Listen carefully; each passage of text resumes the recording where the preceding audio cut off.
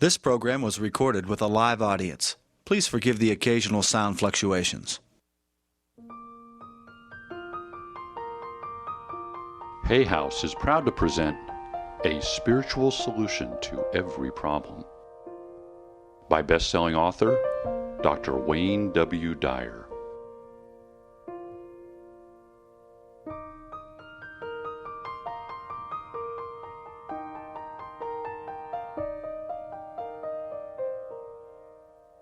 Okay, I'm just going to present what I think of as some introductory kinds of concepts and things that I think are absolutely crucial. Much of what I'll be speaking about, some of it will be very different for you, and some of it will sound strange. When it sounds particularly strange, I'll point it out. That's so you don't think I don't know, that I might be getting a little weird. All right? I'll be doing some demonstrations and things like that as well. A lot of it will be about energy. A lot of it will be about ways of applying the kinds of things that we think about as spiritual consciousness and higher awareness. An emphasis on leaving here with something that you can absolutely use, work on. Working on these principles and much of what I'm going to be saying here in this program, it's very important to understand that it's just not a lot of theory to me. I write about it. These are things I think about all the time. These ideas and these concepts and the application of them, I work on wherever I go, whether I'm driving my car on the freeway or whether I'm in a grocery store or picking up my children from school or any of the hundreds and thousands of things that each and every one of us do every day. I work at it. And how can I apply these principles? How can I live a problem-free life? How can I live at a higher level of consciousness? How can I be more connected to God? How can I practice and live this way in all of the events of my life? Basically, this program is about a spiritual solution to every problem. And there's a line in A Course in Miracles that was very relevant to me. When I sat down to write this book, it's the very first time that I did it without an outline at all. I started chapter 1 not knowing what was going to be in chapter 2 or any place down the line. And it was a practice in surrendering, a practice in letting go. I talk about it, I give advice on it, I give speeches about it, I talk on the media about it, and I really decided that I would just see if I could surrender and allow this higher awareness, allow God to work through me by connecting to my source in a way that I had never done before, in a very trusting way. And I just began writing, and one of the things I like to do with an audience is to ask everyone in the room here, if you will just for a second, just point to yourself. Everybody, just point to yourself and look around the room. There's several hundred people here, and notice that no one is pointing to their head. No one is doing this. That we are not our thoughts. When we point to ourselves, we generally point right here to the heart. I have a quote from one of the most important and profound teachers in my life.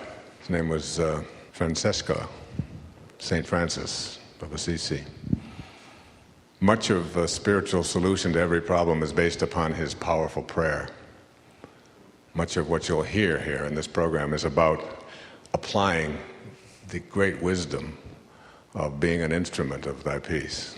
Where there is hatred, bringing love, because the presence of love in the face of hatred nullifies and dissipates hatred. So the spiritual solution to hatred is just to confront it with love. And it can't survive. Where there is injury, pardon. Injury can't survive in the face of pardon. Where there is doubt, faith.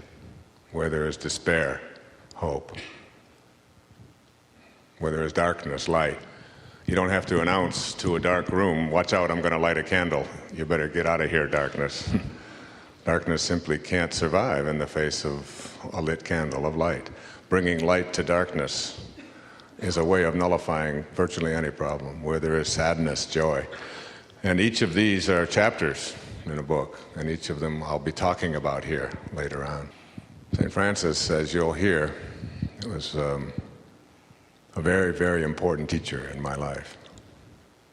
I just returned from Assisi last week, and I'll share with you about that and how powerful an experience that was for me. And I was giving a talk in New Orleans just a few weeks ago, and talking a bit about St. Francis and the consciousness that he represented in his lifetime in the 13th century. He was the first confirmed stigmatic. The last 2 years of his life, his hands and his feet and his side had to be bound so that he didn't bleed to death with the wounds of Christ.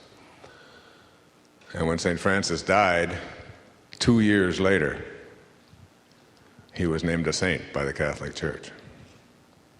They said that at his funeral that all of the birds in the forest came to a halt and lined up. He gave sermons to the birds, and all of the animals who were his friends wept. He was, in his own lifetime, recognized for the saintliness that his life represented. Here's what he said. He said, "The mind does nothing but talk and ask questions and search for meanings. The heart does not talk, does not ask questions, does not search for meanings. It silently, it moves towards God and surrenders itself to Him. The mind is Satan's lawyer." I like that. The heart is God's servant. And I think that when I was writing, I decided that I wouldn't write with a machine, because somehow the machine interfered with this, where you pointed to yourself when you pointed at your heart. I would get up every morning about 3:30. Just automatically, I would just wake up. And when I get into a writing frenzy, which means once I start a book, I know that I'm going to write every day until it's finished. I never give myself permission to take a day of not writing, because it's like a connection. And I would go over to my office in the middle of the night, about 4 miles from my home. And I would sit down at the dining room table, and I had all these papers all spread out, and I have sort of a funny little routine that I do. If I start writing something and I wrinkle up the paper, and throw it, I don't move that until the book is done. And I don't let anybody come into my office and clean anything up or move anything. Whatever is there, it just sits. It's like an energy. Even that which isn't working in the moment becomes something that you rely upon and you notice and you observe. And it's like creating a whole energy field of completion. And when I would sit down, I would put my left hand on the table and take a pad of paper and a ballpoint pen, and then I would allow the words to come through my heart, right through my heart and onto the page, like I was making this connection between the page, my heart, and what was going to be put on it, so that I would allow my heart, which is who I am, it's just my connection to my source, it's the life beat, if you will, to write. And it's really a surrendering process, and I'm going to talk about that a little bit later. But this whole idea of just letting go, just turning it over, trusting. The most marvelous, the most wonderful, the most blissful moments that I can think of in the last couple of years of my life took place while I was doing this writing. In the middle of the night, no one was around, no noises, all the silence, the beautiful silence, the connection, if you will, to God.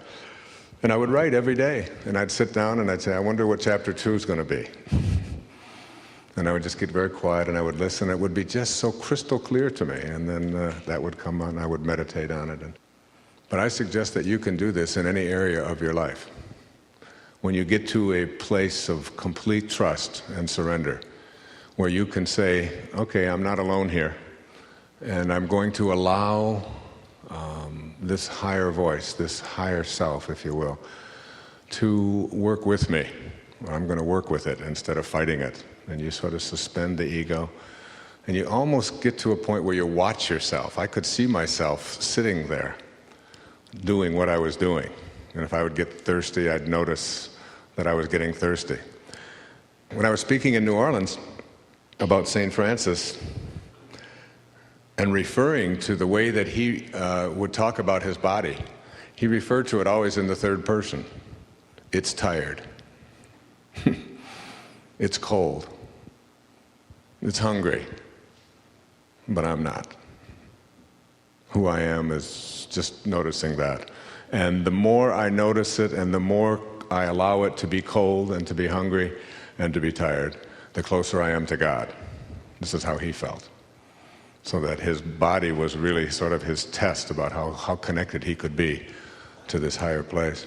And at the end of the talk, a woman came up to me from, this was a national convention for people who worked in the home care industry, who took care of, who came into the homes of people where people were in comas, or people were close to death, or people had had injuries, or had some kind of illnesses and so on, and they would take care of people in their homes. They're servants. And a woman came up to me and she said, I've been reading this book, and it's written by Nikos Kazantzakis. You know who that is, any of you? Nikos Kazantzakis? What did he write? Zorba. If you haven't read Zorba, I mean, Zorba comes alive in every... If you want to know what self-actualization is in the sense of just enjoying life, just read every page of Zorba the Greek, or the Greek Passion, or The Last Temptation of Christ. And he wrote a historical novel called St. Francis in 1962, which is now out of print. And I found very, very, very difficult to get a hold of. In fact, my friend at Hay House, Reed Tracy, got on the internet and said, Wayne, he said, I can get you one copy in hardcover for $125. The orphan in me immediately surfaced. And I said, $125? He said, we're going to get it for you. And they presented it to me as a gift. It's an original first edition of this novel called St. Francis. And this woman was reading a paperback version of it that had the price on it. It was $1.95. So it tells you how old, okay. And she had bought it in a used bookstore for 99 cents. And the pages were all yellow. She said, this is the most glorious book that I have ever read. She said, I have never felt so much just happiness in reading a book. It just seems to come out of every page. The New York Times called Kazantzakis the greatest novelist of the 20th century. So he has some pretty fine credentials. She said, I'm 2/3 of the way through it. And I said, boy, I'm going to Assisi on October the 4th, which is the feast day of St. Francis, who was the patron saint of every animal and every person who's ever suffered, and was leaving on the 4th for Assisi and Lourdes in the south of France. And she said, I want you to have this book. And I said, well, you mean when you finish it? She said, no, I want you to have it now. I said, but it means so much to you. She said, that's what reading this book has taught me. And she handed me the book. And I sold it. No, I didn't sell it, I'm just kidding. Just kidding. And I took that book, and it was like a treasure. This little yellowed $1.95 Ballantine book published back 40-some years ago. And I started reading it, and I realized why he is called the greatest novelist of the 20th century by the New York Times. Because St. Francis came alive. It was written through Brother Leo, who was his constant companion. And it really is one of those books. I don't know if you've had a book that you would read, and it's 467 pages of very small print. And it's one of those books that when you're reading it, you just don't want it to end, so you almost don't want to read it because you know you're going to get closer to the end and then it's going to be over. You ever have a book like that? Did I write any of those? No. And so what I have done with A Spiritual Solution to Every Problem is almost had this saintly little man who really rejected all the formalized practices of the Catholic Church back in the 13th century, all the indulgences and all of the wealth and so on, because his very simple message was one of, he had a marriage ceremony in which he married poverty and gave up all his worldly goods. If you ever want to see this, a wonderful, I think the best movie ever made, go look at Franco Zeffirelli's movie in 1975. You can rent it. It's called Brother, Sun, Sister, Moon. And, but first, see if you can get a hold of a copy of St. Francis and just immerse yourself in the power of the awareness that there's a spiritual solution to every problem when you begin to understand energy and you begin to understand spirit and how you can bring it to the presence of these things that we call problems, which, as you'll find out, I think are just illusions. The line that I was going to use from A Course in Miracles says this: "You have no problems. You only think you do." It's a very powerful and important line. It's something I'd like you to keep in mind as you go through this entire program with me. You have no problems. You only think you do. But before I get into that, which is basically what I want to talk about, I'd like to share with you what it took for me, and many of you who have followed my work, my writing over the last 25 years or so, have probably seen a change in emphasis, to put it mildly. At that time, I was writing and talking about the ability to manage your own emotions and to take responsibility for your life and to rid yourself of these things called errors or erroneous zones. Some of you took that book home in brown paper bags, thinking you had a sex book.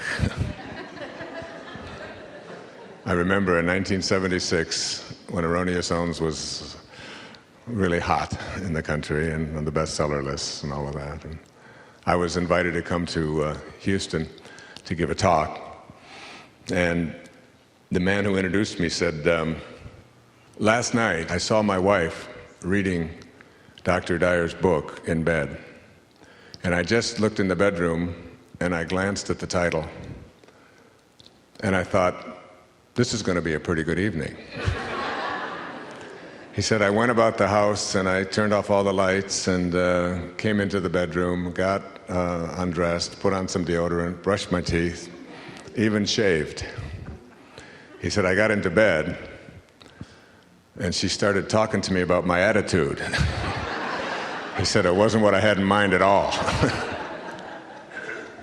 And the earlier works in my life, my professional life, if you will, my publishing life, have sort of reflected a migration through the various archetypes that Carl Jung talked about in his wonderful, wonderful book, Modern Man in Search of a Soul, which I have read at least 10 or 15 times in my life in the last 20 years. When he discussed the archetypes that we go through in our lives. And I've written about these in a book called Manifest Your Destiny. The lowest archetype he called the archetype of the athlete, which is the time in our adult life when our primary emphasis is on our body, what it can do, how strong it is, how beautiful it is, what it looks like, how much it can lift, how fast it can run. He said, then if you're moving and growing, you move to what he called the archetype of the warrior, which is the time in our adult life when our emphasis shifts onto what warriors do, which is they take their bodies, their physical beings, and they go out into the world to conquer, to defeat, to collect, to compete with, to win, to set goals, to get as much as they possibly can. And it's that time in our adult life when our primary emphasis is on getting ahead and saving for the future and evaluating ourselves on the basis of who I'm better than, how much I have. He said if you're growing, you will move past that archetype into the archetype of the statesman or the stateswoman, which is the time in our adult life when our primary emphasis shifts. And instead of asking what are my quotas and what's in it for me, which is what we do when we're an athlete or a warrior, we begin to ask, what are your quotas? And how may I serve becomes much more important than what's in it for me. And we begin to shift and put our emphasis on serving others, helping others. I remember my introduction into that time in my life was made by my wife when we had 2 small children. This isn't anything I'm particularly proud of, but it's the truth. And we were flying to Hawaii, I believe, from the East Coast of the United States. It was a long flight.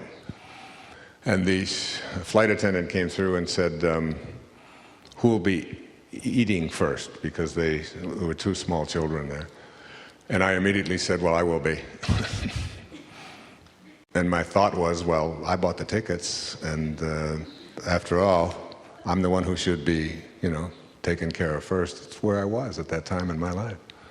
And my wife immediately said, I'll wait. I'll feed the children first, and then if there's time, I'll eat. I didn't even understand that kind of logic. I just thought that was pretty stupid. You might not get to eat. And now I wouldn't even dream of letting my ego be the more dominant force in my life. It's just been a shift away from that.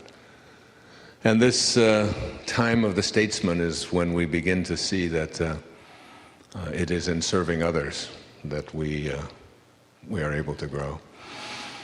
And ultimately, the 4th archetype that Jung talked about is called the archetype of the spirit.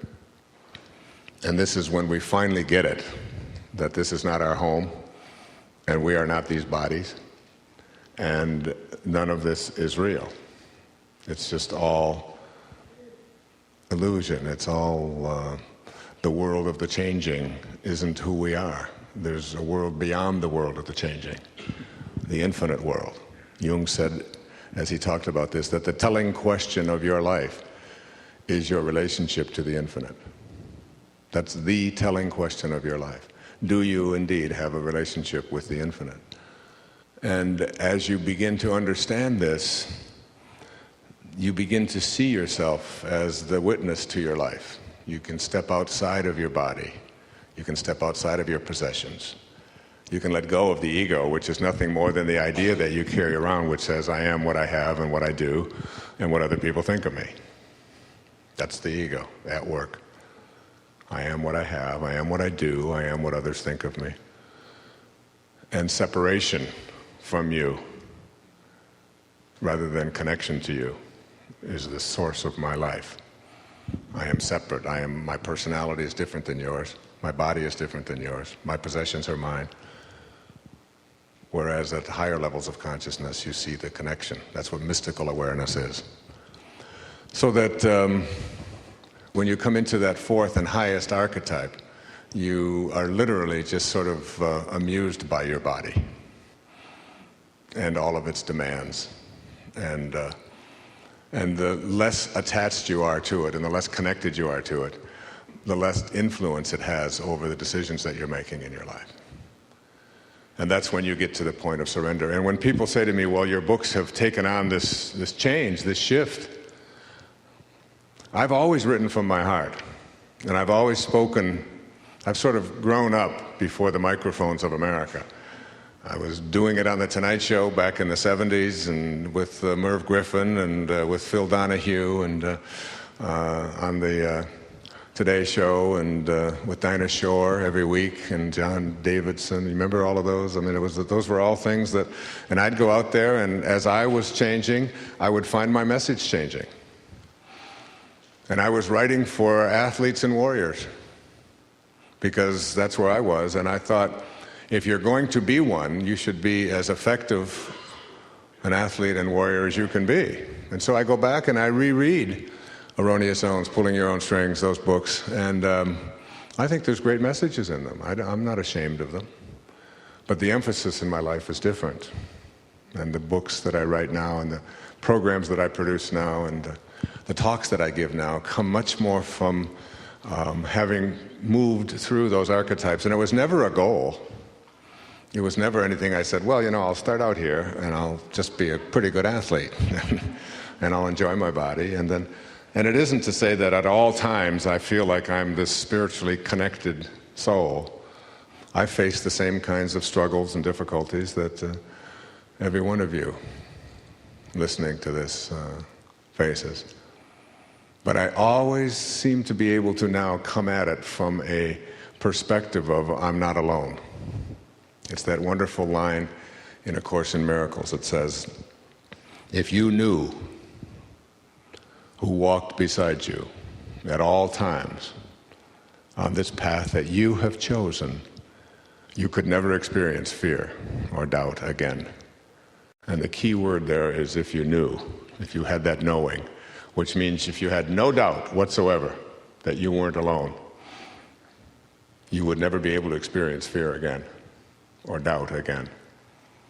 And even when I say to myself, can I pick up a microphone and talk for as many hours as we are scheduled to talk, and will I be able to have it come out in an intelligent way without repeating myself, and will it be entertaining, will it be interesting, and so on. And then I just remind myself, I'm not alone up here.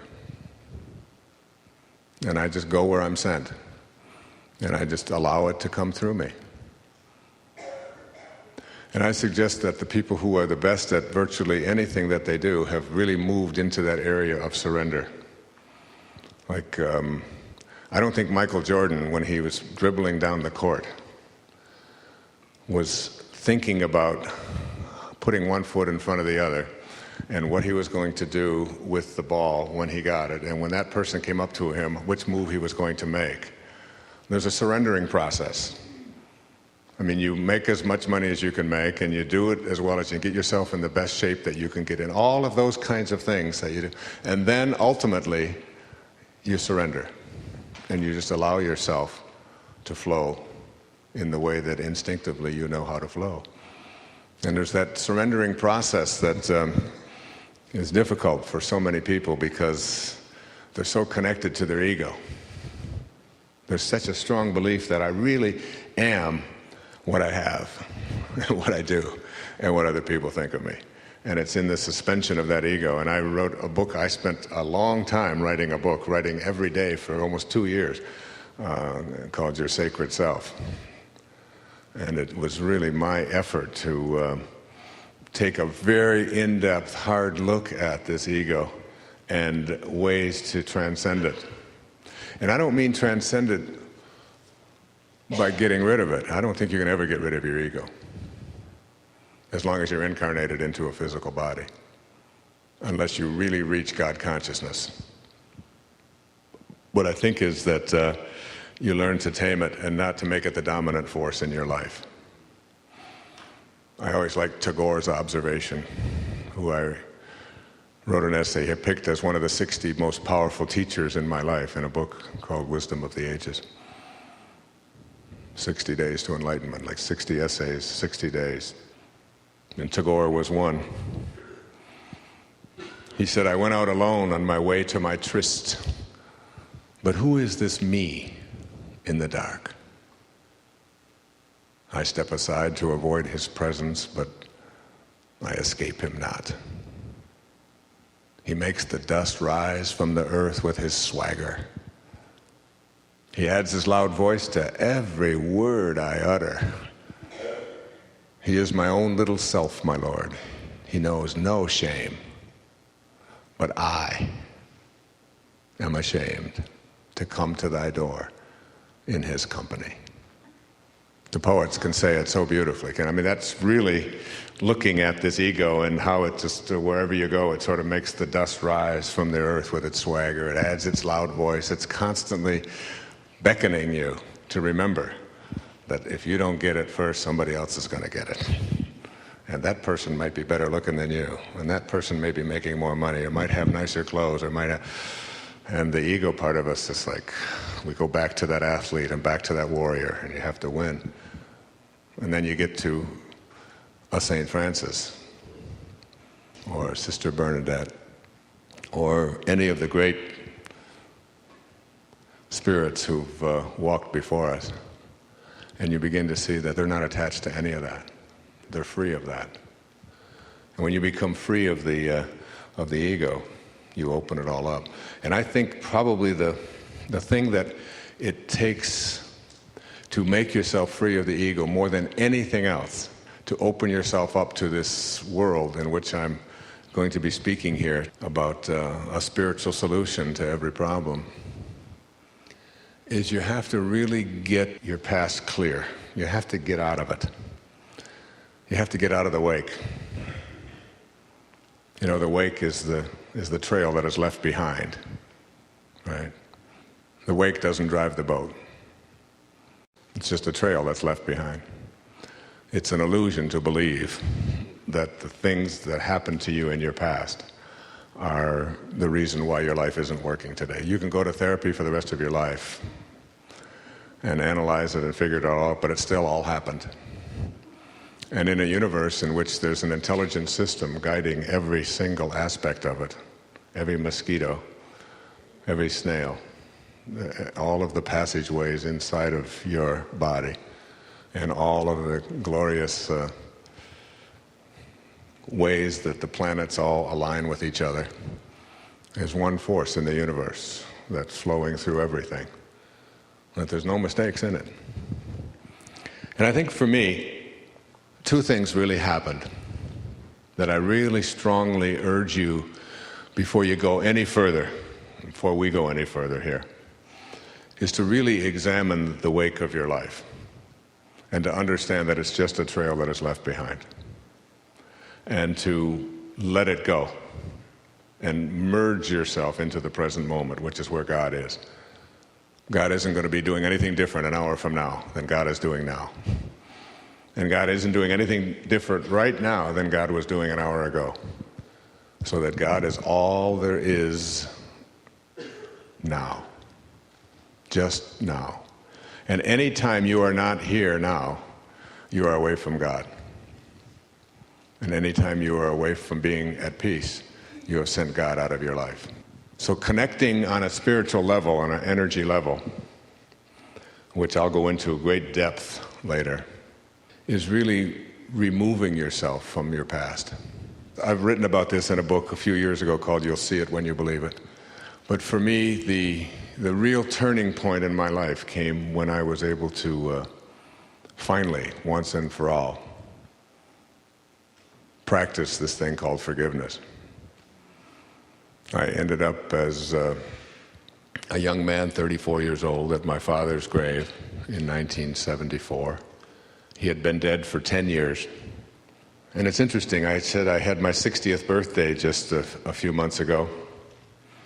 And when I was sitting at the table with my whole family, which is a lot of tables, all 8 children and their girlfriends and boyfriends and spouses, and my mother was sitting alongside of me, who is almost 85 years old. And she leaned over and she whispered something in my ear that I'll never forget. She said, 60 years ago, she said, I came home from the hospital 10 days after you were born. And when I walked into the apartment where we lived on Piper Street on the east side of Detroit, your father had left.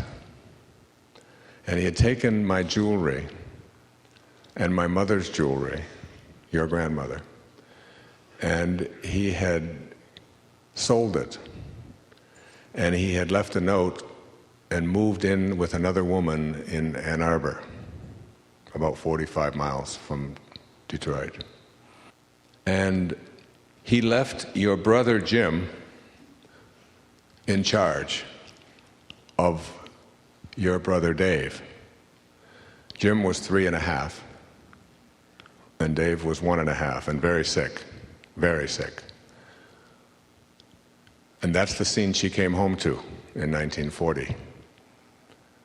And she said, your father did not only this to me, but to 5 additional women in his life. And most of that I knew. And he never paid a penny in child support, and he never made a phone call. He never checked on his 3 boys ever in his life. He spent some years in prison and ultimately died at the age of 49 in 1964 of cirrhosis of the liver. Now, you know what causes that.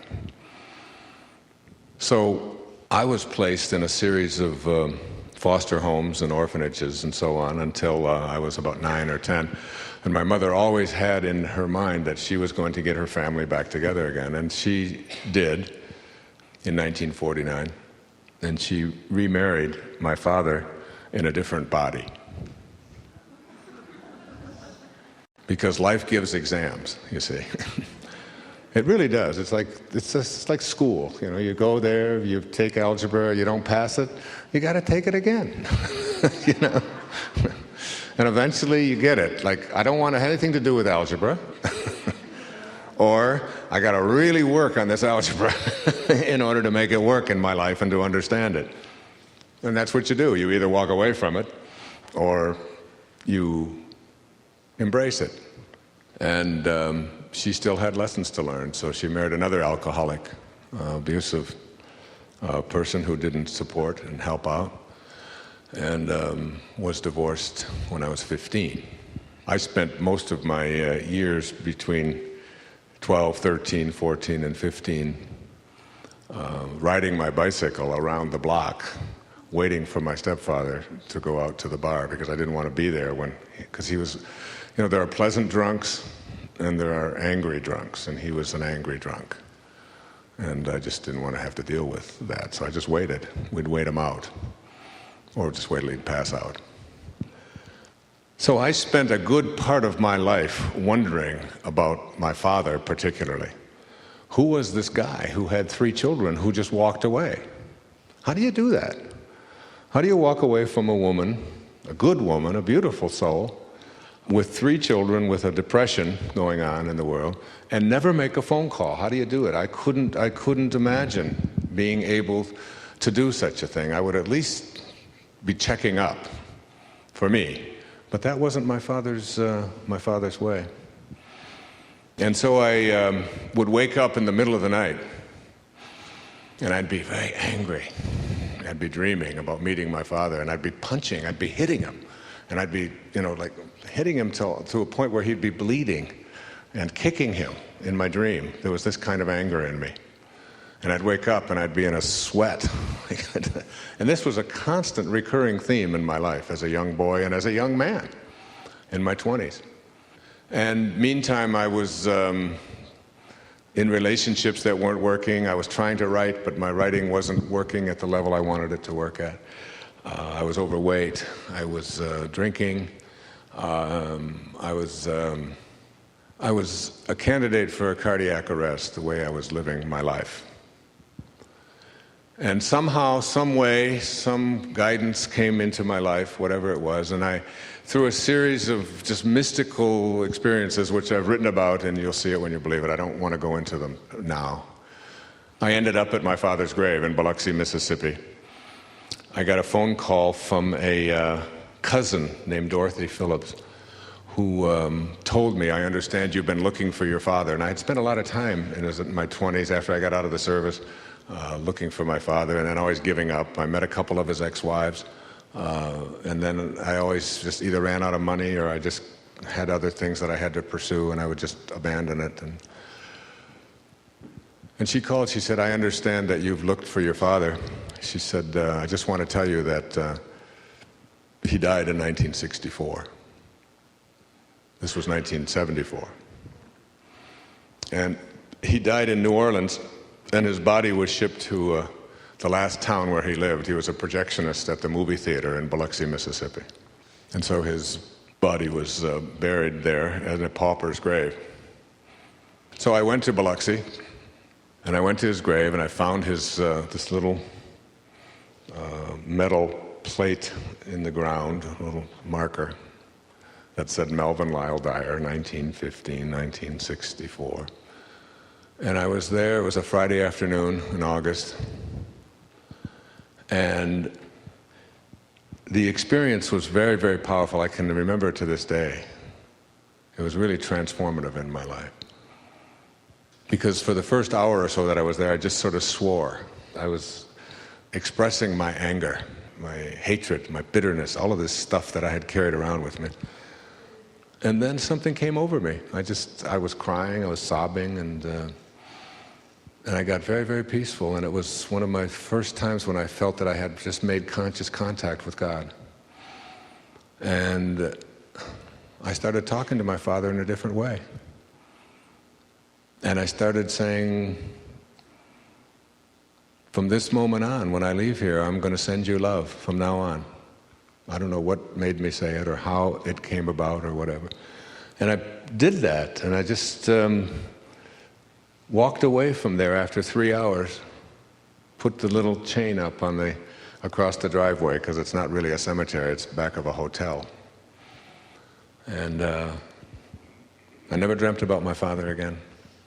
And immediately after doing that exercise and just ridding myself of all of this hatred and sending love where I was sending hate before, I went away and rented a place in Fort Lauderdale, Florida, and wrote Your Erroneous Zones in 14 days. And it was the easiest, sweetest writing I'd ever done up until that point. And I started running and exercising and changed my diet around. And I got out of the relationships that I was in that were not working. I began to take vitamins and supplements. My wife came into my life, all of these children. It was like a turning point in my life. There's a Chinese proverb that says, if you're going to pursue revenge, you'd better dig 2 graves. And of course, Mark Twain's famous line about forgiveness. Forgiveness is the fragrance that the violet sheds on the heel that has crushed it. On the heel that has crushed it.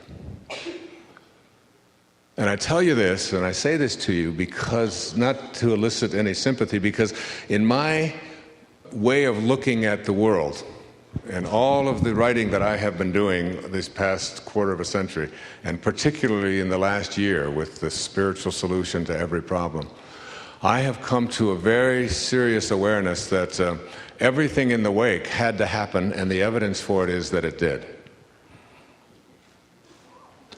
That's the evidence. That's all the evidence you really need.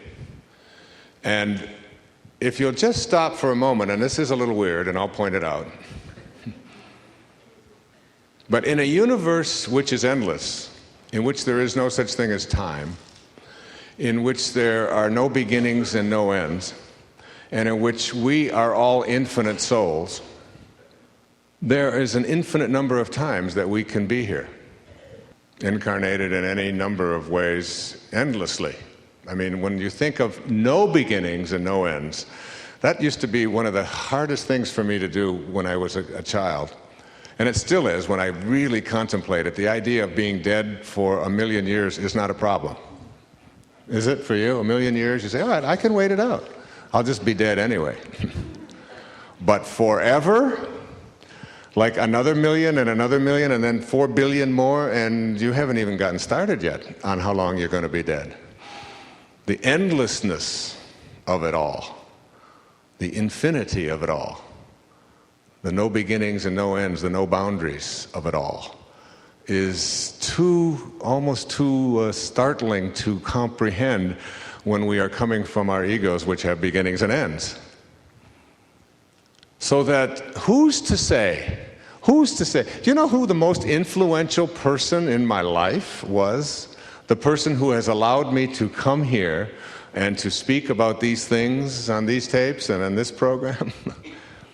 The person who has allowed me to write and express and experience the kinds of things that I've experienced and to grow in a spiritual dimension. You know who the most influential person in my life was?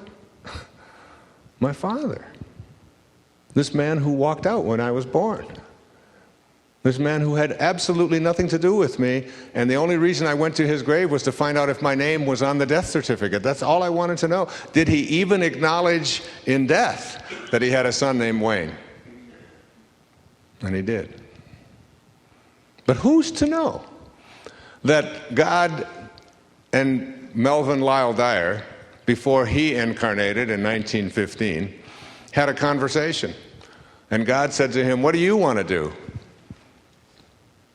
in this trip around?" And he said, "I'd like to teach one person forgiveness. So I'll go there and I'll just be an asshole." And that's what I'm signing up for. And there'll come a time when my youngest son will have to forgive me. And in the process of doing that, he will teach millions of others. Who knows? I mean, who's to say? In a universe which, I mean, don't think that you understand it. I mean, we had a little car going on Mars, which is like next door, just like the house next door in a endless universe. And we push a button, we wait 10 minutes, and this little car moves through these invisible signals through the universe, and we go, whoa, wow, look at how advanced we are. You know, and Mars is like moving an inch. And there's millions upon millions of galaxies and planets and trillions more of components that we don't even begin to comprehend. And I always feel that my conversation with God before I came here in 1940 went something like this, when God said, "Well, what do you want to do? While you're here in this incarnation, what do you want to do?" I said, "Well, I'll tell you what I want to do. I want to teach self-reliance. That's what I want to do. I want to teach people self-reliance, because that's really all I've ever done since I was a little boy. I've been doing it as long as I know, just in different formats, with different words, different audiences, and different ways of doing it, whether it's in writing or speaking or producing tapes or video or whatever. But that's all I've really ever done." And God said, "You are sure you want to teach self-reliance?" I said, "Yeah." "Well, then I think you better get your little ass into an orphanage. And I think you better spend about a decade or so there, and you've got to learn to rely on yourself. And once you have the conscious contact, the conscious direct experience of learning to rely upon yourself, you'll know it. And no matter who comes at you and tells you that what you're saying isn't true, you'll have a knowing. And you will never be able to be dissuaded from that, and that will make you a teacher. It's that conscious contact. And I think about your past and your wake and all of the stuff that's in it, and all of the people who were the most abusive, and I suggest to you that what Carolyn Mace talks about in her tapes, Why People Don't Heal, is really very simple. We don't heal because we bond to the wounds of our past. And we make our wounds our calling card. And our calling card can be, I am an incest survivor. I was sexually abused. I am the daughter of an alcoholic. I lived in the Depression. I survived a head-on collision. Whatever it might be. And we use this, and within 5 minutes of somebody meeting you, your calling card comes out in which you are bonded to your wounds. And you use these wounds as a way of generating attention towards yourself. And in the process of doing that, you keep yourself from healing and from moving into a spiritual dimension where you can literally bring the energy of spirit to the presence of any problem and dissipate it, nullify it, because it truly doesn't exist except in your mind. Do you know your past? Do you know where it is? It's only where you think. Do you know that every relationship you have, close your eyes, just close your eyes. Just close them. Okay, where's your husband? Where's your wife? Where are your children, your grandchildren? Where's your ex-spouse? They're all in your mind. Open your eyes. Now they're gone. Close your eyes. There they are again. They're just in your mind. You carry your relationships around in your mind. And if your thoughts about your relationships are on what is wrong, what you don't like, what you hate, what they did to you, that will be your experience. And you will materialize or manifest more and more of that pain into your life. If you look at what you love about them and make that the focus of your attention, that will be the nature of your relationship. It's the greatest secret in making any relationship work. It's so simple. Always focus on what you love if you want that to expand in your life. When you look at someone that you're in a relationship with, look at what you love, because what you think about is what expands. I'll be talking about that a little bit later on in much more depth, about not giving energy to the things you don't want, because what you think about is what expands. And if what you're thinking about what you don't want, then more of what you don't want will just keep showing up. It's the only way it works. So now I'd suggest to everybody in this room and everybody listening that you take an eraser to all of the wounds of your past and you just send them away. And don't make them your calling card anymore. And bring the presence of God to those problems. And the presence of God is nothing more than a higher, faster energy. It's all energy. Everything is energy. It's the subject matter of a talk I'll be giving a little bit later here. Everything is energy. As Einstein said, nothing happens until something moves. And spiritual energy is just energy that moves very fast and at very high frequencies. And problematic energy is very slow and very low frequencies. And when high, fast frequencies are put in the face of low, slow energies, they are nullified. They dissipate. They can't survive. There's a song that they sing at a lot of the churches that I speak in. It says, "Surely the presence of God is in this place." It's a great affirmation. Anytime, or the affirmation from A Course in Miracles, I can choose peace rather than this. But surely the presence of God is in this place.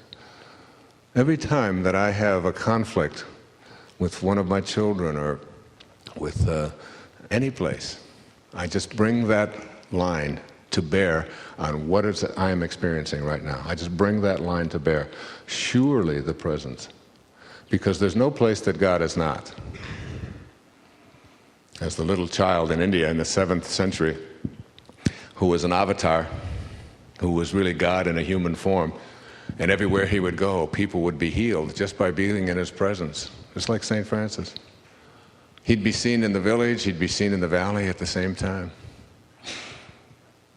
Lights would emanate from his body wherever he would go. And everyone in the village knew that this was a child of God. This was God in their village without the benefit of an ego. This was an egoless being who had shown up in their village, which is what I believe our great spiritual teachers were. Like there's ways to reach highest levels of consciousness. One of them is to take on an ego and then spend a big hunk of your life seeing if you can shed as much of it as you can. Which has been my path. But there's another one where you just show up and you never take on an ego in the first place. There's only been a handful of those in recorded history. And this little child was one of them. And the elders in the tribe knew that this was God in a human form. And they went up to the little boy and they said to him, trying to bribe him, "I'll give you an orange," they said, "if you can tell me where God is." And the little boy, without hesitating, said, "I'll give you 2 oranges if you can tell me where God isn't." It's one of the very fundamental precepts of this entire program, is that there's only one power in the universe, and that is the power of God. And that power of God is good. And that whenever we see evil, it's nothing more than love going in the wrong direction, away from its source. And all we have to do is figure out a way to get it to turn around and start returning to its source. because there's only one power in the universe. And that power is the power of good, the power of God. And every time we think that we are in something that isn't good, like a problem, like disorder, disharmony, disease, discomfort, what we've done is we've used our mind to create a separation from God. And as long as we are moving away from that source, from that spirit, as long as we're moving opposite of that, those problems continue to manifest. But if we can somehow figure out a way to turn around and move back in that direction, we can eliminate it. And I think my spending this first part of this presentation on the power and importance of forgiveness, I want to give you an example of how it worked, a real life example. I spoke in Amsterdam a few years ago, and there was a woman in the audience who apparently was very touched by what I had to say. And she found out about a year and a half or 2 years after I spoke there that her husband of 25 years had decided to divorce her.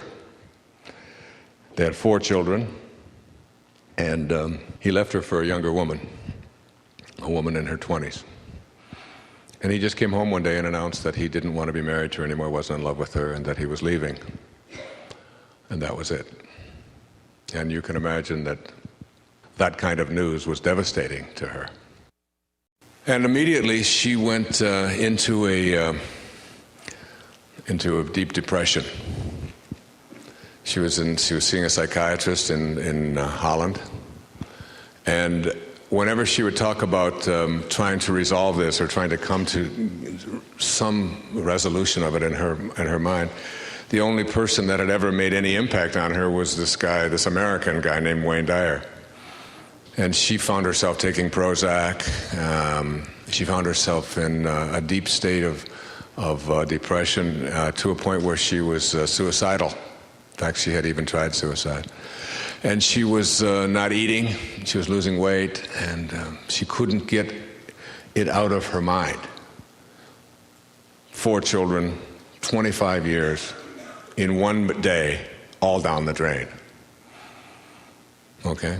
And her psychiatrist had suggested to her, this is a true story, that if he was making no progress with her at all, and he suggested to her that if this American named Wayne Dyer was so influential to him, why don't you write to him, or better yet, go see him? And she said, the only thing I know is that he lives in a place called Florida. Now, those of you who are here or listening know, perhaps, that Florida is a state, and there are 19 million people who live there. I am one of them.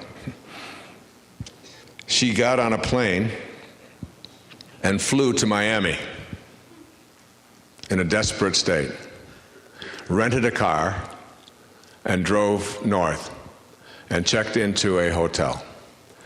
Now, I'd like to just move the scene to Sunday afternoon in my home in Boca Raton, Florida. I am preparing to give a talk the next day in Orlando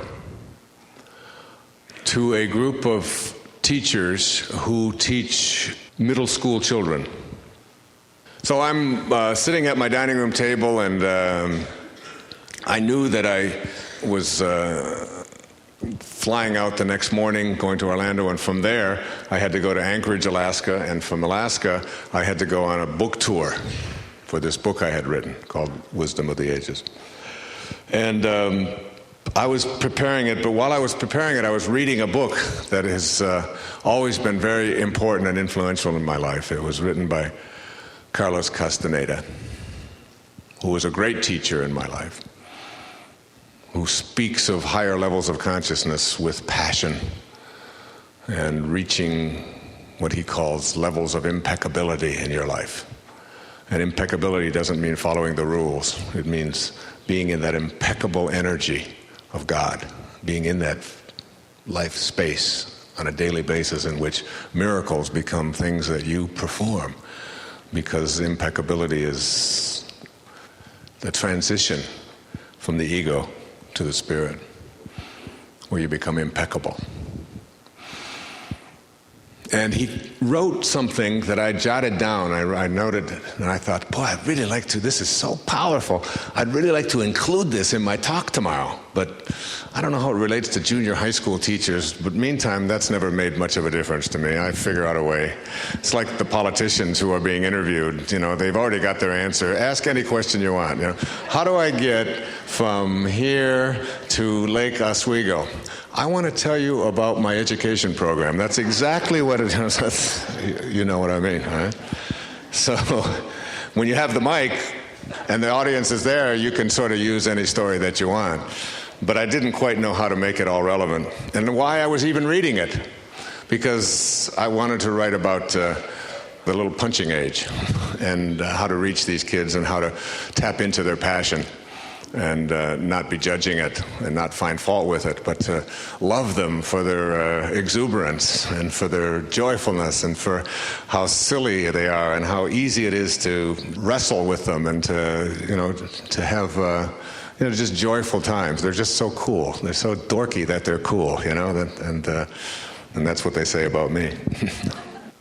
So the telephone rings, and it's a bookstore, Liberty's bookstore, in Meisner Park in Boca Raton. And they said, is this Dr. Wayne Dyer? I said, yes. Well, we have 25 copies of your brand new book, Wisdom of the Ages, here in hardcover. Would you be so kind as to come over and autograph them? Because I've done some book signings for this particular bookstore. And I said, well, I'm leaving tomorrow, and I'm going to be gone for about 3 weeks, so there's just absolutely no time for me to get over there. And my wife is listening in the kitchen, and she said, honey, that's Liberty's? She said, I'm supposed to pick the children up. The 4 children, the youngest one, are at the movies. And if they get picked up at 10:20. And Liberty's is right next door, and they're open till midnight. She said, why don't you just drive over there, pick up the children, and then run in and sign the books? And I said, that's a great idea. So I told the bookstore manager on the other end of the line, I'll come over tonight. I'm going to come over and pick up my children at 10:20. So you can see there's a lot of things happening here, a lot of changes that are taking place. Phone calls, I'm reading something, I'm trying to figure out how to put all of this together. All of these things are called synchronicities by Carl Jung, and by those at lower levels of consciousness, they're called coincidences. But the word coincidence comes from the mathematical term coincide, and it means 2 angles that fit together perfectly are said to coincide. So we have taken a term that means 2 things that fit together perfectly and interpreted it to mean things that seem to fall together accidentally. It's what we do with our ego, because we just really can't get past the idea that because we don't know how to orchestrate these things and manifest these things and make them happen ourselves, and we are the very center of the universe, then there must not be any power greater than us that is allowing everything to collaborate with everything else in perfect harmony, synchronized to a term called synchronicity. It is all synchronized. It is all God's work. Okay? So I drive over to the movie theater, 10:20, pick up the children, drive over in front of the bookstore, park the car in a no parking zone. But I'm only going to be there for a few moments, and the car's running, and I've got the flasher going. And I say to the 4 children, don't drive off in my car. They're 10, 12, 14, and 15.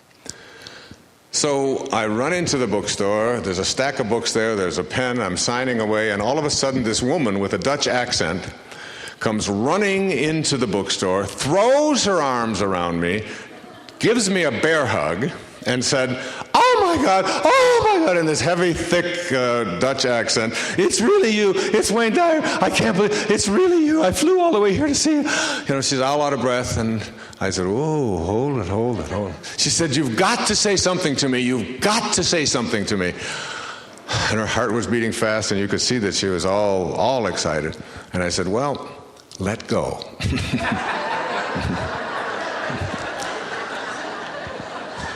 And she sort of, oh, I'm very sorry. She was very proper, you know. I said, what? And she told me the whole story. 25 years of marriage, 4 children, depression, Prozac, suicide, eating disorder. She was very thin.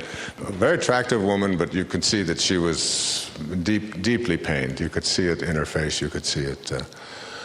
And told me the whole story. And she said, and I flew to Miami. I rented a car. I checked into that hotel across the street. I decided that when I was here, because of the time zone difference, I wasn't that tired. I walked over. I saw a movie theater there. I went to the movie. I walked out of the movie theater. I saw the bookstore that's right next to the movie theater, and I thought, I know he's got a new book coming out. I wonder if it's out in English, because I could read it in English. So I walked into the bookstore,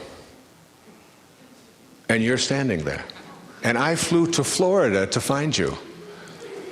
Now, I often think if that phone hadn't rung, she might be in Jacksonville or something today, driving around looking like through the streets of Boston. You remember that song? On the MTA, yes, right. Yeah. So I said to her, I said, look, the strangest thing is that I was reading something this afternoon. And I didn't know why I was reading it, and I wanted to use it. I thought I wanted to use it in a talk I was giving tomorrow in Orlando, but that's not why I was reading it. I was reading it to give it to you.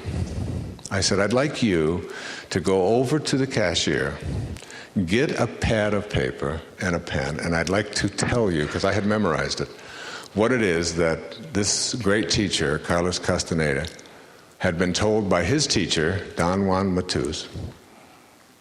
And I'm going to give it to you. And she let go of me, but she was looking like trying to sneak away, thinking, if I walk 3 steps away, he's going to bolt for the car. I know it, because I'm just this crazy Dutch lady. I said, no. I really want to tell you this, because I know. Because, see, I believe that all of this is orchestrated. There's no accidents. When people give me things to read, or when something like the St. Francis book that showed up, that woman in the audience and handing me that and what that meant to me, and the people that I took on this tour, which I'll tell you about later, all of this was all orchestrated in divine, absolute perfection. Even the falls, even the struggles. In the Kabbalah it says that every fall of your life provides you with the energy to propel yourself to a higher place, that spiritual advances are preceded by falls. And that if you could just see that while it's happening, instead of waiting 10 years or so, and then realizing that you had to go through that. And those falls can be accidents, and they can be breakups, and they can be fires, and they can be horrible as well. But there's always something there, because, and especially when you understand, and a lot of people ask the question, yes, but what about people who are dying? What about children who are starving? And Ram Dass once taught me, he said, all of the people in the world who are starving are part of the perfection of the universe. But so is your desire to end it, a part of that same perfection. Go with that. Go with that. If ending it is something that you see as your mission, then do that. Don't become one more person who just says, it shouldn't be happening. Isn't that terrible? And you become part of the problem, if you will, the illusion rather than the solution. So the woman came back, and she had her pad of paper, and I said, this is what Castaneda said to me, for you, as you drove up here today to meet me. He said, and I paraphrase it here, he said, one day I finally realized that I no longer needed a personal history. And just like drinking, I gave it up. And that, and only that, has made all the difference. That's really very, very powerful. This idea that, Castaneda was told by his teacher, he said, you will not be at the level of impeccability until you can check into a motel, the seediest motel that you can find, with rats and cockroaches as your companions and not come out of that room until it makes no difference to anybody outside that room, whether you do or don't. That's how long you got to stay in there. You have got to really let go of all of your attachments to everything and everyone that's in your past, all of it. And it doesn't mean being inconsiderate. It doesn't mean not being loving. It means that you merge yourself into the present moment. And anytime there's something back here that interferes with your level of impeccability, you just bring a higher sense of awareness, a higher sense of consciousness to the presence of that anguish, angst, pain, whatever it might be, and allow it to dissipate. I'm saying you have to get rid of it. But you can't get rid of it until you embrace it. If this little blue cap that I have in my hand is your past, okay? And I say to you, I want you to get rid of it. And it's right over here. Just hold your hand. Just hold that, all right? If I say, that's my past, and I want to get rid of my personal history, I just want to get rid of it. So how do I do that? Do I just say, okay, it's not here anymore? I have to toss it out. I literally have to get rid of it. So how do I do that? I come over here, and I embrace it. And by embracing it, I understand it and accept it. And then I toss it.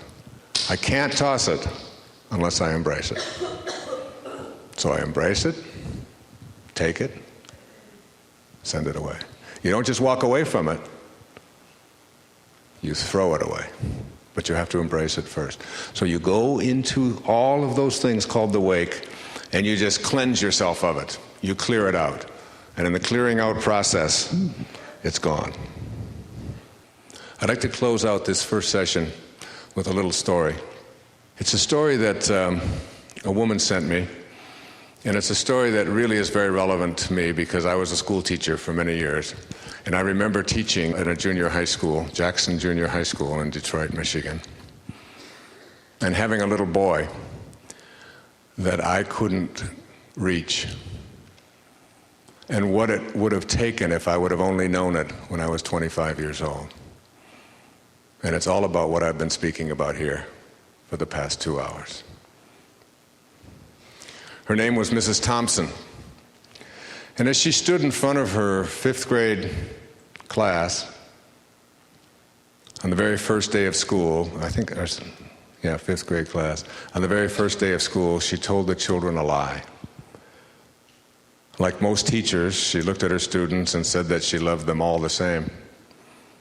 But that was impossible because there in the front row, slumped in his seat, was a little boy named Teddy Stoddard. Mrs. Thompson had watched Teddy the year before and noticed that he didn't play well with the other children, that his clothes were messy, and that he constantly needed a bath. Teddy could be unpleasant. It got to the point where Mrs. Thompson would actually take delight in marking his papers with a broad red pen, making bold X's and then putting a big F at the top of his papers. At the school where Mrs. Thompson taught, she was required to review each child's past records, and she put Teddy's off until last. However, when she reviewed his file, she was in for a surprise. Teddy's 1st grade teacher wrote, "Teddy is a bright child with a ready laugh. He does his work neatly and has good manners, and he's a joy to be around." His 2nd grade teacher wrote, "Teddy is an excellent student, well liked by his classmates, but he's troubled because his mother has a terminal illness, and life at home must be a struggle." His 3rd grade teacher wrote, "His mother's death has been hard on him. He tries to do his best, but his father doesn't show much interest, and his home life will soon affect him if some steps aren't taken." Teddy's 4th grade teacher wrote, "Teddy is withdrawn and doesn't show much interest in school. He doesn't have many friends and sometimes sleeps in class." By now, Mrs. Thompson realized the problem, and she was ashamed of herself. She felt even worse when her students brought her Christmas presents wrapped in beautiful ribbons and bright paper, except for Teddy's. His present was clumsily wrapped in the heavy brown paper that he got from the grocery bag. Mrs. Thompson took pains to open it in the middle of the other presents. Some of the children started to laugh when she found a rhinestone bracelet with some of the stones missing and a bottle that was 1/4 full of perfume. But she stifled the children's laughter when she exclaimed how pretty the bracelet was, putting it on and dabbing some of the perfume on her wrist. Teddy Stoddard stayed after school that day, just long enough to say to Mrs. Thompson, "Today, you smell just like my mom used to."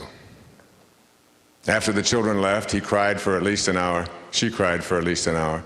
On that very day, she quit teaching, reading, writing, and arithmetic, and instead she began to teach children. Mrs. Thompson paid particular attention to Teddy. As she worked with him, his mind seemed to come alive. The more she encouraged him, the faster he responded. By the end of the year, Teddy had become one of the smartest children in the class, and despite her lie, became one of her teacher's pets. A year later, she found a note under her door from Teddy, telling her that she was still the best teacher he ever had in his whole life. 6 years went by before she got another note from Teddy. He then wrote that he had finished high school, 3rd in his class, and she was still the best teacher he ever had in his whole life. 4 years after that, she got another letter saying that while things had been tough at times, he'd stayed in school, had stuck with it, and would soon graduate from college with the highest of honors. He assured Mrs. Thompson that she was still the best and favorite teacher he ever had in his whole life. Then 4 more years passed, and yet another letter came. This time he explained that after he got his bachelor's degree, he decided to go a little further. The letter explained that she was still the best and favorite teacher he ever had, but now his name was a little longer. The letter was signed Thomas F. Stoddard, M.D. The story doesn't end there, you see. There was yet another letter that spring. Teddy said he'd met this girl and was going to be married. He'd explained that his father had died a couple of years ago, and he was wondering if Mrs. Thompson might agree to sit at the place at the wedding that was usually reserved for the mother of the groom. Of course, Mrs. Thompson did, and guess what? She wore that bracelet, the one with several shining rhinestones missing. And she made sure she was wearing the perfume that Teddy remembered her mother wearing on their last Christmas together.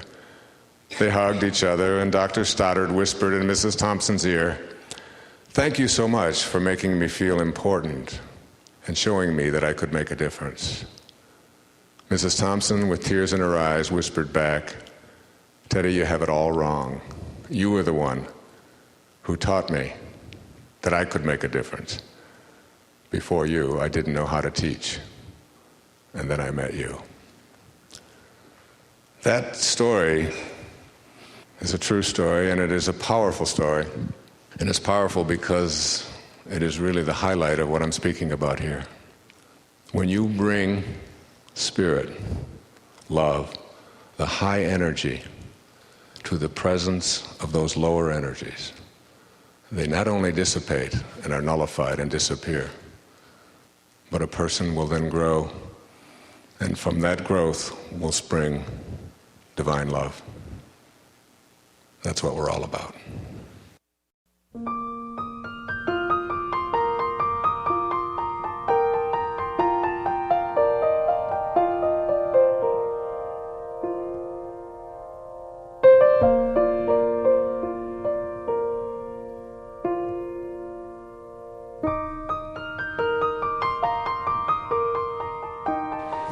What a gorgeous, beautiful, beautiful day.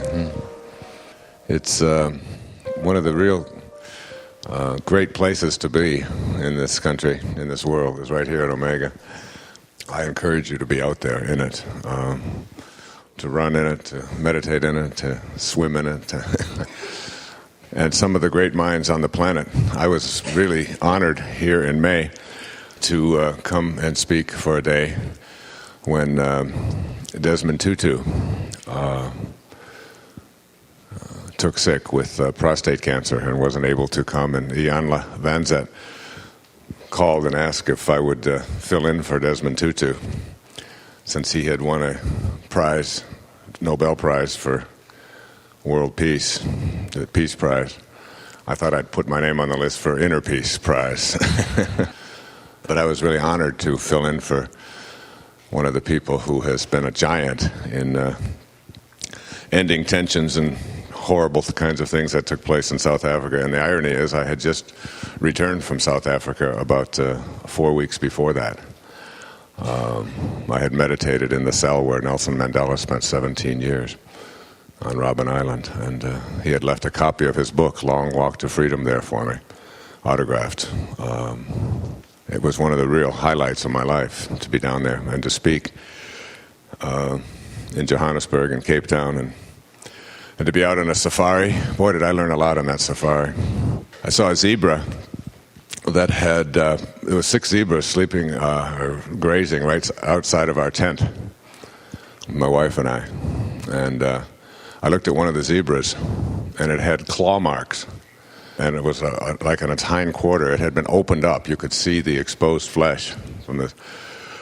And I said to the people there that were guiding us through it, you couldn't go from your tent to where you ate without having an armed guide take you there, because there were like hyenas all over the place. And it was like Lion King without the cartoons, you know. I mean, it was. And you know, you've been to zoos many, many times, all of you, I'm sure. But there's nothing in the world like being out there. Sort of like scuba diving. You know, it's one thing to go fishing and sit on top of the water, it's another thing to go down in there into the world where these beasts and beings are. It's their home, it's their habitat, and you feel much more vulnerable. Well, that's how you feel when you're out there in the wild, where you'll see a leopard running across the road, chasing an impala or something. At any rate, I asked the guide there what happened to the zebra.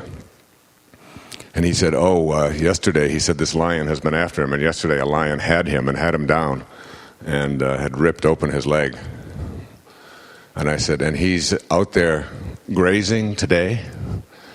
I said, this is a real metaphor for anybody that ever comes to me complaining about their past, you know. You want to talk to me about your mother? And you can't get along with somebody at work, and you're having a problem with this? That zebra was out there. It was being eaten alive yesterday, and today it's grazing. It's over it already. So anyway, I was here in May and spoke for the day to Nyanla. It was a wonderful opportunity to talk about forgiveness, and Nyanla is really a wonderful lady. Let me begin with a couple of things, a couple of quotes that I picked up. One of them is in reference to what I said earlier. One of the books that I studied several books in writing this new manuscript, Spiritual Solution to Every Problem. One of them was a book that really turned me around. I like to promote other people's work. I've been doing it for a long, long time.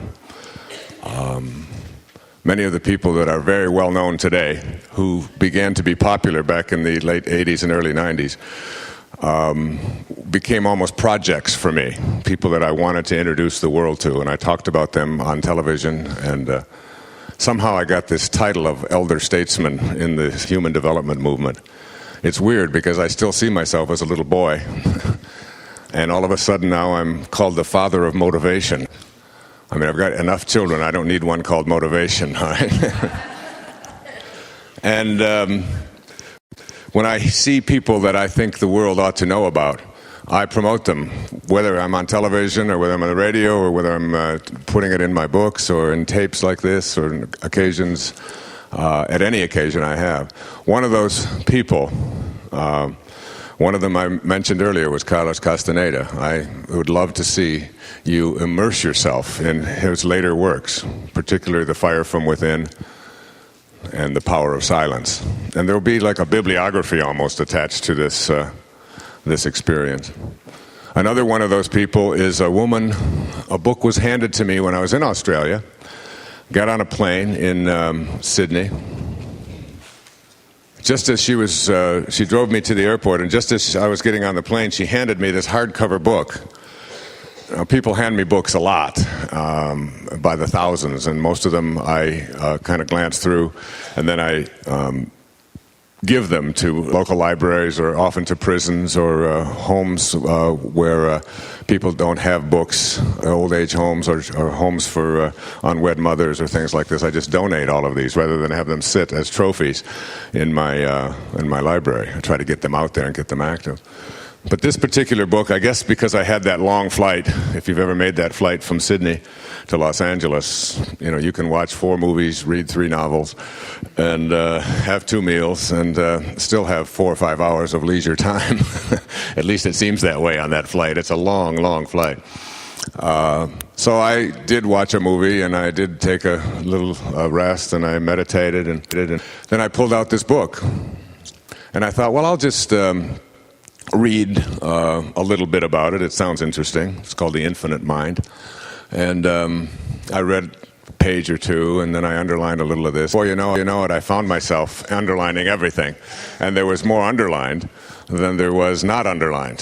So the highlighted part became the part that was white, and the unhighlighted part became the part that was yellow. And it really intrigued me. This was a couple of years ago, before I even decided to write about the things we're going to be talking about here today. And it was written by a woman who was a professor at UCLA, and she is a scientist, a very well qualified scientist. Her name is Valerie Hunt. Dr. Valerie Hunt.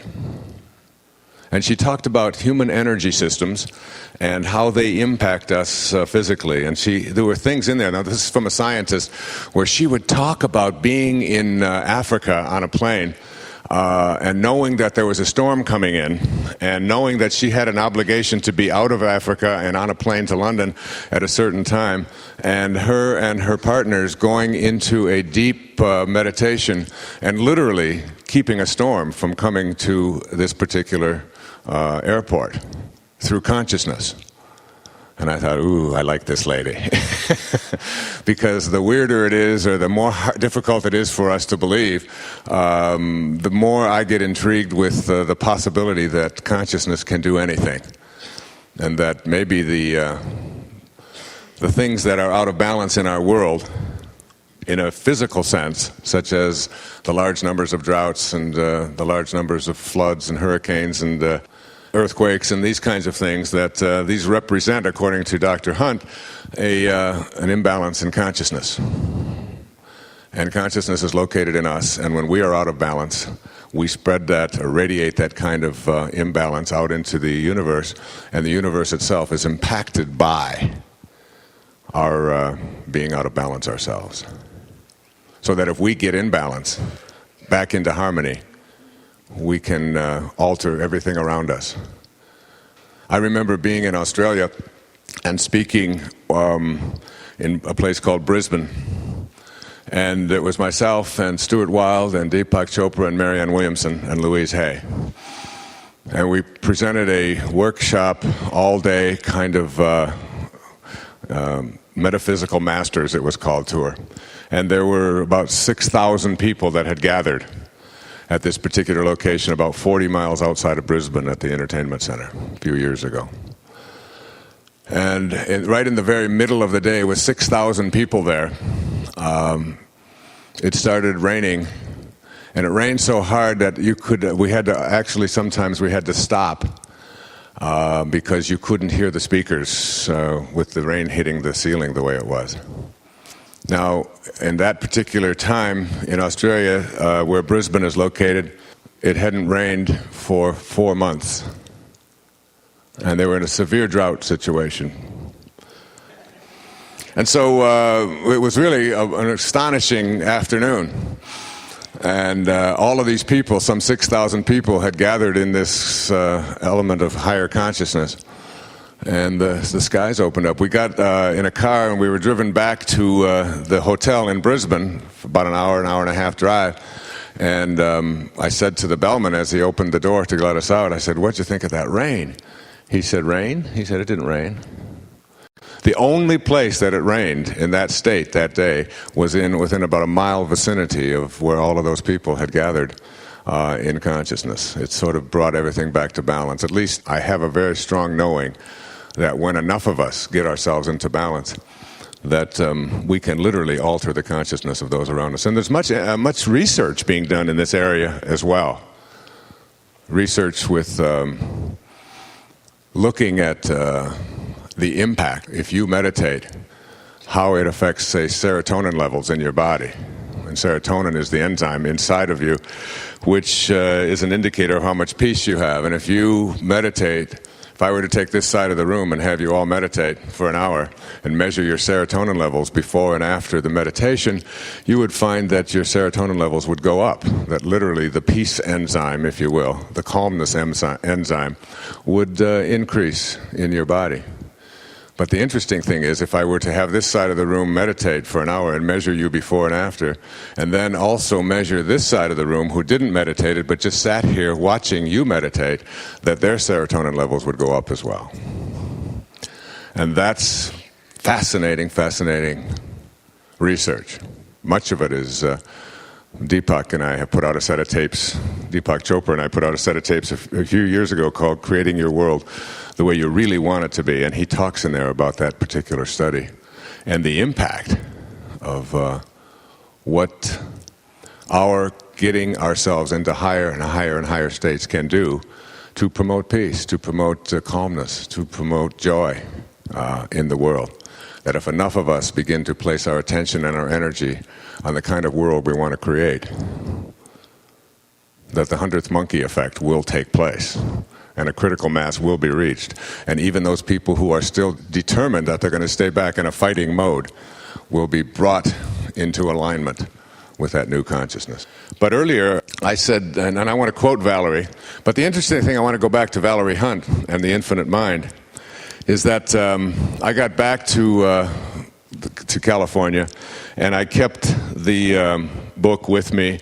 I put it aside in a pile of things that I always want to refer to when I'm going to go into writing myself. And I learned something from one of my teachers, Nisargadatta Maharaj in India. He said with his book, I Am That, which was a book that was just a collection of dialogues he had with seekers from all over the world in his ashram in Mumbai, or Bombay, in India. He said, you don't have to read this book. It's not necessary. He said, just carry it with you. Just carry it with you. And the energy from the words that are printed on the page will come to you when you need them. And so when I write, I take the books that have made the most impact. I always have the Bhagavad Gita at my table. And I always have the Bible. I always have the Holy Quran and the Talmud, and as many spiritual texts and references of higher consciousness just in the room. And many times when I feel just a little bit stuck or whatever, I will just open one of those up, and whatever it is that I needed at that moment will be provided for me. And so this was one of those books, The Infinite Mind, that I wanted to keep with me. And I put it in that special box of, I'm going to use this a year or so down the road when I take some time off to write, when I feel like I'm ready.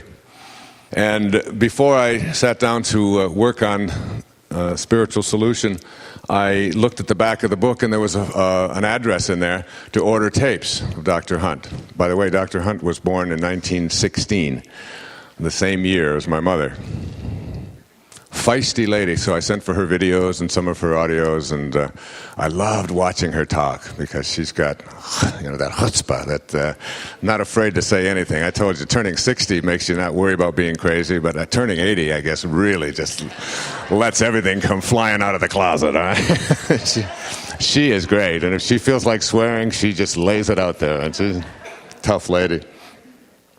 So I picked up the telephone to order from this publishing company someplace in California, and I dialed the number to order 25 copies of the book so that I could send it to like-minded spirits around the planet who hadn't perhaps heard of it. And this older woman answered the phone, and it was Valerie. And we talked for 4 hours that afternoon and created a wonderful relationship. I hung up the phone, and I had one of those warm shower feelings running inside of me from talking to this brilliant, brilliant woman. It's a wonderful book. And here's what she said, one of the things she said. I'll be quoting her a few other times as well. She said, on the basis of my experience with deciphering and broadcasting thoughts from a field, I believe that all great and profound ideas ever expounded, the tenets of advanced culture, the deep and meaningful spiritual happenings around which religions are organized, all of these are available to us today in their original vibrational forms. The open mind field concept says that all important thought is ours for the asking. So that the vibration, and the subtitle of her book is the science of vibrational energy, or something to that effect. That all great thought, all of the great wisdom that those masters that we know who lived before us is available to us today in its original vibrational form if we can but change the way that we vibrate and make ourselves somehow in harmony with those energies.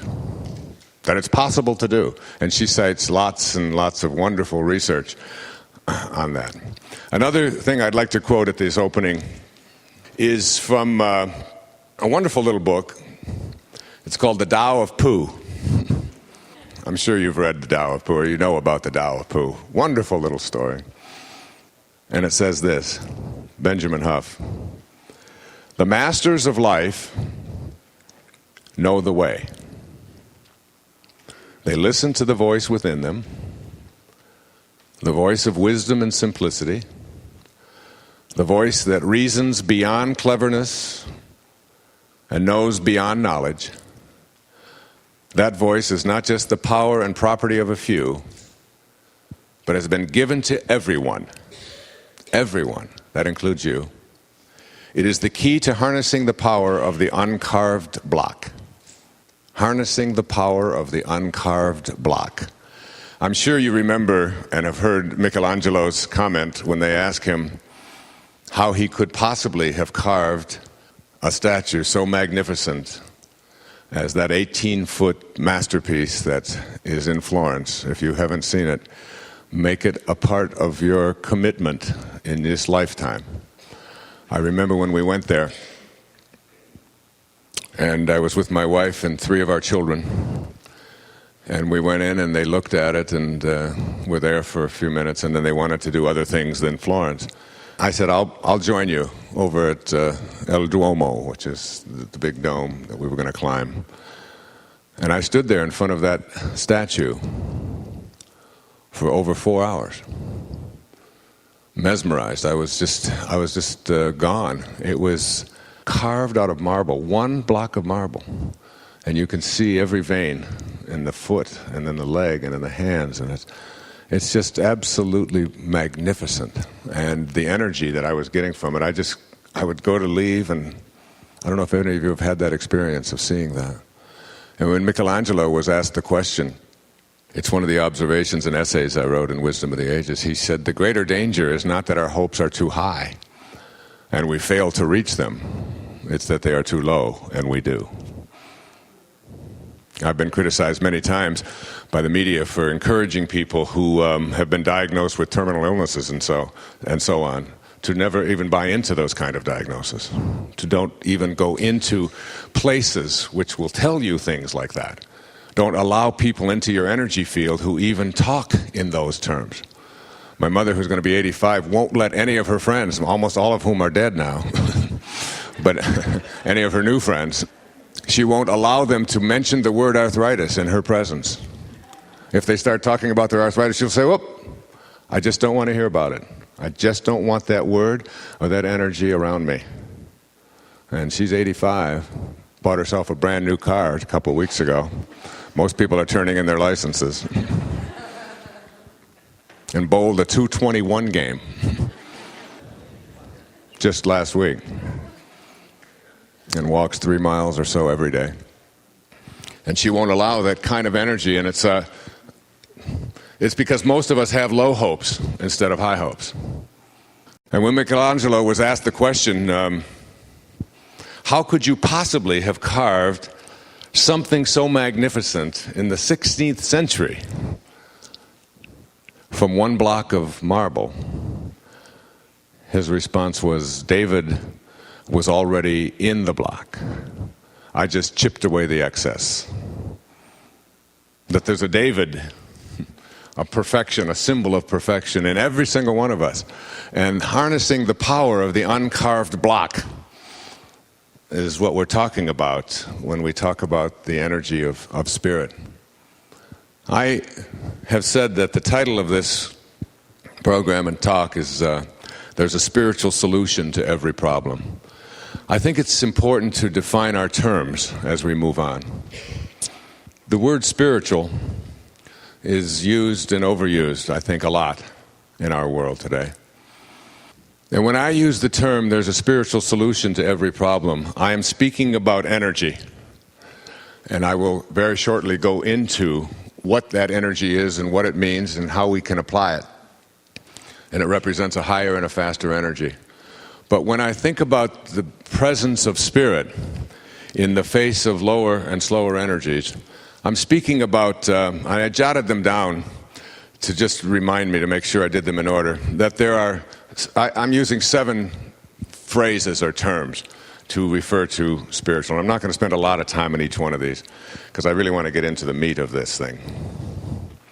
But when I say spiritual, I'm talking first of all about something called surrender. That's number 1. And surrender is, a few years ago I produced some tapes called The 4 Pathways to Mastery, published by Hay House. And those 4 Pathways to Mastery came from a book that I had read by Stephen Pressfield, which was one of my very favorite novels ever written. It was called The Legend of Bagger Vance, which since then has become a movie. Robert Redford picked it up, and it was an obscure little book that I talked about in a PBS special years ago that was handed to me when I was speaking as a benefit for the United Way in Chattanooga, Tennessee. And the gentleman who had brought me there handed me this book. He said, "You got to read this. It's about golf." And I said, "Golf? I don't know anything about golf. I don't play golf. I just think it's not a sport if you don't sweat, all right?" Walking around in the grass isn't for me a sport, but I've come to really appreciate and love golf very much. One of my best friends, Tom Barber, his father won the PGA in 1961, Jerry Barber. And Tom and I are very, very close these days, and we go out now and he's showing me about golf and how important it is and so on. But it's about mastering the mind. And when you think about a little tiny white ball and a hole 300 yards away, surrounded by water in this little lump of grass, and you swing and hit that ball, and it goes 300 yards and has to land on this little patch of land inside and be surrounded by sand and water, I have a whole lot more respect for that game than I did. I mean, you can't even see what you're trying to hit, and you're still landing it. Tiger Woods, to me, is like at the height of higher consciousness. I want to just follow him around to see how he does that. Anyway, Bagger Vance is trying to teach this young person, his name is Juna, who is an amateur golfer, in this tournament in 1931 between 2 of the greatest golfers of all time, Walter Hagen and Bobby Jones. And the 3 of them are in this golf tournament. And Juna can't seem to get his game together and is talking about all the things that are wrong. And the ego of Jones and Hagen is being talked about in this. And then all of a sudden, this character comes out of nowhere to become Juna's caddy. And his name is Bagger Vance. And he's a black man living in Savannah, Georgia in the 1930s. So you might want to imagine what that might have been like. And all of a sudden, he starts talking to Juna in ways that he had never been talked to before, about mastery and about the swing. And he tells him that there are 4 pathways to achieving the perfect swing. The first is discipline, which is you train your body to do what it knows how to do, so you practice. The second is wisdom. So you apply the mind to what you have trained your body to do. And this is what we think of when we think of an education. We send our kids off to school, and what do we tell them? Get an education. And what does that mean?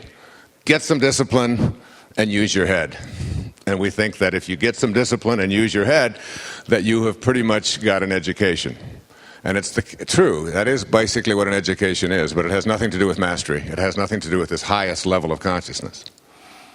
Juna goes on to talk about the third level of mastery that is beyond discipline and wisdom, and it's called unconditional love. And he said, you have to love what you do and do what you love in order to reach mastery. And if you're not doing what you love and loving what you do, then you have to change what you do, or you have to change how you feel about what you're doing. One of those is absolutely required.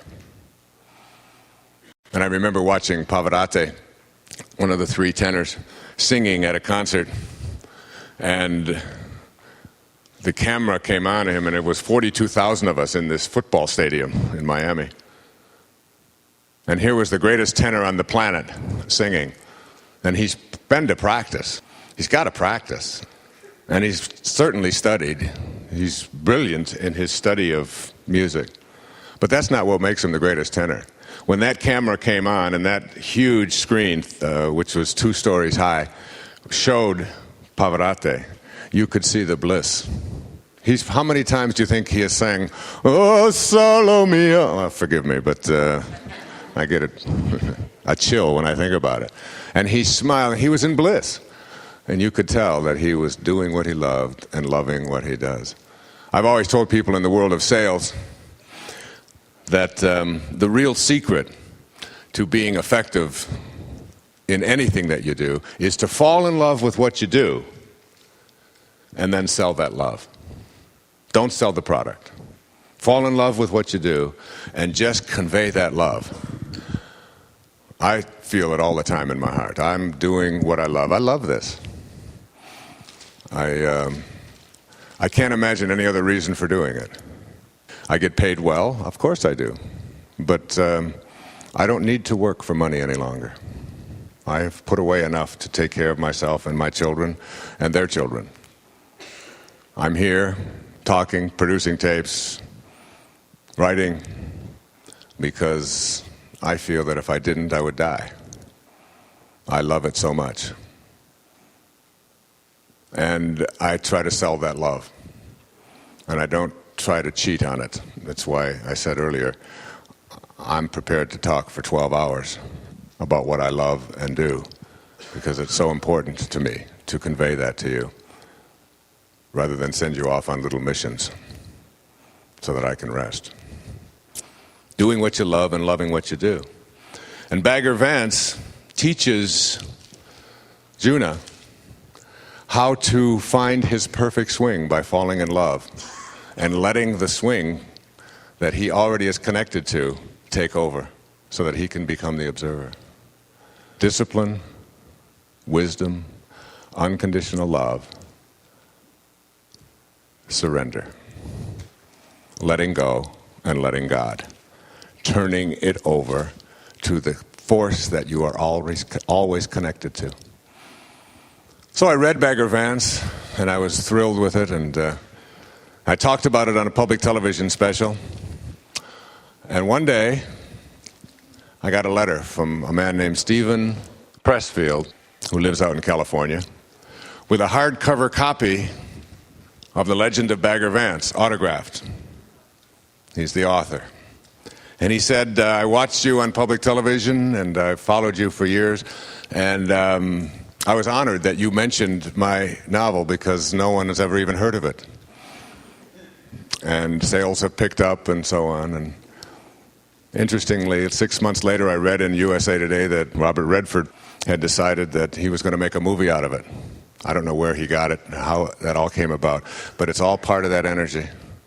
And now it's a movie that many are considered as a candidate for Oscar nominations and so on. Will Smith is playing Bagger Vance, and Matt Damon is playing Juna. Now, I didn't know this when I read Bagger Vance, and I never made the connection until Stephen Pressfield wrote me a letter and explained it. Juna is Arjuna. Arjuna, the central character in what? The Bhagavad Gita. What is the Bhagavad Gita? The song of the Lord, the holy book of the Hindus, the book that Gandhi based his life upon. Whenever I am troubled by the affairs of state that I am so wrapped up in, I retreat to the Gita, and the answers are always there. 18 chapters that you can read in an afternoon. The story of Arjuna, as he is talking to Krishna, his charioteer, who is talking to him about the great secrets of knowing and the highest levels of consciousness, and all of the answers to all of the most troubling questions are offered by a charioteer to his warrior who's about to go to battle on this great battlefield. Bagger Vance, Bhagavan Gita. Bagger Van. Bagger is God, showing up in the form of a caddy, a black man in the South in 1931, teaching Arjuna, the warrior, how to find surrender in his life. Isn't that beautiful? Somehow I feel connected to all of that in a very obscure way. And the person who sent me to Chattanooga and his telling me about that and so on. So surrender is the first aspect of spirit. The second is unconditional love. When I speak of spirit, I'm speaking of love. And I'll speak a lot about it here.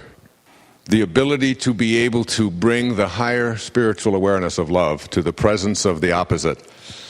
And I'm not going to go on in detail with that. The third is called an awareness of the infinite. When I use the word spiritual, I'm speaking about the infinite. That you are not here as a human being having a spiritual experience. You're here as a spiritual being having a human experience. And in that sense, who you are is infinite. I remember in writing Wisdom of the Ages, one of the essays that I wrote in there was from William Butler Yeats, who is a hero of mine. He died in 1939. He's an Irish poet. And he was a mystic, and many called a psychic, and had a lot of that. He would have been at that time a New Age weird poet. He now is taught in colleges and university classes on Yeats. He wasn't sick when he died. He died, in my estimation, from all that I read about Yeats, because he saw what was coming in Europe. He saw Hitler. He saw his mobilizing of forces in Poland. He saw the Holocaust. He could look into the future. And in my estimation, he decided that he didn't want to participate in that. That was just not going to be part of his incarnation. And he left. He just left mysteriously. He just didn't commit suicide. Just died in 1939, just before the outbreak of violence in Poland. He wrote something called Sailing to Byzantium. He said, an aged man is but a paltry thing, a tattered coat upon a stick, unless soul claps its hands and sings, and louder sings, for every tatter in its mortal dress. See, you just can't say it like the poets, can you? What an image. An aged man is but a paltry thing, a tattered coat upon a stick, unless soul clap its hands and sing. Until you go to the soul, to the infinite part of us, you're just a tattered coat on a stick. You're just watching your body go through the motions. Or William Blake, who was considered to be insane back at the time of the American Revolution, living in England, and the French Revolution taking place just across the channel. And they all thought that Blake was really a wild man. I have read the works, complete works of William Blake, before I wrote the essay on him called The Poison Tree. And Blake,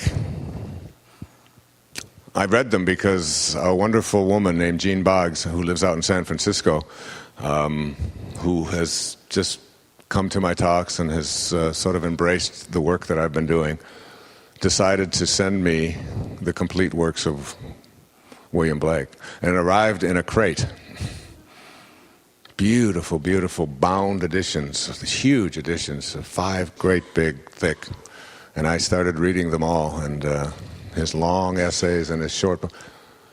Probably the thing he's most famous for is this simple little line: to see the world in a grain of sand, and a heaven in a wildflower, to hold eternity in the palm of your hand, and infinity in an hour.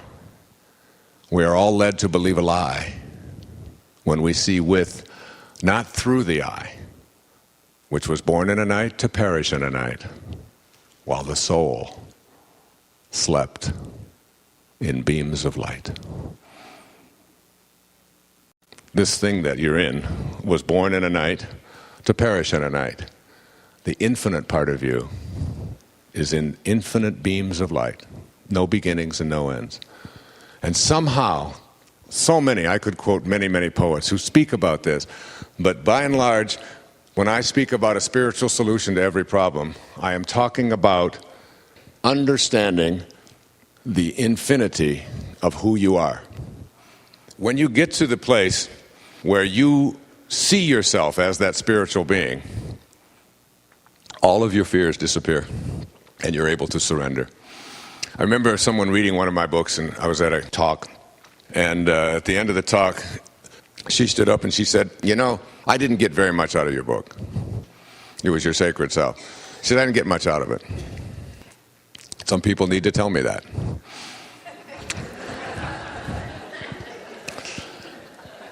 And I said, there's just lots of other books out there as well, something to that effect. And it's already done, because when people tell me that I should have written it one way or another, I said, it's just so much trouble to recall them all. It's like, there's too many out there.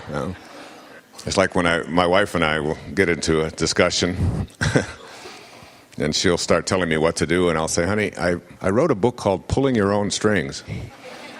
I said, "I'm going to have to recall 25 million books and have a new subtitle put on, if it's all right with you, dear."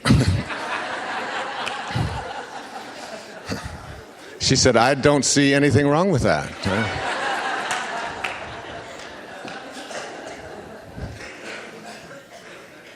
She said, "But the one thing that I did get out of your book is that I no longer have a fear of death." She said, "I'm just not afraid to die anymore."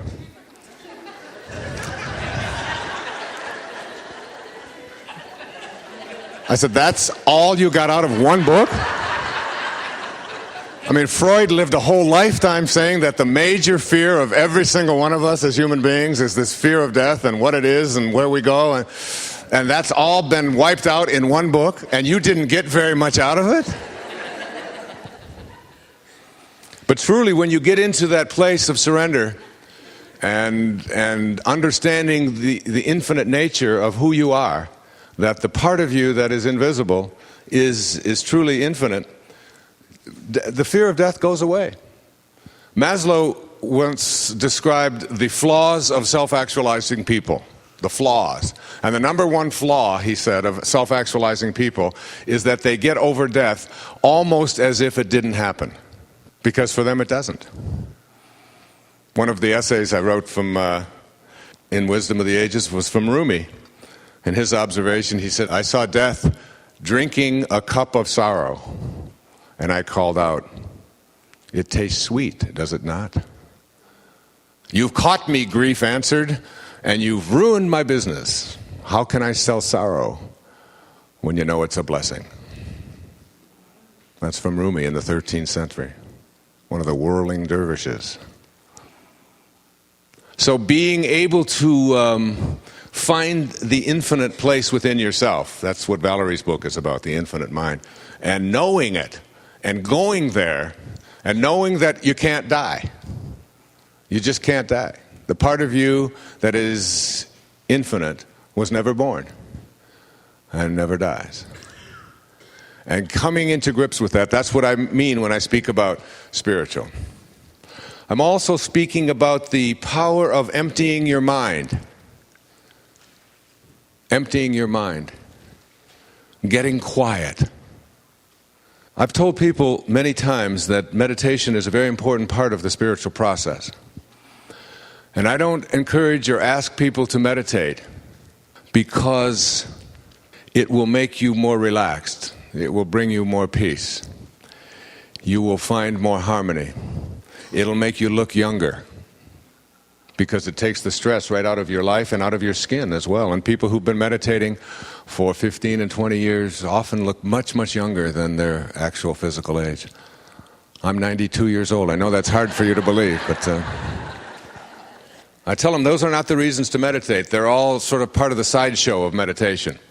That the reason to learn to meditate is that it is the only way that you can come to know God.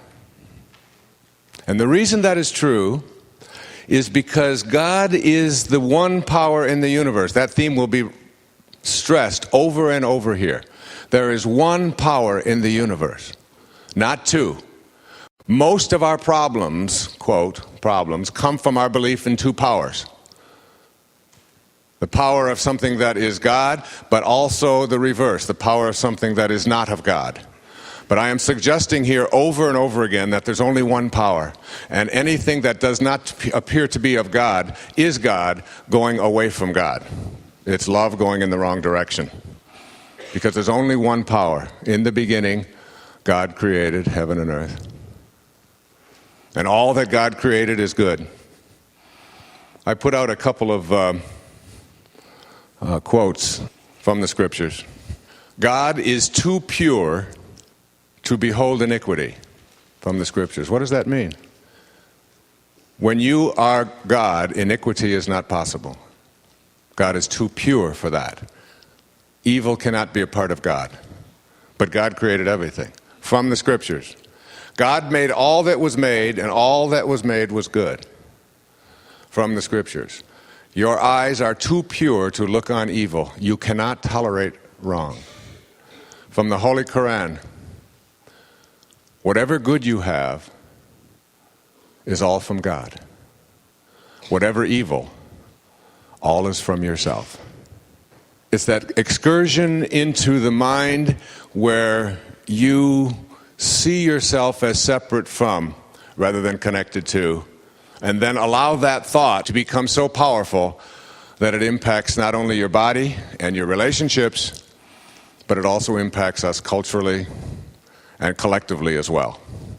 And we create with our mind, from this belief that we are separate, this whole category of things that we call problems, which the Course tells us are just all illusions. They're all things that can't be real, and nothing that is not real can exist. Even though it appears to exist, in reality, it's not there. So what has this got to do with emptying your mind? If God is everywhere and there's only one power, it means there's no place that God is not. If there's no place that God is not, God is indivisible. You can't cut God in half and put God here and then non-God here. God is that which is indivisible. And what is the only experience that you can have that is indivisible? Everything in your physical world, the material world, the world of illusion, the world of Maya, has a dichotomy attached to it. In the Bhagavad Gita, it teaches us to blend or blur the dichotomies. Up, down, good, bad, right, wrong, male, female, old, young, conservative, liberal. There's always an opposite, North Pole. I used to teach a course in metaphysics at St. John's University back in New York in the 70s. And I used to tell my students, anybody who can come to class with just the North Pole of a magnet gets an A in the course. No South Pole, just bring in the North Pole. And no matter how thin they would slice it, there was always, in the physical world, what? Its opposite. All right? It's the world of opposites. So how do you get past the world of opposites to find the world of spirit? You go to silence. Silence said Melville, is God's one and only voice. Because God is indivisible and silence is indivisible. You cut silence in half and what do you have? More silence.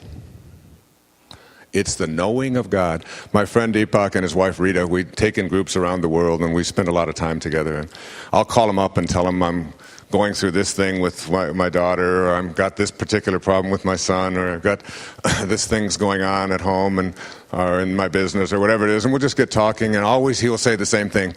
Wayne, he'll say, meditate. I'll say, will you put Rita on the phone, please? Rita gets on. I do not understand what you were talking about. Rita, Wayne, the only thing I can tell you is meditate. And no matter what it is I ever ask or whatever I present to either one of them, the answer is always the same. Just meditate. My arm is falling off. Meditate. It'll reconnect. I used to think and laugh at it and think, that's cute and it's fun. But the truth is, the reality is, that meditation connects you to your source. When you empty your mind, you go to that place within you that Melville described. Now, Melville was, again, one of the people I selected for Wisdom of the Ages. He knocked me out. Moby Dick is just one of those things that if you read it and immerse yourself in it, you begin to understand the passion and what is meant by having a burning desire, which is what separates out highly functioning people from the rest of average people, according to Napoleon Hill and the Think and Grow Rich. The whole idea that if you want to live a rich life, all you have to do is have a burning desire. And a burning desire is not just any old desire. It's a desire that nobody can ever squelch. It can't be put out. Though the worst might go before you, this thing just can't be put out. And as you reach this place of a burning desire and the highest places of consciousness, you start to realize that it's the place within you that can't be divided also. Listening to Melville is like listening to the voice that you've always wanted to hear. But the voice always is one which tells you should do something the other way or you should fit in. It's like you have to almost give up fitting in. And Melville, when he wrote Moby Dick, when I researched his life and how he did it, he lived out in western Massachusetts in the 19th century. He would go out into a cornfield in western Massachusetts, sit down in August. Can you imagine a cornfield where you're sitting down on the ground and all you see around you is corn silk as you look up and these stalks of corn? And that became his ocean. And Ahab. He became Ahab, sitting out there trying to imagine what it would be like to be in this ocean. And listen to these words. Writing just doesn't get any better than this. For as this appalling ocean surrounds the verdant land, so in the soul of man there lies one insular Tahiti, full of peace and joy, but encompassed by all of the horrors of the half-lived life. So you go to Tahiti. And when you learn to meditate, and when you learn to get quiet, and it becomes a way of life, suddenly you become much more aware of the way that sound and the way that words and the way that this material world that we become so identified with begins to interfere with our connection to spirit. And when you get in your car and you drive, you don't want the radio on any longer. You see that as an opportunity to just commune with God for a moment. People say to me, I don't have time to meditate. I say, how many times a day do you stop at a red light? 20, 30, 40 times a day? When you stop at a red light, your car has come to a halt. Your body has come to a halt. Your mind is still in chatter mode, telling you if the guy ahead of you would have only gone through on your yellow that you paid for, that you'd be halfway to work right now. And this is a person in front of me that's driving slow who's looking for an opportunity to stop and hoping that the light is going to turn red. You've been behind people like that who have their brake lights on as they approach a green light. Those are divine masters. They have been sent to you by God. So when you have an opportunity to stop, if your car hasn't stopped and empty, and your body has stopped and it's going to be there for a minute or two, then your mind also, if it could join your body and your car in stopping, you would have 2 minutes in which to meditate and get quiet. And you could just close your eyes and repeat the sound of God. God. God. You did this very soft for 2 minutes. There's always somebody behind you to let you know when your 2 minutes are up. They'll do it instantly. Thank you. Thank you very much. I appreciate it. And off you go. And pretty soon, you're one of those drivers with your foot on the brake, hoping that a light will turn red so that you'll be able to connect to God. And you find opportunities in the day wherever you are. And the more there is sound around you that interferes with it, the more you are tested to see if in fact you can bypass that and not hear those noises. They're my tests all the time. Leaf blowers, these funny little machines that spew out fumes and sound everywhere, have always been a very pet problem for me. I see them and instantly I was like, why not just, the wind puts the leaves where they belong. You blow them, blow them, blow them, 15 minutes later, the wind comes along and they're right back where God wanted them. And my wife always says, it's your test. I say, stop with that your test crap. I don't want to hear it.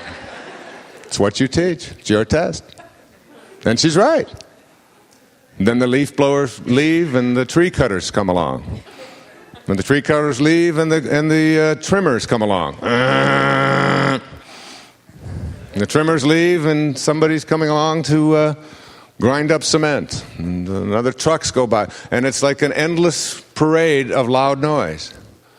And you have an option to go within and to just see if you can push that out and come and connect to God.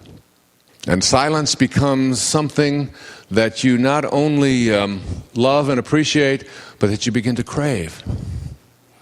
And it isn't that you're craving peace from the noise, you're craving the indivisible place within you that gets you to know God. It's the only time in all of your experience here in this human form that you will ever be close to God, because you can't divide silence. And that's why meditation is so important. Many of you know that I have a great teacher who came to me from India. His name is Sri Guruji. He asked me to teach a meditation. The meditation is called Japa, J-A-P-A. We've put out a CD, the profits of which go to the healing funds around the country, because Guruji asked me not to take any profits from teaching this meditation if I want to keep it pure. And he wrote me a beautiful letter. He read a book that I had written called You'll See It When You Believe It, and said, I know that you will teach this with integrity. And I've been teaching this meditation for years and years now. Some of you, I'm sure, do it here. And it's nothing more than the repetition of the sound of the name of the divine, the sound that's in the name for God. And language is what originally was created from ancient mystics who heard sounds within them and then gave symbols to them that we call language today. And the sound that they heard within them that is representative of God, whether it's Jehovah, Krishna, Allah, God, Yahweh, Kali, Durga, Ra. The ancient names of God all have the sound of Ah. And the repetition of the sound of Ah, combined with putting your energy or attention on what you'd like to manifest, to which you are already connected. Remember, if God is everywhere, there's no place that God is not, then God is in you. And if God is in you and everywhere else, then God is in all that you perceive to be missing from your life. So that realigning your intention with this to which you are disconnected in your mind only, but are already connected in spirit to, allows you to attract it into your life. It's the basis of manifesting your destiny. And the use of this sound, which is the intermediate energy vibration between the world of form, the solid, and the world of spirit, the invisible. There's an intermediate dimension called sound. And this application of sound literally attracts from the world of spirit into the world of the material through the process of this thing called japa, the repetition of the sound of the name of the divine. And on this CD there are 4 tracks. The first track is an explanation in much more detail. The second track is a guided 20-minute morning meditation using this sound of Ah. Let's do it together. Ready? Take in a deep breath. Ah.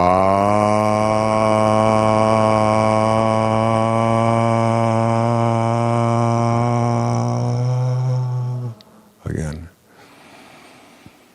Ah.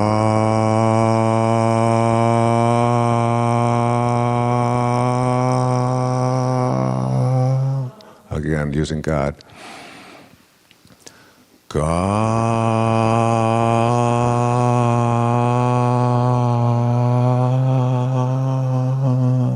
This is called japa. And if you do this for 20 minutes every morning, putting your energy, your attention on what you'd like to manifest, using the sound first out loud, and then slower and slower. If you open up the New Testament, you will see the words at the very beginning. In the beginning was the Word, and the Word was with God, and the Word was God. It's not an accident. That's the opening line. The repetition of this sound, as strange and bizarre as it might seem, on a daily basis, in combination with the sound, which is the sound of gratitude, which is the sound of Om, together. Om.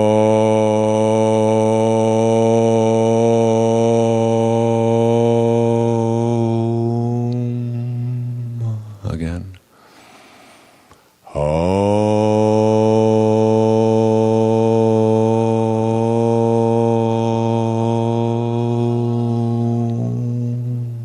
The repetition of this sound and the combination of these 2 sounds, which is the last sound I make every night before I go off to sleep.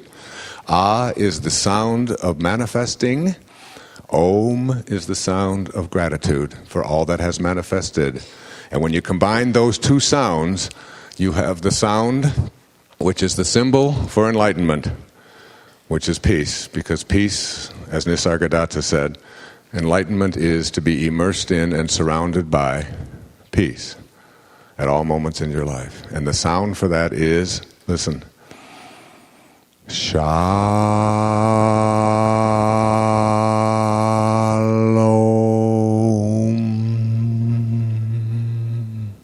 Peace. Peace. And this meditation is a very powerful meditation. I was sitting next to a gentleman on an airplane just the other day, a man who has created an enormous amount of wealth in his life, 300 stores which sell eyeglasses and do eye exams in malls all around the world. I won't give his name, but probably some of you may know it. But I haven't asked his permission. And we sat next to each other on the flight up to New York. And I very, very seldom talk to anybody on an airplane. Because to me, a flight of 2.5 or 3 hours is an opportunity to meditate and to get quiet, especially if there's loud people around me. And a lot of noise and a lot of distractions and so on. To me, that's the ultimate opportunity. It's like having a leaf blower on board, you know. I'm still trying to work on those little guys that carry those things around. Thank you, God, for sending me this annoying little... And so, but for some reason, I started talking to this gentleman, and as things began to progress, he, it turns out, is going through a real nasty divorce. And his wife of the last 12 or 13 years or so, his second marriage, is a man my age, 61 years old, who was really struggling in his relationships and with this, and his ex-wife is giving him all kinds of problems about wanting half of everything that he's ever created, and wanting, he's going through all of the reasons why she was wrong, and how wrong she was, and how she had no right to do that, and how they had made an agreement before they got married, and they'd signed it, and now she wants to throw that out, and it's all greed. And meantime, he's overweight, and he's suffering from various kinds of stress-related things in his life. Candidate for an ulcer for sure. Blood pressure going up, lots of headaches, illness. All of these things will come about from this kind of way of processing your life. So I asked him the question. I said, if I had two wands, and the first wand was one I said, look, you can have everything you want in your life, including being right. And you can keep all of that you've ever amassed in your life, and you can make her wrong, and you can shut her out by paying a lot of money to attorneys, and you can win. And you can have all of the stuff that you've accumulated. You get that with this wand. He said, yeah. He said, I like that. I said, but you can't have that wand if you take this wand, and this wand is one which I say to you that no matter what comes your way for the rest of your life, no matter what you encounter, you will have peace. You will be at peace. So no matter what she says or anybody does to you or whatever comes along, you're going to be at peace. Which would you take? And he said, well, obviously, I would take the one to be at peace. I said, well, from this moment on, you have that choice. You can make the decision to be at peace. And you can still hire whoever it is that you need to hire in order to take care of all of these transactions, but you can instruct them that I don't want any news other than that which will bring me to peace. If you have something to say to me that will not make me peaceful, you just deal with it. That's what I'm paying you for. That's your job. Your job is to keep me at peace. Don't tell me anything about she has no right to do. I don't want to hear any of that. Whatever you tell me, it has to bring me peace. Otherwise, just handle it yourself. I said, you can do that. And I said, in the end, even if she takes half of everything that you've ever accumulated in your life, the other half is more that you could spend in the next 25 lifetimes anyway. So your attachment to being right and not being at peace is the thing that is going to destroy you. And you might win, but on the day that you win, you'll probably drop dead. Or wish that you had, because you'll be so sick. Take your choice. I can choose peace, says the Course in Miracles, rather than this. Tattoo it to your forehead. It's what spirit is about. And practice this meditation. I received a letter the other day from a woman who said she was trying to find her home, her perfect home. She said, each of the 30 days that I wanted to manifest my home, I did japa, day and night, to manifest security for us, this particular home. She said, since that time, everything that I have concentrated on during my meditation has come to be. It's almost scary. The letters that I have received from people from around the world about so many different aspects of japa. Here's one from a woman in Arizona. Her name is Cindy Hubiak. She gave me permission to use this. She said, I'd like to share with you a success story. I attended your June presentation in Phoenix and appreciated the information you provided. She said, I avoided having surgery in August due to what you taught. I was scheduled to have surgery on my sinuses in August. I had this painful surgery 4 years ago and was recently devastated to learn that I needed to have polyps removed from my sinuses again. After hearing your presentation, I immediately started talking to the polyps, asking them to leave, and letting them know that their purpose inside my sinuses was over once and for all. She said, I also began doing the Ah meditation every morning and the Om meditation at night, focusing on healthy sinuses.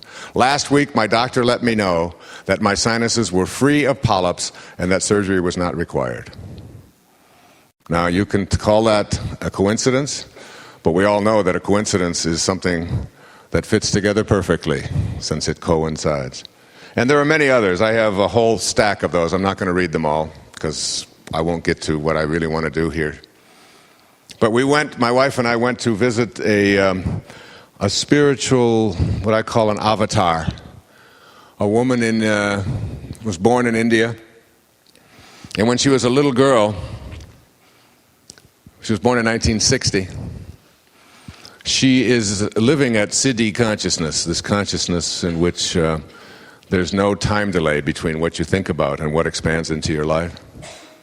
She has the gift of fish and loaves.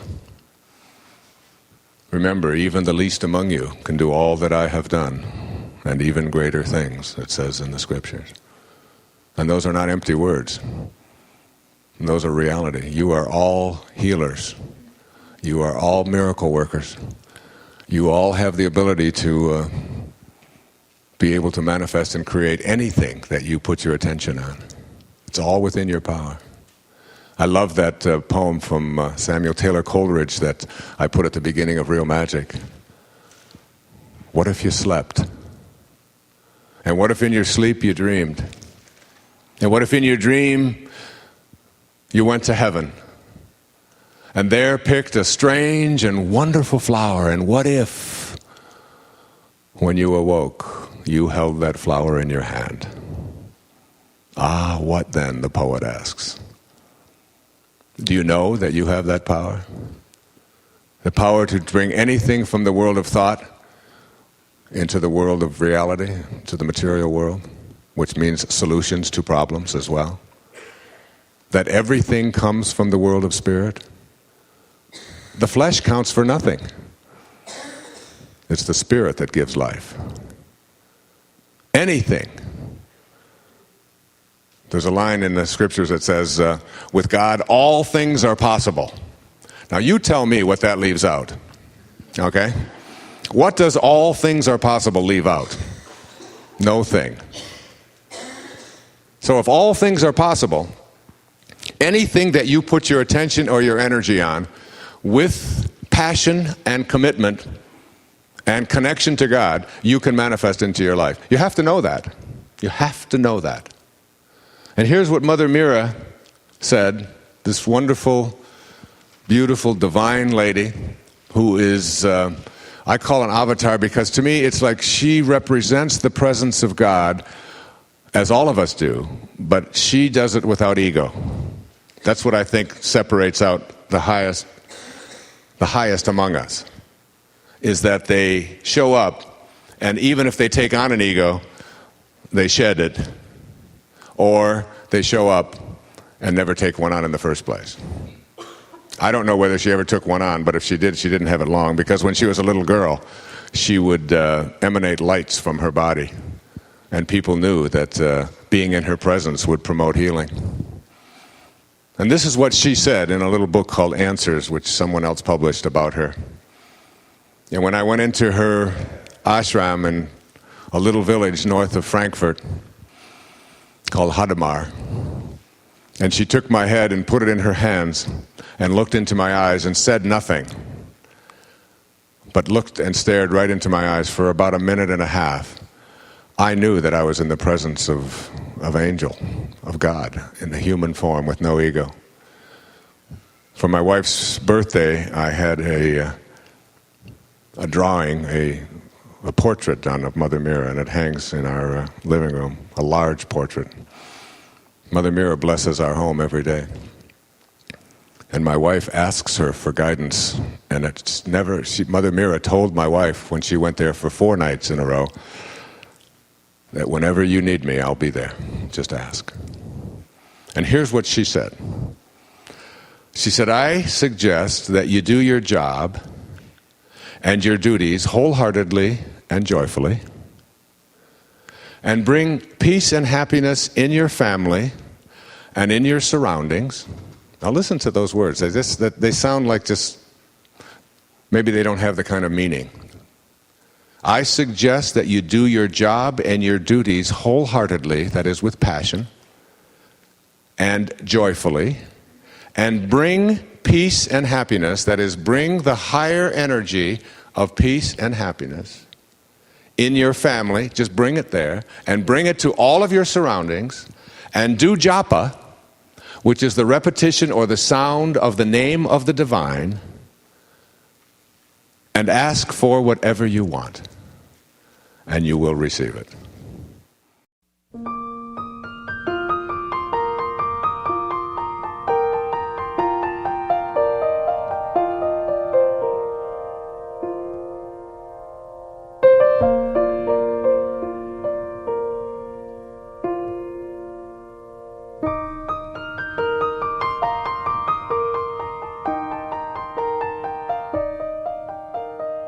This afternoon is really what I think of as the central ingredients of understanding a problem-free life. I've been looking through many of the questions that you have asked, and most of them resolve around, to put it bluntly, making me wrong and making yourself right. And that's absolutely, I'm not here to be right, and I'm not here to make anybody wrong. But most people think of problems in terms of horrible things that do happen to people, to innocent people, and are saying things like, and it's not so many words, how can you say that there are no problems when these kinds of things happen to people? And they happen, and they do happen. But I would like you to just keep in mind that this universe has a guiding force in it, and that all of us show up into the world on time. And none of us ever question, like I showed up on May the 10th, 1940. And I've never yet questioned and said, it should have been 1430. Or it should have been 1847, or it should be 200 years from now. We never question when we show up, because we show up when we're called. And we also leave when we're called. And one of the hardest things for us to deal with is this whole idea of death and how we die and suffering and so on. And I'd like to suggest to you that we leave on time. And that a child dying is a tragedy to most of us, of course. And I have 8 children, and I've been blessed that, that they're all healthy and living. And I'm not even saying here that I'm certain that I would be able to handle something terrible happening to them being murdered or raped or anything like that. I'm suggesting that I have a knowing deep within me that we're all here for a purpose, that our lives have a heroic mission, and when that mission is fulfilled and we're called back to God, it's not for us to question with our egos. And that when we say a child is supposed to be born and be healthy and die in their sleep in their 100th year, that's just our egos talking. But then in fact, some children come in for only a week, and some come in for 4 months, and some come in for 6 years, have lessons to teach, and leave. And the tragedy is that we interpret all of that through the eyes of it shouldn't happen. Hunger and starvation are part of the perfection of the universe. But so is your desire to end it. And that's where you want to place your attention and your energy. Not on what is wrong, but on what it is that you feel in your heart you can do to bring us all closer to God. And the grieving process that some of you referred to in your questions is not necessarily the self-actualized way that you handle tragedies in our lives. I remember a book by Ernest Hemingway called The Islands in the Stream. And this man finds out that his son has just been killed in the war overseas in Europe. And that night he's at a party and he's dancing. And someone said to him, "How could you possibly be here when you found out what happened to your son this afternoon?" And his answer in that novel was, "Sooner or later, I know I'm going to have to get over this, or it will destroy me." I just picked sooner. And that sounds cruel to some of us who believe that we have to spend a long time suffering. But I remember when Nisargadatta said to a woman who complained to her about her cancer, she said, I suffer so. And he said, you do not suffer. Only the person you imagine yourself to be suffers. And when she responded, you can't tell me that you don't suffer, she wanted to make him wrong. And she started pointing out all the things that were wrong in India, and the war with Pakistan, and all of the pestilence, and all of the poverty, and all of the horrible things, and the starvation, and so on. And he looked at her and said straight away, and I'll never forget this, he said, ma'am, in my world, nothing ever goes wrong. That's not something I'm asking you to just embrace enthusiastically. I know that you've been raised in a certain way, as I have, and I ache when I see children hurt, when I see people maimed. And I'm suggesting to you that there is another way to even begin to look at all of this from the perspective of yourself as an infinite soul. And the problem then no longer becomes something that you are living with in agony and pain and suffering and creating all of the diseases of your life, but it becomes a clarion call to bring the world closer to God. And like I said about my father, maybe he signed up to be a jerk, to be a thief, to be a drunk, in order to teach me how to forgive it. I'm not saying it's easy, but as Maslow said, those are the flaws of self-actualizing people. In writing A Spiritual Solution to Every Problem, I had the most joyous, wonderful time for about a month of immersing myself into a book written somewhere between 2,300 and 1,800 years ago, somewhere between the 2nd century AD and the 3rd century before Christ. We're not sure when. It was written by a great teacher who is the only person I didn't have a photograph or a drawing of in writing Wisdom of the Ages. Most of the research I did on this particular individual or series of individuals was very obscure about who he or she was, when they lived. They could only pinpoint it to within 500 years. And yet these great teachings have survived for several thousand years now. And out of these teachings, the basic principles for a spiritual solution to every problem evolved for me. There were many. The book is called How to Know God. It's the same title that Deepak Chopra used for his latest book, and he borrowed it from Patanjali, which is perfectly legal and right and in order, because titles are never copyrighted and can't be. And I remember being at his home and talking to him about the title of his book and having read it and given him some feedback on it. And finally and we all just decided that why not call it How to Know God? Now, it's not called How to Know About God. It's not called How to Believe in God. It's called How to Know God. And How to Know God means making conscious contact with God. It's the only way you can know anything. How do you know how to ride a bicycle? Because you've been on one, not because somebody else has given you their testimony, not because you've watched other people do it or you've listened to other people telling you that it's possible. Those are all approaching knowing. Knowing God means, or knowing bicycle riding, or knowing swimming means getting in the water, getting on the bike, slipping around, getting your head wet, perhaps swallowing some water, falling a few times, and eventually having that knowing. And even though many of you haven't been on a bicycle for 20 years or more, if I put one in here and you were on one when you were 5, you would get on it with a knowing and you would ride off.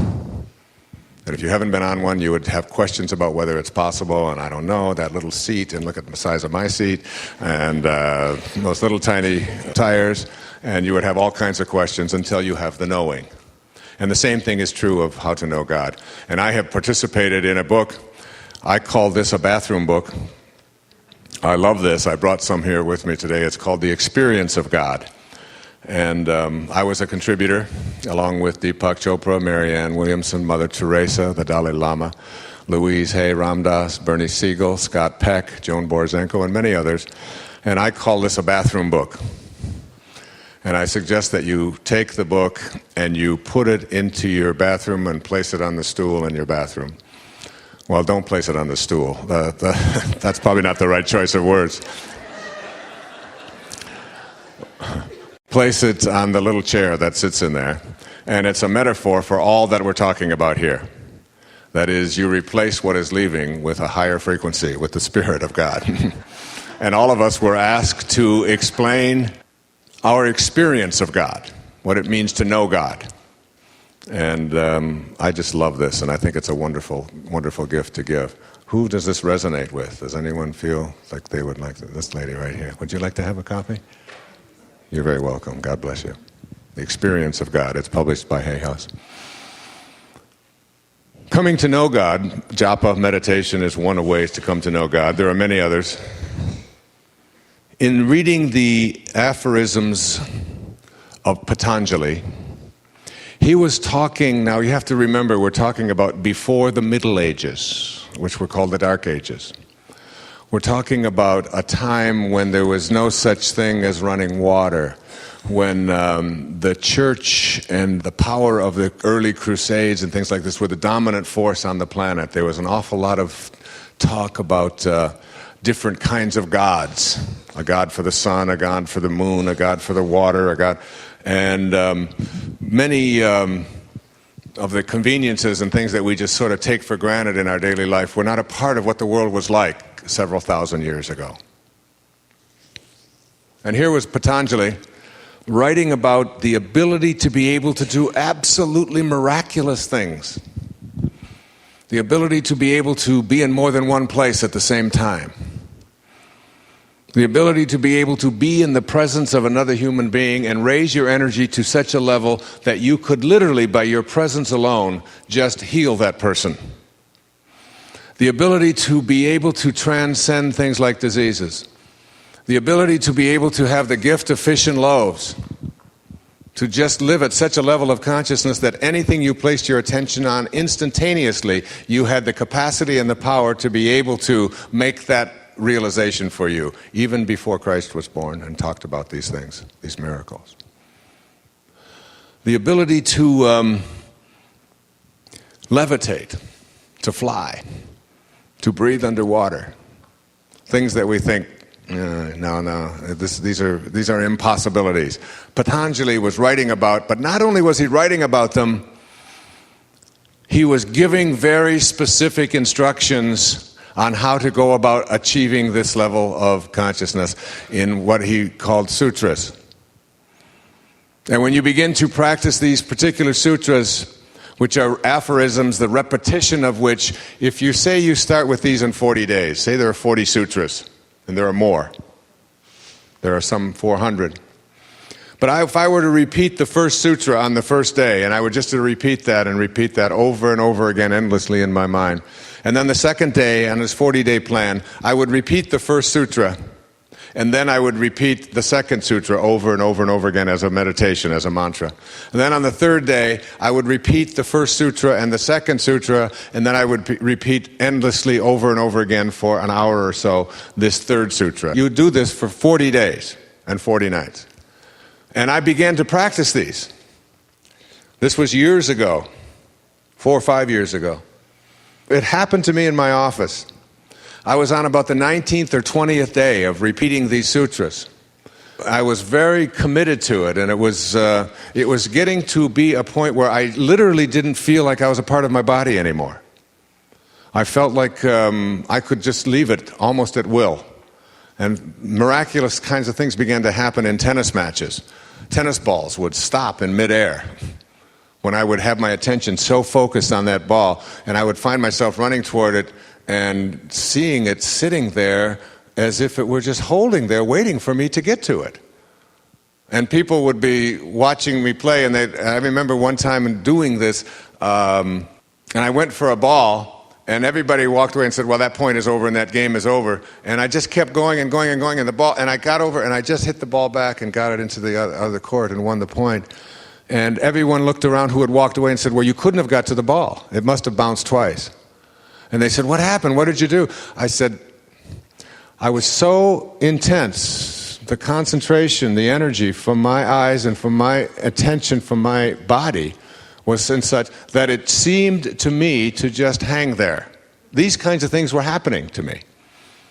I remember falling one time and feeling myself falling. It was at a place where all of the children were in one of the springs out on Maui.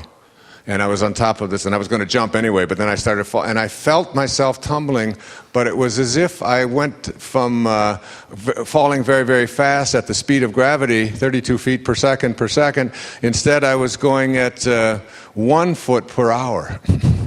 That's what it seemed like. And I just was outside of my body, literally watching my body fall. And people have reported experiences like this, of getting, like being on a gurney or whatever and falling off and going so slow that they literally were able to stop themselves from being hurt, which is, those kinds of things began to happen as I was doing these sutras. And one day, I was in my office, and I don't remember what day it was or what sutra I was on from the yogic aphorisms of Patanjali, which is not exactly, best-selling literature. But for me, it's glorious to read. And it's the kind of book, How to Know God, the original version of How to Know God. You can only read about a paragraph a day. And you have to really study everything that's in it in great depth. And I was doing these sutras, and I was on the 19th one, and I was repeating it, and I was in my office, and I was in this state. And all of a sudden, I began to feel my body lifting off of the ground. And then it seemed to just settle back down again. And I really loved it. It was just so glorious. I mean, I dream this stuff all the time. I don't know how many of you have flying dreams, but I'm always dreaming of flying. It happens to me, it seems like 2 or 3 times a week. And everybody down there on the ground just keeps saying, how do you do it? How do you do it? And I just say, you just have to take yourself lightly. Just take yourself lightly. It's so simple, and no one on the ground can figure out what's going on. How come I'm able to do that? And it's the most glorious, peaceful, but to be able to do it when you're not dreaming, because, you don't know whether you're dreaming or not. As Lao Tzu said, I went to sleep, and I dreamt that I was a butterfly. And then I awoke, and now I don't know. Am I a man who dreamt he was a butterfly? Or am I a butterfly dreaming he's a man? How could you know? At any rate, I then felt my body go up again and just sort of get very light and levitate for a second or two, and time has no bearing on this, so I don't know whether I'm talking a second or a minute. I just don't know. And then I would settle back down again, and then I got up and I stayed there. At least I seemed like I was there. I was floating. And then I had this thought. And the thought was, I could do this on The Tonight Show. I know that's weird, but that was what? What is that? Ego. And the minute that I had that thought, I went down on my rear end, and I've never had the experience since. It's never come back. Because the moment that you involve your self-importance and your ego, and it's why a Sai Baba doesn't come and appear with Jay Leno to manifest for Buddha. Because they won't enter a field of consciousness in which doubt is present. Because as we learn in quantum physics, a very simple principle, the observer affects what they observe. And the energy field that you bring to what you are observing literally impacts that which is being observed. And they will not allow themselves to be in such energy fields. And I could understand it completely. That it isn't about proving anything, about winning it. It isn't about me. It isn't about being more holy than somebody else. That's just all ego. And so, what I want to share with you in these remaining moments here is 5 of these aphorisms Now, I came across something from How to Know God that I used. I had it copied, I had it laminated, and I carried it with me wherever I went for years, and I still keep it in my note bag. And I put it in Wisdom of the Ages, and I wrote an essay about it, and it was from Patanjali. And it was, for me, for years, and still is, one of the most significant pieces of writing in terms of its impact on creating a spiritual solution to problems that I've ever heard. It goes like this. He said, when you are inspired, and inspired, of course, means what? In spirit, as opposed to being in form. When you're in form, what do you get? Informed, or information. When you're in spirit, you get inspiration. And there's no shortage of information. This has been called the information age. I'm about trying to move us into the inspiration age, because it's a deficit of spirit that creates all of these illusions that we call problems in our world, collectively and individually. And he put it this way. He said, when you are inspired by some great purpose, some extraordinary project, all of your thoughts break their bonds.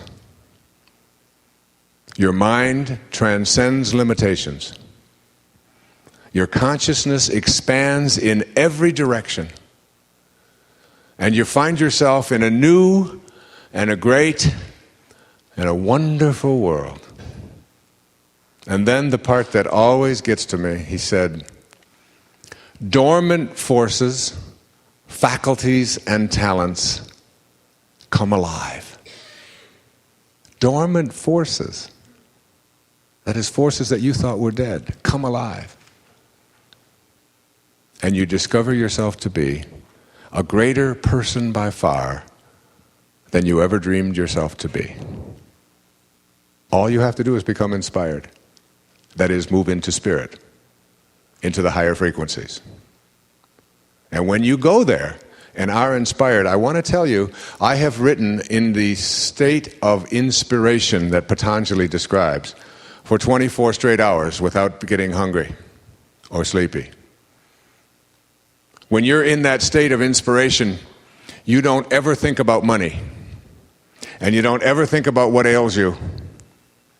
I've had a blister on my foot from running in some new shoes yesterday for 5 miles, those shoes that I had on last night. And I had a blister in there. And the blister was bothering me when I came here this morning. But for the past 3 hours that I have been speaking, I haven't even noticed the blister. Because when you're inspired, things like blisters just don't make any difference in your life. They're just not there. Now that I'm thinking about it, it's starting to bother me again.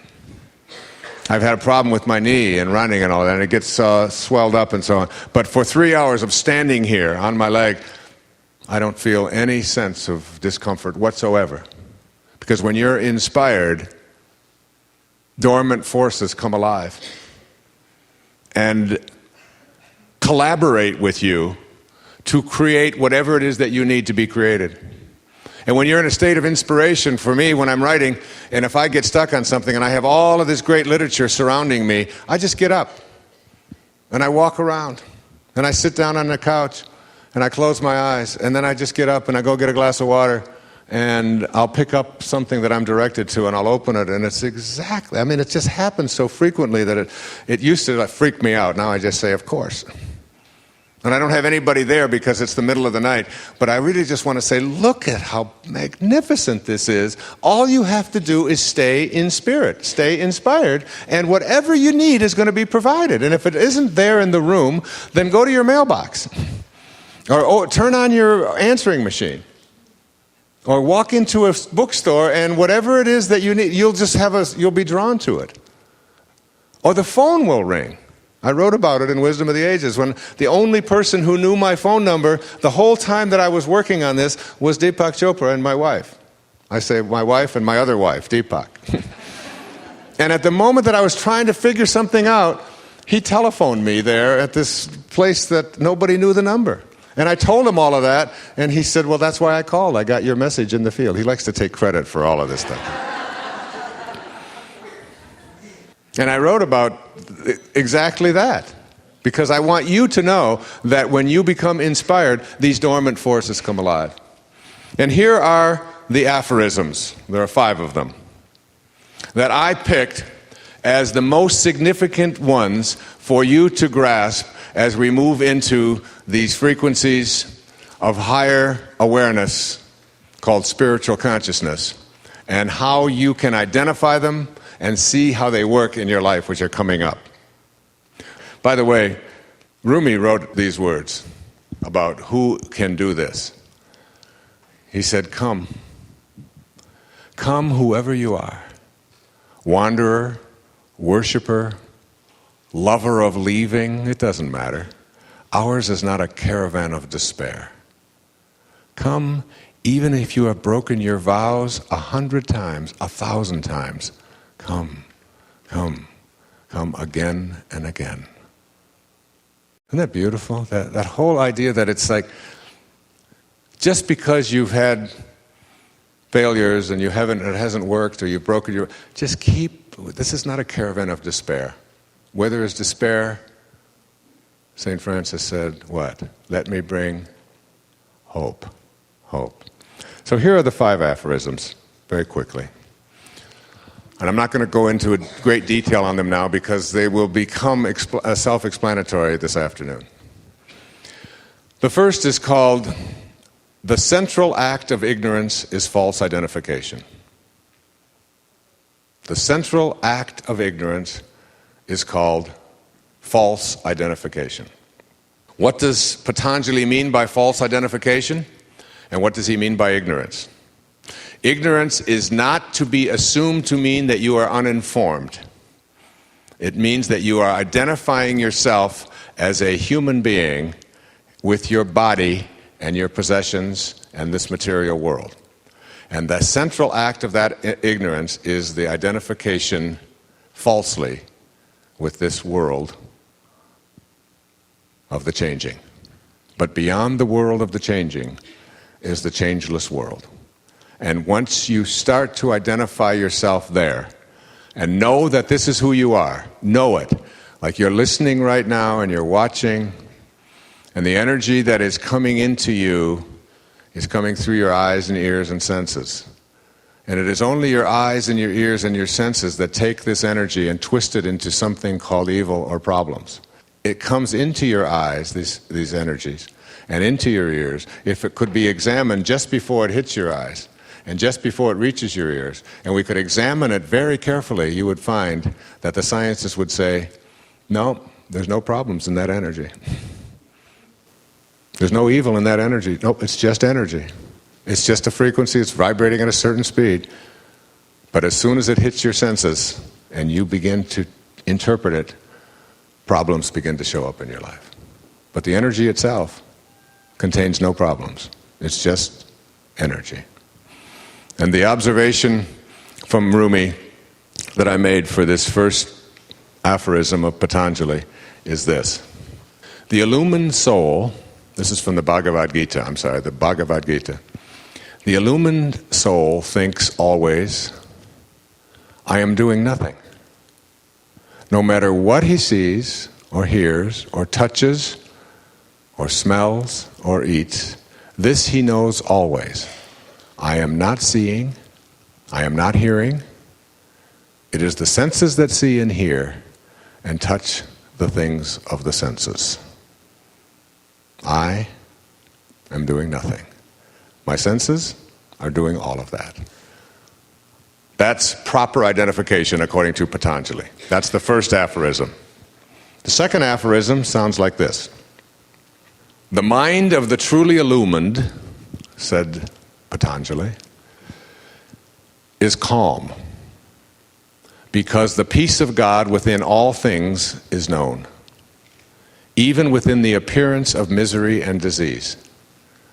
Even within the appearance of misery and disease. The mind of the truly illumined is always calm. And this is a reference that Patanjali made that really struck me. He said, God cannot express God's self in you when you are not at peace. If you're not at peace, at any moment in your life, you have sent God out of your life, and God can't express God's self in you. And the mind of the truly illumined understands that the peace of God is in all things. In A Course in Miracles, there's this wonderful line. Again, I have this on my office where I look at it every day. There is a way of living in the world, says the Course, that is not here, although it seems to be. You do not change appearance, though you smile more frequently. Your forehead is serene, your eyes are quiet, and the ones who walk the world as you do recognize their own. Yet those who have not yet perceived the way will recognize you also and believe that you are like them as you were before. That gives me goose flesh every time I read it, and I've read it 1,000 times at least. There's a way of living in the world that is not here, although it seems to be. This is who Jesus was. You are in this world, but what? You are not of this world. That is not who you are. You are not of this world, even though you're in it. So you're filling out the forms, you send in your money to the IRS, and you stop at the red lights, and you obey the laws, and you follow the rules, that is, most of them, which seem to make sense, and the ones that don't, you're able to ignore, which you have to, otherwise we'll never have any growth. Otherwise, you know, when my mother was born, my own mother was born, and she's alive today, women couldn't vote in this country. That was the law. Somebody had to say, we have to disregard this, the laws that don't make sense. Somebody has to do that. But you're in the world, and so you're what my friend Stuart Wilde calls a fringe dweller. You sort of dwell on the fringe. But you know that there's a deeper and a richer experience of life, and it's available to you, and you're going to have it. So that's the second aphorism. The peace of God is in everything, even what it appears not to be. The third aphorism is quite simple, and it's one that's most troubling to many people in the West. Patanjali said, sin is non-existent. Sin is non-existent. There are only obstacles to one's ultimate union with God. You do not sin when you behave toward another person in a harmful way, when you steal from another person, when you violate any of the commandments or whatever. You have not sinned. You have created an obstacle to your union with God. And it is in the recognition that I now have this obstacle and I've got to deal with this obstacle and it's present there, and I will eliminate that obstacle from my life. Is another way. You see, the reason we don't want to put sin in there, according to Patanjali, is because it creates shame and guilt. Shame computes the absolute lowest in whether you're going to be strong or weak in your life. Shame is the lowest frequency emotion that is possible. It only computes at 25 on a scale of 1 to 1,000. And here's a parable from the New Testament, Jesus and the blind man. As he went along, he saw a man blind from birth. His disciples asked him, Rabbi, who sinned, this man or his parents, that he was born blind? And Jesus responded, neither this man nor his parents sinned. But this happened so that the work of God might be displayed in his life. There's no sin in there. And it's a very powerful thing, and it's something that a lot of organized religions have taught. But you know, one of the observations that Jung made about organized religion was, he said that the central purpose of organized religion seems to be to prevent people from having a direct experience of God.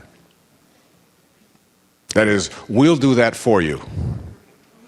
You give us your indulgences, You give us your, and we'll do, but we don't want you to have direct experience of God.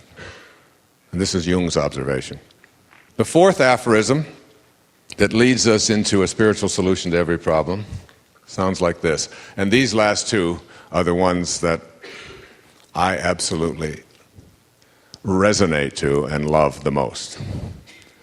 The person who is steadfast in his abstention from falsehood has the power to obtain for himself and others the fruits of good deeds without having to perform the deeds themselves.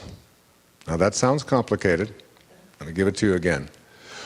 The person who is steadfast in abstaining from falsehood has the power to obtain for himself and others the fruits of good deeds without having to perform the deeds themselves. Steadfast in abstaining from means that you never waver and you never have thoughts of falsehood, that is, identifying yourself as a material being rather than a spiritual being. And when you become steadfast in that, when you say to someone, God blesses you, they are blessed by your presence when you have that kind of consciousness. And you present yourself to someone and you are absolutely steadfast in abstention from falsehood. And in the presence of such a person, healing takes place. And blessing takes place. And that's all you have to do to become someone who performs these spiritual miracles. And the fifth aphorism, my favorite of all, says, when a person is steadfast in his abstention from harming others, then all living creatures will cease to feel enmity in his or her presence. Let me give it to you again. When a person becomes steadfast in their abstention from thoughts of harming others, all living creatures will cease to feel enmity in their presence, pain, hatred. That was St. Francis. It wasn't that he, most of the time, didn't have thoughts of anger and hatred toward other people. He never had them. When Nisargadatta was asked, what's the difference between saints and the rest of us? Is it that they have unconditional love and we don't in them? He said, no. You have unconditional love in you, and so do the saints. He said the only difference between you and the saints is that they have nothing else inside of them to give away. So when you become steadfast in your abstention from ever having a thought of harm directing at other people, and that's how you walk through the world, butterflies will land on your shoulder. Birds will not be afraid of you. Little dogs, or even vicious dogs, will become domesticated by being in your presence. All living creatures, babies, will goo-goo and come to you. You know people like this, don't you? There are some people, particularly children, but there are some people who in their presence, because they never have a thought that is directed of anger or judgment or hatred toward another, no one feels enmity in their presence. It's absolutely astonishing. And if you read Kastantzakis' St. Francis, you'll see that that was his life from the 24th of September, a Sunday, in the year 1206, when he had his revelation, when he was spoken to, and gave up all of his worldly possessions. And for the next 20 years of his life, until he was 45 when he died, he ceased to have thoughts of harm directed at anyone, particularly his father, who rejected him, and his mother, who was in deep pain, and all of the people, including the sultans, when he went to the Crusades and tried to convince the Christians not to murder the Muslims, and when he went to Pope Innocent III and asked for his blessing in confirming his order, and was willing to walk through the fire to prove his connection to God if the Pope would follow him into the fire. I will walk in there and not be burned. And St. Francis was able to do those things. And the Pope got very nervous. I want to just close out this session with a letter that was written to me by a woman in Oregon. Her name is Michelle Moore, and she has given me permission to use this letter. And it's about being steadfast and having a knowing. Dear Wayne, I don't even know how to begin this letter. I wrote to you back in 1996 because my son was missing. He had gotten into the world of drugs and had slipped away. At the time I wrote to you, I was distraught and panicked.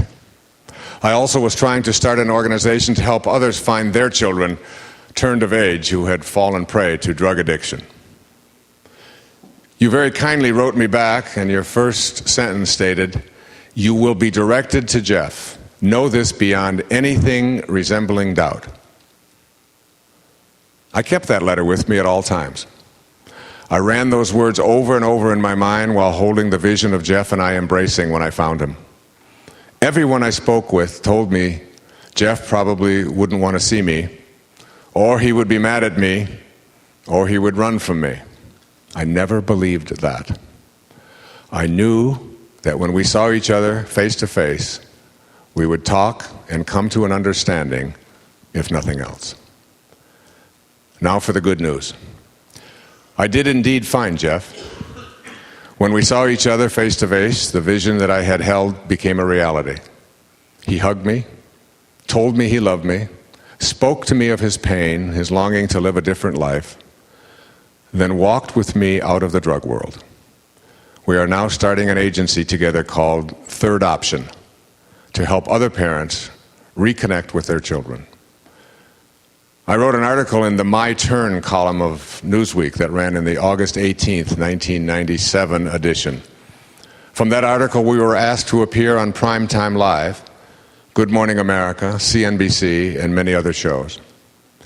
From that, we have just signed a contract to have our story made into a movie. Also, I have written a book that I hope will be published called To Jeff, Love Mom. When the proceeds come from these things, we will have the money to get our organization up and running in the form that we envision. Already, we have helped a couple of parents locate their children and have counseled a dozen more. Jeff just finished up a case in San Francisco. I am now starting to contact federal legislators to see what can be done to give parents of children turned of age more rights when they become lost to them in the world of addiction. I just wanted to write to give you some good news and to thank you for that simple phrase that you wrote to me in your letter. We are all light for one another, and for those few words about being directed to Jeff illuminated my path more than once when the fear and devastation of being without my son would overwhelm me. Thank you so very much. Well, that's about it. Just a huge hug from me with much gratitude from my heart. Oh, by the way, you may see a dramatic rise in the sale of your book, Real Magic. It is my favorite, and I tell every parent I talk to get the book. Love, warmest personal regards, Michelle Moore. Do you see? It's just a simple letter. I get thousands of letters a month, and I try to answer them all. But when I do, I try to write from a position that Patanjali taught me 2,000 years ago. Be steadfast in your abstention from thoughts of falsehood, of fear, that things won't work out. Be steadfast. And what you'll do is set into motion these dormant forces which will collaborate with you because you're in spirit rather than in form. What I'd like to spend this session on is I went through a couple of quotes. One was from Valerie Hunt's book, The Infinite Mind, which is the display quote for the 6th chapter of Spiritual Solution. She said, "But I do not believe that man can perceive his godlike qualities until his field reaches higher and higher vibrations and attains a greater degree of coherency. No matter how hard we may try to receive spiritual guidance, we cannot until our fields are attuned to that vibrational system called God. Let me share that with you again. But I do not believe that man can perceive his God-like qualities until his field reaches higher and higher vibrations and attains a greater degree of coherency. So that you can sit there in anger and in fear and in shame and all of the reactions in your life that compute to make you weak, and that will make sense shortly. And you can never come to know God according to the mind field theory that Dr. Hunt espouses and talks about, and according to a spiritual solution to every problem.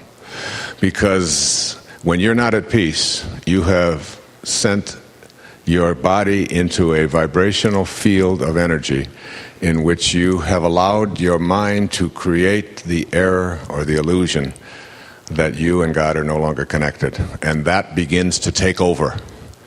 And as hard as you may try, and no matter what you may do, until you can raise the frequency at which you vibrate, until you can raise the energy level at which you experience life, and move out of the lower and slower frequencies and into the higher frequencies, you will not be able to access and negotiate the presence of a spiritual solution to your problems. That's the first quote. The second one comes from a book that I guess I'll just share with you now. It's a book that is very difficult to get a hold of, and how I got a hold of it is a great coincidence. One of those things that fits together perfectly. I was giving a talk in a little town in Pennsylvania, and someone put a note on my table, like all of the things that I have up here on the stage, and asked if I had ever read a book called Power versus Force by David Hawkins, a medical doctor. I had never heard of it. And the note said that in this book he did a lifelong study of energy and frequencies and how they relate to various emotional states, and gave a numerical way of calibrating through the measurement of frequencies what emotional state you were in. And it's a 29-year study. Well, I called my friend at Hay House, my expert on the internet and finding obscure things, because I looked it up in books and print and it wasn't there. Reed Tracy, who's the president of Hay House, who's here today, said, "I'll order it for you. It'll take 6 weeks to get there." And that was maybe 3 months ago. Never showed up. Hasn't arrived yet. And the order went in. And I was in one of those real large Borders bookstores where they have every book that was ever printed, and you can drink coffee while you're finding them, and you can meet your next wife or husband, and and have somebody speaking to you over here, and read a magazine on hot rods over here, and go to the children's section, and it goes for about 6 blocks. But try to find somebody in the store, well, that's a different story altogether. At any rate, I was just in there, and I thought, I'll look in the psychology section and see if such a book exists. And I looked through all of the different departments, and it wasn't there. And then suddenly, because I had seen a picture of it on the Amazon.com on the internet, and I saw it in the wrong section, in the wrong place, but there it was. And it was wrapped up in cellophane. And I grabbed it, Power versus Force by David Hawkins, who lives in Sedona, Arizona, and is a medical doctor. And I have singularly decided to make this man famous, whether he likes it or not, because his book, which I have here in front of me, The Hidden Determinants of Human Behavior, is the result of a 29-year study that began in 1965, I believe, and ended in 1994. And I'll be quoting some from this and sharing some of the things in here. But basically, he asserts that there is power, and then there is force. And when you attempt to use force, you lower your frequency. And when you are empowered, you are operating at a higher frequency. And he said, I'll give you one example. For example, in athletics, and he measured all up and down the spectrum of every aspect of human behavior. Athletics just happened to be one. Entertainment is another. Business is another. He measured and looked at how people calibrate ancient people, such as Buddha and Rumi, and contemporary people, and it's an exhaustive, incredible study. And I just was fascinated with this book. And it's written in beautiful language. He's a medical doctor and a PhD. But he self-published this book. And I had Hay House call and say, get this book. It's self-published. I'd like to see it in all the bookstores. I'm going to talk about it at all my talks. And Reed called him, and he likes being a publisher. He's a psychiatrist in practice in Sedona and doesn't want it published. But that's okay, because he'll have to. Because I just ordered 1,000 copies from him through Hay House, and I'll be taking them to my talks and distributing them, and eventually it'll get more than he wants to handle. Because I think the world needs to see the message of this. And in athletic performance, for example, he said that when a person is performing in an athletic contest, whether it's a tennis match or a road race or a baseball game or football or weightlifting or diving or anything that you can think of when you're out there athletically competing, that if your energy or your attention is on force, that is on being able to defeat your opponent, you will always calibrate weaker. It will make you weaker. When your emphasis is on defeating someone else or trying to overcome them, and they can measure what thoughts you have, and when they're on that, you will become weaker and you will perform at a lower level. But when you put your energy and your attention on performing at the most empowering level that you are capable of performing at, and using your God-given abilities and talents to just allow yourself to go out there and connect at the spiritual level and perform, you will always perform at a higher level, and you will calibrate strong rather than weak. And I found an interesting dilemma when the Olympics of a while back took place. And there was this, in the news media, all of this hype about who was the world's fastest human being. You remember? And in the 100 meters, there was a man named Maurice Green. And he had run the fastest 100-meter race. And then there was a man named Michael Johnson who had run the fastest 400-meter race. And both of them were world setters, world record holders in their respective races.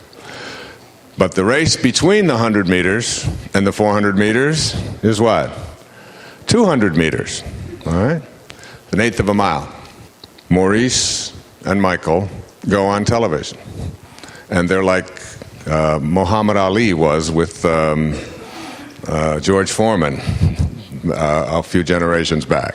I'm the greatest. No, I'm the greatest. I'm going to beat, I'm faster than, I'm the world's fastest. Nope, I'm the world's fastest human. And there was all of this stuff going on between the two, in which animosity, and whether it was feigned or not, became the trademark of this particular race. And they both got to the final heats in the Olympic trials to decide who was going to run the 200 meters to represent the United States. And both of them are in there, they're next to each other, they're lined up, and they're ready to go. And all the cameras in the world are on this race. Who's the world's fastest at 200 meters? They're finally going to race each other. They had been avoiding each other. And what happened in the 200 meters? Both of them, the two finest runners in the world, in their respective distances, pulled up lame in that finals, and neither one of them qualified to run the Olympics. And it was bearing out exactly what Dr. Hawkins has talked about in power versus force. Now, in here, he has presented a map. Well, let me give you his quote first. He said in the introduction to his book on page 12, "The individual human mind is like a computer terminal connected to a giant database. The database is human consciousness itself." You get that picture? Of which our own consciousness is merely an individual expression. So you're connected to this database through the individual expression of your own human consciousness to something called human consciousness. But with its roots in the common consciousness of all mankind. This database is the realm of genius. The database of human consciousness is the realm of genius. It's power, not force. Because to be human is to participate in the database. You have no choice in this. You showed up as human, and therefore you are connected to this database called human consciousness, like it or not. Everyone, by virtue of his birth, has access to genius. Everyone. No exceptions. That's all of you. That's all of you listening. That's all of you here in this room. That it just becomes a question of how am I going to connect and at what frequencies am I going to connect to it? But human consciousness is the frequency of genius. The highest frequencies are what human consciousness is. And you can plug in anywhere you want, at any level that you want. I want to show you this map of human consciousness. Map of human consciousness goes from a frequency that he has created called 1 to 1,000. And the lower the frequency, that is, the slower the vibration, the more it will keep you weak. And anything below 200, by his formulation after 29 years of study, anything that calculates or vibrates or calibrates lower than 200 will weaken you. It will take away your strength. And anything above 200, up to as high as 1,000, will empower you. So below 200 is force, above it is empowerment. The lowest level in this map of consciousness is called shame. That when you are experiencing a shameful thought, you will weaken yourself. The next up is guilt. The next up is apathy. All of these will weaken you, and we're going to demonstrate it shortly. The next is grief. Grief itself, even though there's a lot of people making a strong case for it, to grieve is to weaken yourself. Fear, which has as its emotional counterpart anxiety. Craving, or ultimate desire. Anger and pride, which is scorn and hate, are all going to weaken you. Now, the ones that will strengthen you, starting from the lowest ones that will strengthen you, that calibrate at 250 and above, are neutrality, which has an emotional correlate of trust, and then willingness, that calibrates at 310, and that's optimism. And then acceptance, which is forgiveness in the emotional realm, is 350. Reason and understanding calibrate at 400. Love and reverence at 500.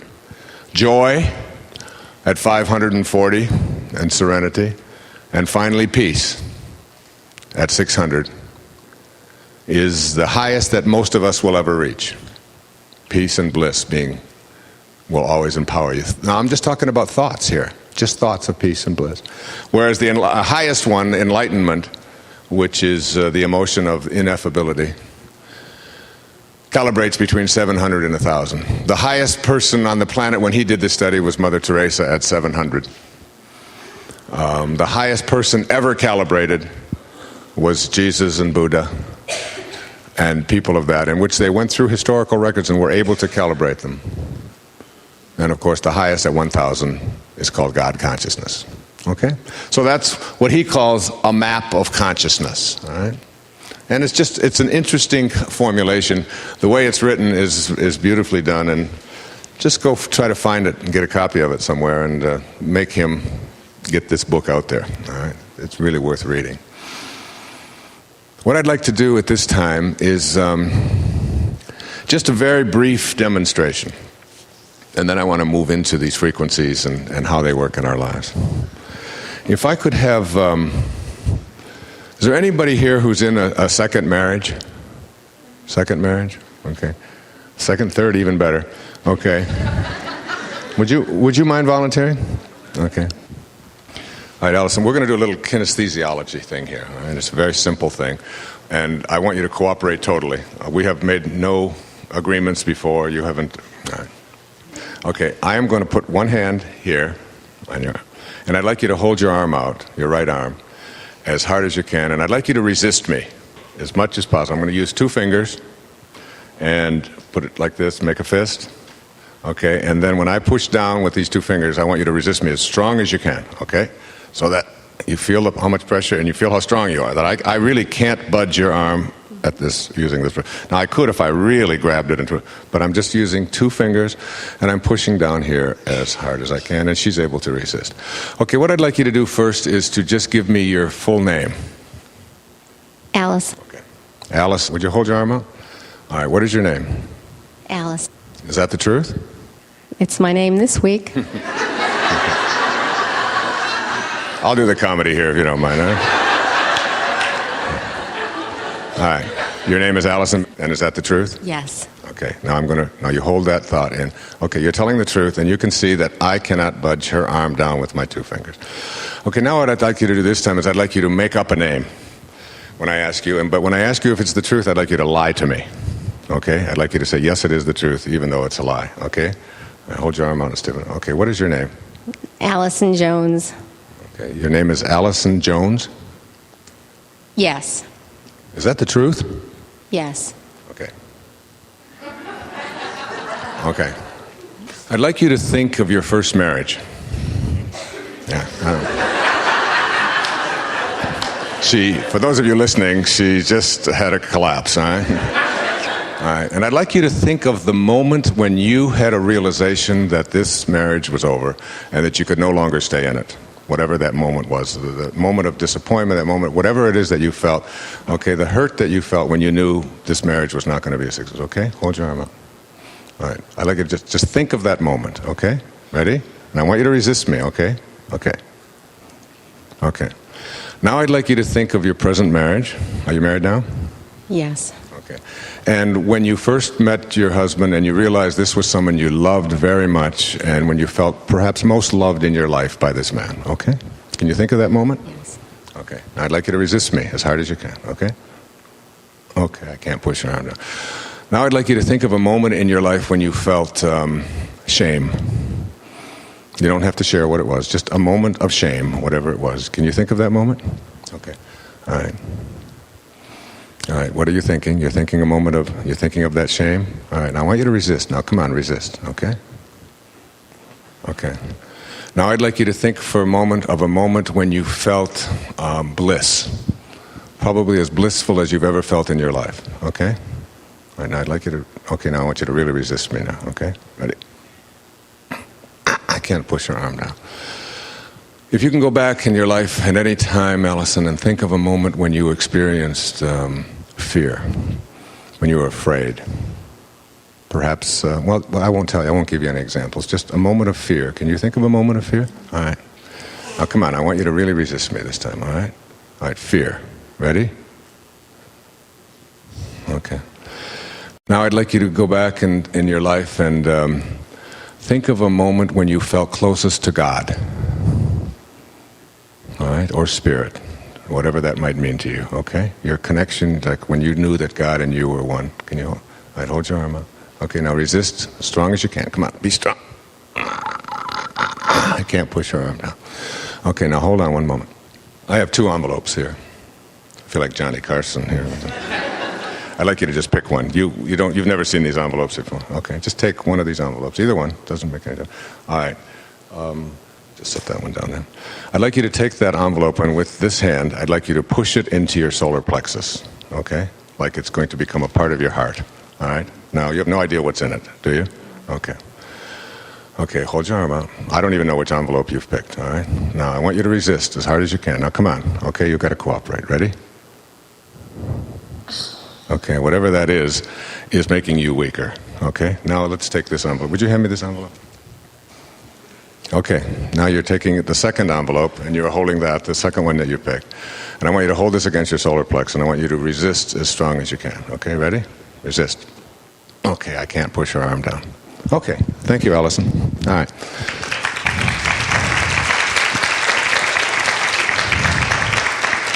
You want to hold that envelope up to the light and I don't want to open it because can you see what it is? Well, I'll tell you what's in the envelope. No. Sweet and low. The first envelope in which she was weakened by pushing it into her solar plexus without even knowing what it was, with no awareness of her mind, is something called aspartame and saccharin. These are artificial substances. When the body has to encounter them, or even when they come close to your energy field, they will always make you weaker.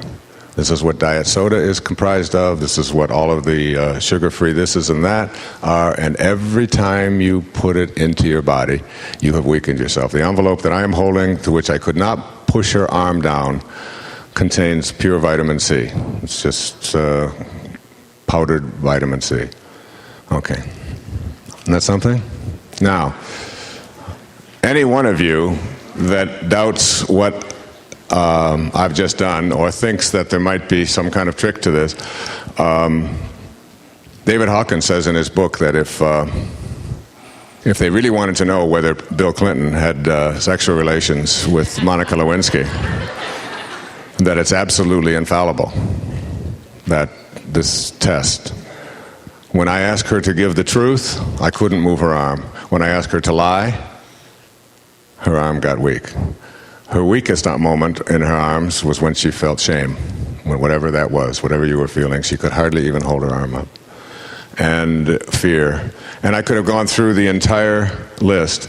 And what I'm saying here, what I'm suggesting here, what I want you to think about in this little demonstration, and in Hawkins' book, he goes in depth through how to do this, and you can work with this in your own life. This is one of the most fun parlor games that you can have at home, because my daughters come home when they bring all of their girlfriends over, and did you ever smoke marijuana? And come on, get up here and do it. Come on, and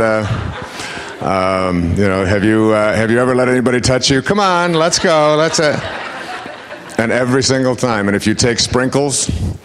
And, the sugar things that you put it in, when my daughter loves to put those on, and I said, come on, honey, let's just do a little muscle test and see. And she holds them up against there, and she can't hold her arm up even for a second. And when I put the vitamin C or put, juice or whatever, she computes strong, even if you don't know. He even does a test in there where they take 2 apples, one of which, they both look identical. One has been treated by chemicals, by pesticides, and the other one is organically grown. And you pick whichever one. You don't have any idea. The pesticides on the apple will make you weak, the ones that are. So it's a fascinating look. Now, what does it demonstrate? What's the purpose other than just being a nice parlor game?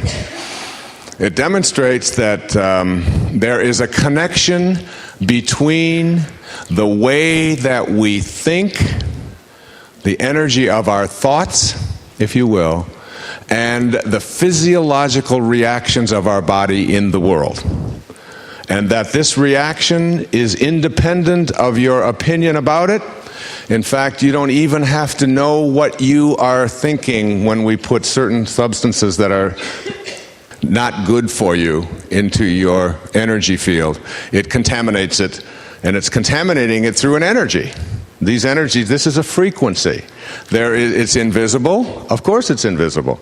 But nevertheless, it's real, And it impacts every single one of us. And we can go through our life. Now imagine this, that if a thought of shame, or a thought of fear, or a thought of guilt creates a muscle reaction in which you can't move your arm, imagine what it's doing to your heart, which is a strong muscle, isn't it? If you go around all day with thoughts of shame and guilt and fear and worry, what's happening to your heart? You are weakening your heart. You are literally sending energy that is disempowering you. Whereas if you're thinking thoughts of love and connection and spirit and God, you are strengthening your heart. Imagine your kidneys. Imagine your liver. Imagine the joints in your body. Imagine your eyes. Imagine every single aspect of this thing called your body, and understand that every single thought that you have impacts it in a way that either makes it empowered or disempowered. And so too are all of the substances that we put into our bodies. You take a bottle of scotch and you put it up next to your solar plexus, and you push it into your solar plexus, and you will not hold your arm up even with one finger, because scotch, pure alcohol whiskey, no dog, if you pour scotch on his dog food, will ever have anything to do with it. They'll look at it and you must be kidding me. And by the way, that's the same reaction you had the first time you tasted it. Woo! What is this? And you spit it out like it's what? It's poison, isn't it? But then, of course, that's just because you're immature. You haven't really learned how to overcome those poisons and make them a part of your daily life, which is what mature people do. This is not for children who know that this is terrible for them. This is for those of us who go out and have cocktails. And every time we have one, we send a signal to the rest of our body that it is going to be weakened. Okay, if everything is energy, and if every thought that we have impacts or empowers us in some way, I've always said that if you understand that what you think about is what expands into the physical world, then after a while, you'll start getting real careful about what you think about. Real careful about what you think about. And when you start having these thoughts, do you notice with Allison that when she was thinking shame, how weak she became, and what did it take to send that weakness out of her body in just that instant that she was standing up there with me? What did it take? A thought of what? Of love. A thought of God. A thought of spirit. A thought of kindness. These are all the components, the 7 components of spirituality that I spoke about earlier.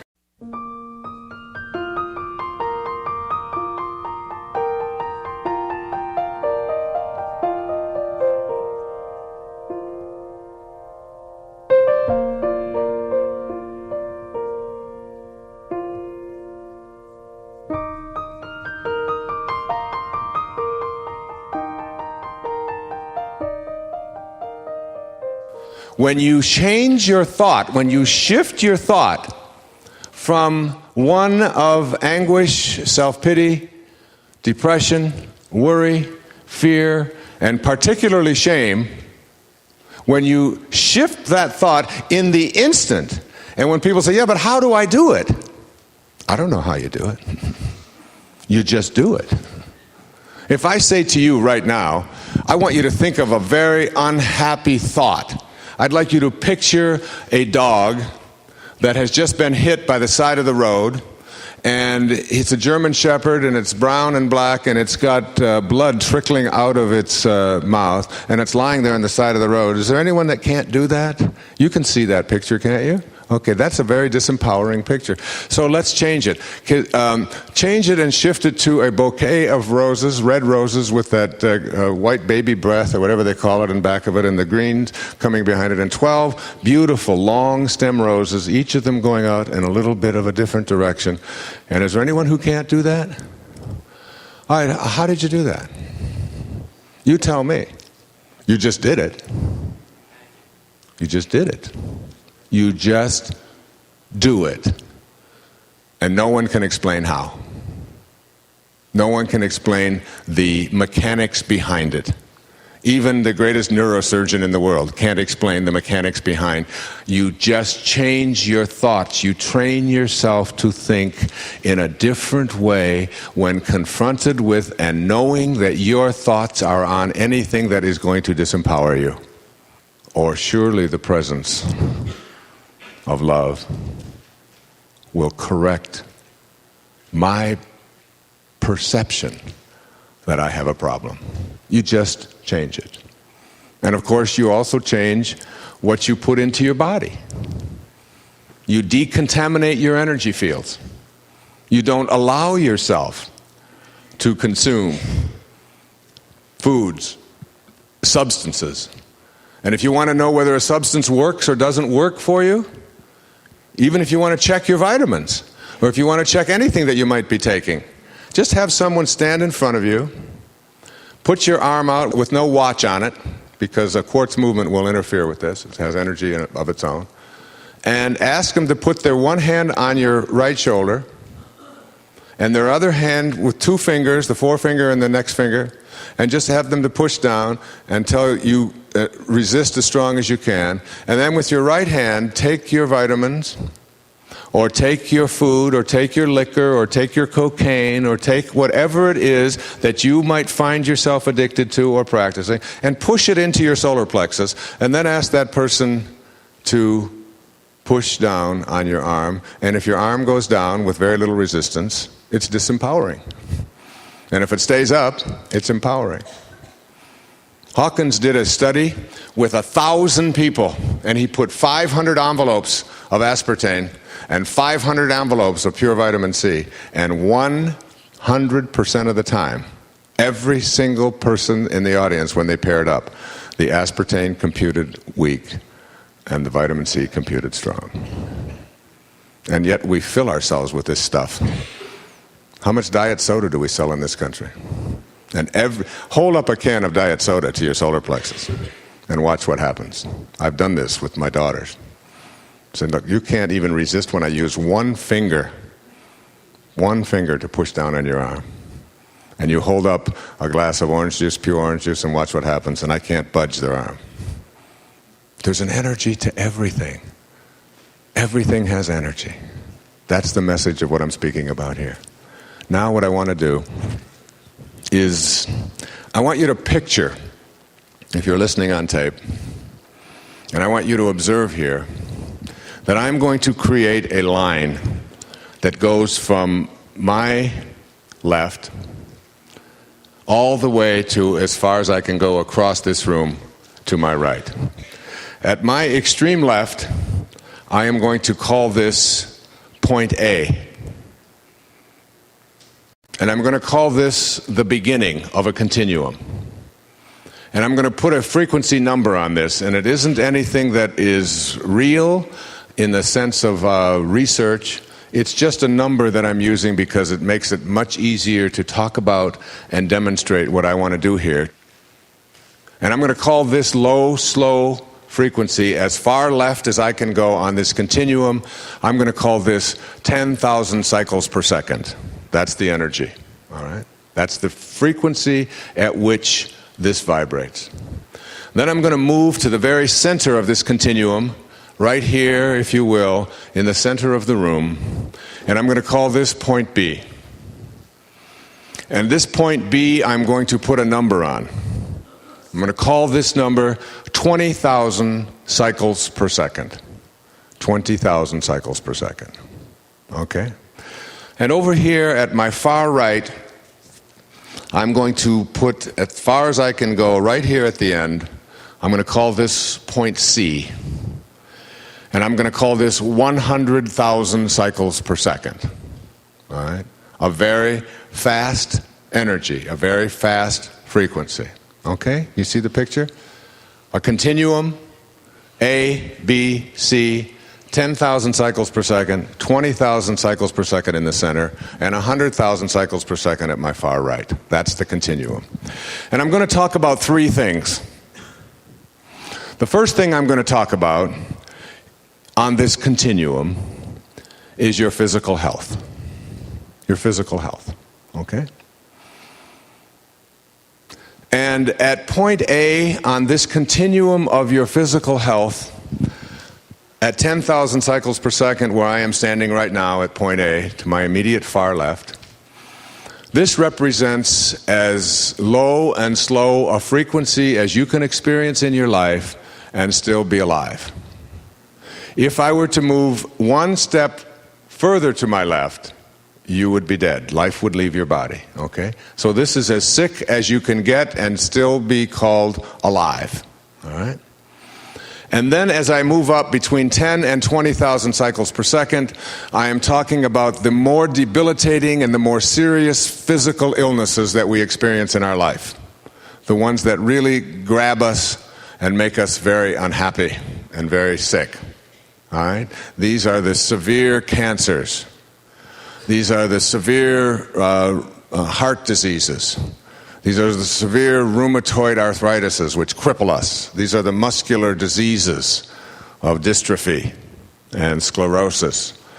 And as we move up from these very serious liver cancers and diseases and sclerosises and so on, we move into a little bit higher frequency, but still a frequency that is disempowering. And we now have things like chronic headaches, backaches, and cramps at maybe 14 or 15,000 cycles per second.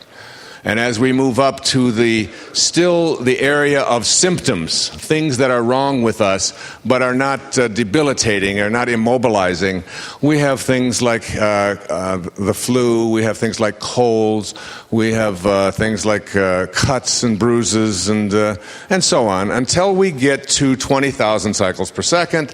So all of between 10 and 20,000 cycles per second, and what I am speaking about here, represents symptoms of various frequencies, or speeds, if you will. And at 20,000 cycles per second, we have an absence of symptoms. This is called ordinary levels of health. This is what it means to be average. And I would suggest that perhaps those of you here today in attendance, most of you probably here right now in this very minute are at 20,000 cycles per second or above. That is, you are not in a lot of discomfort, you're not having a lot of pain, you're not hurting, you're not sick, you're not throwing up, you're not bedridden, you're not crippled, you're not whatever. You are basically here symptom-free. But, and you know, that at any minute, if the TV comes on and the announcer says, as they did the other day, you know, the flu season is right around the corner. And you better go and get your flu shot, which means you better go get injected with some flu so that you can avoid having the flu seriously. We'll just give you a little mild case of it, and then you can build up something called antibodies, and you'll be able to overcome it. And you know that it's very possible for a headache to creep up on you at any moment. It could happen particularly if your daughter misses her period, or if you miss it, even worse, or if the weather changes, or it gets too humid, or the temperature goes up. There's 1,000 things out there that could come along to send you out of your ordinary level of awareness, okay? And most of us, when we think about our physical health and energy, are really working very hard in order to get to 20,000 cycles per second. We go to the doctor so he can relieve us of our symptoms, right? Just send this pain away. I want to get past this stuff that's bothering me. I hate this eczema. I hate the zits, as my kids call them. I hate having backaches. I hate the headaches. I don't like the cramps that I'm experiencing. I'd like to overcome this arthritis. I'd really like to see if I could cure myself of cancer. Whatever it might be, we find ourselves moving towards a medical solution, which generally is to get us to this point of 20,000 cycles per second. Now, I'd like to suggest that over here, to my far right, is something called 100,000 cycles per second. And this is represented by something that I call perfect health. And at perfect health, this is the place where you not only don't consider symptoms as a part of your life, but your physical health and the regimen of your life is not based upon overcoming symptoms, but upon making yourself as healthy as it's possible for you to become. So that if I were to say to this audience right now, when we finish here today, we're going to all gather outside on this beautiful day at the Omega Institute in Rhinebeck, New York, and we are going to meet, and we're going to all go for a 26-mile run. And we have 4 hours to complete this, which is plenty of time. It's a very nice, slow, easy pace. And that's about 8 minutes a mile. It's just nice, and you can enjoy the hills and go up and down them, and it's a wonderful wonderful place to do that. And I'm going to lead this race for the next 4 hours, and from 5 o'clock until 9 o'clock, we're going to run nonstop. There'll be water along the way, and we're going to meet back here at 9 o'clock. Okay? How many people, by a show of hands in this room, know that they could join me on that 26-mile run and complete it? How many people know they could? And if you lie, you die, okay? If you lie, you die. 26 miles, 4 hours. 1, 2 and a half, 3, maybe. All right. So out of, say, 250 people, we have 2, with one who lies a lot, all right? Now let me say to you that if I were to say, well, we're going to pull these chairs apart, we're going to all sit down, we're going to team up, and we're going to all do 500 sit-ups without stopping. 500 sit-ups, you just lie down and you just have to just sit up. That's all. It's not a big deal. How many people could sit up, okay, not spit up, sit up, okay, 500 times without stopping? How many know that they could do that? 1, 2, 3, 4. Okay, 4 people. So we're talking here about less than 1%, or maybe even 1/10 of 1% of the people, and this is about average.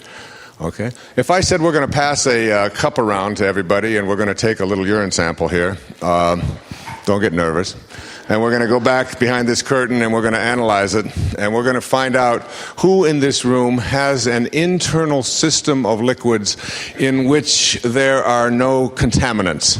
That is, no caffeine, no nicotine, no cholesterol that is damaging, no foods and substances, legal or illegal, drugs and so on, that would in any way disempower you if they were held against your solar plexus and we did a muscle test. How many people could pass that test of purity here today? How many people, by show of hands?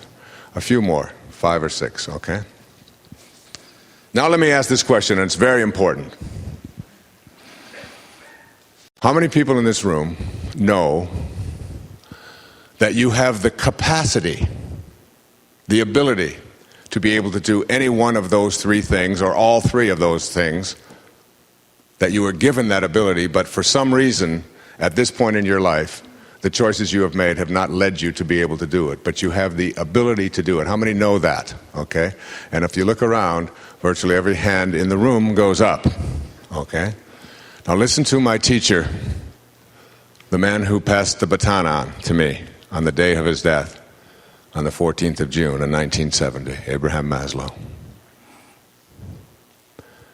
Self-actualizing people must be what they can be. They must be what they can be. For them, it's called a burning desire. It's like an inner candle flame that never flickers. Though the worst may go before them, they still have to live at the level that they know they're capable of living. They treat their body like a temple. It's been said that if you don't have a temple in your heart, you'll never find your heart in a temple. It's an old Sufi saying. They have a temple in their heart. And they recognize that this magnificent thing that was given to them, because that's not who they are, is something that will always serve you. That when you go to sleep at night, it will circulate all the food that you put into it without you having to have any concern about whether it goes to the right place and whether it comes out the right place. And that if in the middle of the night you need more blood to go rushing to a certain part of your body because your heart is failing or because your brain is failing, anything that might happen, you can rest assured that it will automatically start firing the blood to the place that it is needed the most, and you don't have to do anything about it. And it will continue during the night while you're sound asleep and off in another world to grow your fingernails, independent of your opinion about it, and to grow your hair, some of you. It will circulate everything and distribute everything in absolute perfection. It will all work in harmony with God because it was created that way. It was created in an energy of God. If you showed up in a body that doesn't see or doesn't hear or maybe sits in a wheelchair, that it isn't because of some punishment, it isn't because you have sinned, as we said earlier in the parable of Jesus. It's because this is your curriculum to God. This is the temple that you are to use in order for you to get closer to that harmony, that frequency at which you were created. This represents 100,000 cycles per second or more. A faster, higher energy, a faster, higher frequency, if you will. Now, recently, I picked up the telephone and I called an old friend of mine. And this was a friend who I hadn't seen in 25 or 30 years. And he's a physician in a small town in Ohio. And I called him up just on a lark because his phone number came across my mind in a meditation when I was in Cleveland. And the phone number, for some reason, I remembered after 25 or 30 years. He's one of my best friends, many, many years ago. But he moved in one direction, I moved in another. A physician, an internist. And I called him and he answered the phone and I said, "What are you doing home on a Friday morning? I thought you were a physician." This is 30 years after we'd seen it, talked to each other. And he said, "Wayne Dyer, I'd recognize you anywhere. How you doing?" I said, "Great, but what are you doing at home?" He said, last Wednesday, ironically enough, he said, I had my right hip replaced because of rheumatoid arthritis.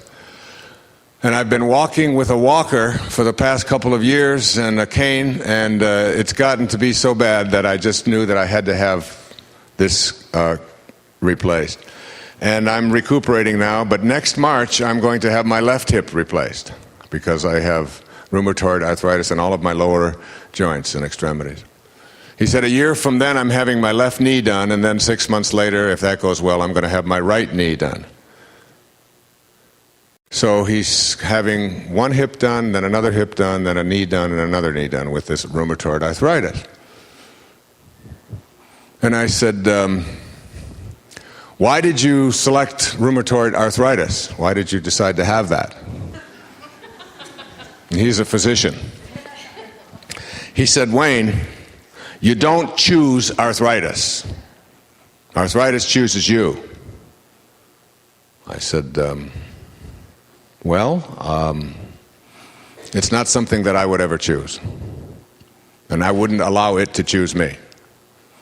And he said, you run, don't you? I've been reading about you in the newspaper, and I've seen stories about you, and you run a lot, don't you? I said, well, I run every day. And I've been running every day since 1976. 7 or 8 miles without missing a day until very recently. And he said, you know, with that kind of running and that kind of pounding on the joints, you're a real candidate for a hip replacement. And I said, Dean, I hate to disappoint you, but I would never have a hip replacement. He said, well, what if you got rheumatoid arthritis? I said, but I wouldn't get that. He said, but you can't just say, you just can't come out and say, you're not going to get rheumatoid arthritis. You can't say things like that. I said, well, I certainly can. And I'm saying it to you. I would never get arthritis. That's just not anything I would ever allow into my body. I just don't think arthritis thoughts. He said, you know, you're just as stupid and arrogant as you were 30 years ago. I said, well, that may be true, but I've still got my hips. And I'm still running every day.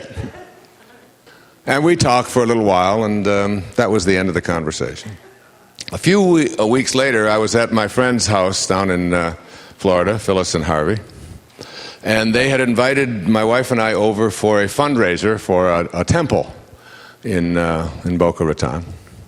And it was for a wonderful cause for children's, to overcome children's diseases and so on. So we were there, and I came in to just attract people to come and contribute some money. And Phyllis was talking to me, and she is my age. This was when she was 59. And she said, you know, my mother has Alzheimer's disease. I said, I know that. And she said, well, what worries me is that, she said, I think I'm getting Alzheimer's disease because I'm finding myself more forgetful than I was before, and I'm very concerned that this is something that's going to happen to me. And I said, Phyllis, why don't you decide that it won't? She said, well, you can't just say, I won't get Alzheimer's. You just can't come out and say that. I said, you know a friend of mine who lives up in Ohio? He's a physician, just had his hip replaced.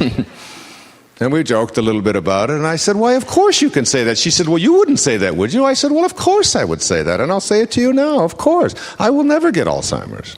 I don't choose things like that. That's just not a part of... She said, well, don't you forget things? I said, of course I do. Well, she said, aren't you afraid of saying something like that God is going to punish you? By giving you Alzheimer's, because you've said that? I said, you think God is out there punishing? That's your perception of God, of spirit, of higher consciousness? That God is withholding something from me, He's going to slap it on me the moment that I say the wrong thing? You think that's the case? That's what God is? Why, of course you'll get Alzheimer's if you think like that. She said, well, let's just play a game. And I know the game.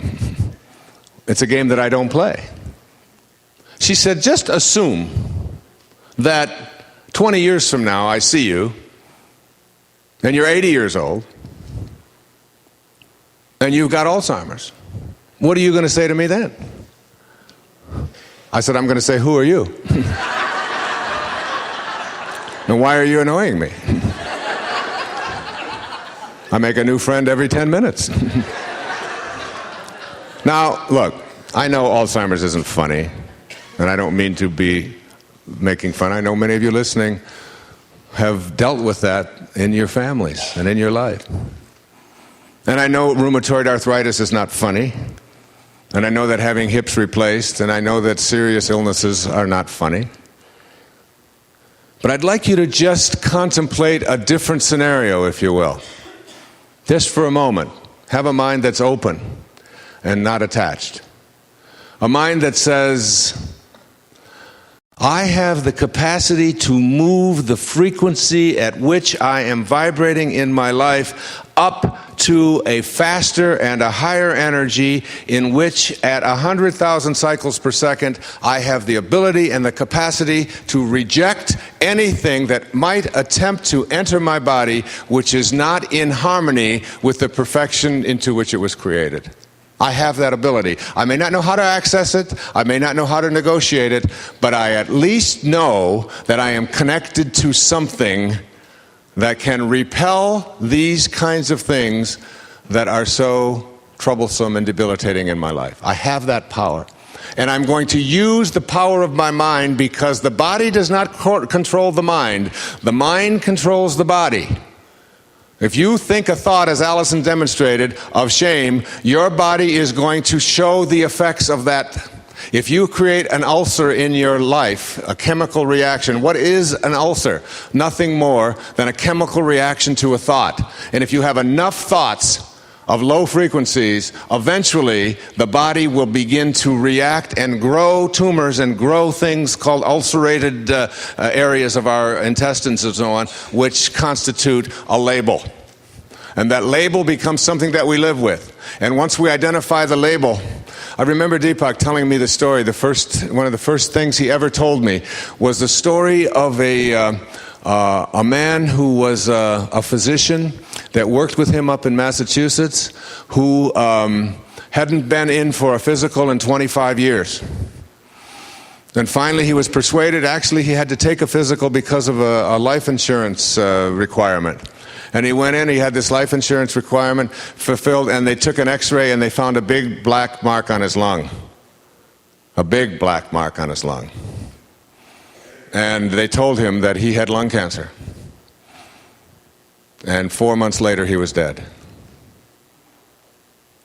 And then Deepak was cleaning out his room and his office and going through all of his things, and he happened to come across an x-ray that had been taken 25 years before of this same physician when he first entered medical school. And they looked on it, and there was the same black mark. He'd had it for 25 years. But the moment that he found out about it and his mind began to go into a worry and a fear and a shame and an anxiety mode, he created within himself something he had lived with peacefully for 25 years. The diagnosis of the disease became the very thing that created the illness that destroyed him. The mind controls the body, not the other way around. And you want to be real careful about the kinds of messages that you allow to come into your consciousness, because you want to keep your energy field uncontaminated. Uncontaminated. And the way that you keep it uncontaminated is by not permitting people, as my mother won't do. She will not allow people to talk about arthritis in her presence. Don't even bring the subject up around me, because I know there's an energy. And I don't want to allow myself to even have a moment in which I might contemplate this is something that I could select in my life. Now this is different. This is weird. I know that. But what I'm about to tell you is even more weird. You don't have to have accidents. You don't have to be victims of crime. Accidents and crime are things that happen to us when we're at 20,000 cycles per second. Those are problems. They're the part of our consciousness. All of our problems show up at 20,000 cycles per second or below. There are no problems at 100,000 cycles per second, because the primary focus and central energy system that you are operating on is something called intuition and insight and creativity. Intuition, insight, and creativity. Higher and faster frequencies that become available to you when you move out of these lower and slower frequencies. And you can know that, can you say it? I don't do accidents. I don't do accidents. I will never be a victim of crime. I will never be a victim of crime. You just have to put that out into the universe. I went to the bank last week. I had $4,000 in cash, and I was running. And I ran with $4,000 in cash in my hand for an hour, and then I showed up at the bank. When I walked up to the teller and I presented these $4,000 in wet bills, she said, Wayne, she said, you shouldn't run with that kind of money in your hand. I said, why not? She said, well, somebody could just steal it from you. I said, Shanaz, I don't attract people who want to steal from me into my life. She said, well, you just can't stop them from coming into your life. Right away, it's like she jumped on it, like some of the questions you've written out. I mean, it's the same tone. You just can't do that. You can't keep people who want to steal from you from stealing from you just by having a different level of consciousness. I said, of course I can. People don't steal from me. I don't attract that kind of energy. It's just not possible. I leave my doors open. It's not anything that I get concerned about. And aside from all of that, I'm not even attached to my stuff. I give away for every dollar I make, I give away 9. And anybody who knows me will confirm that. I don't need it for myself. I have a watch, a nice watch. I got a nice car. I can't get anything else. Got a few pair of khakis, got a blister on my foot. You know about my blister. It really hurts.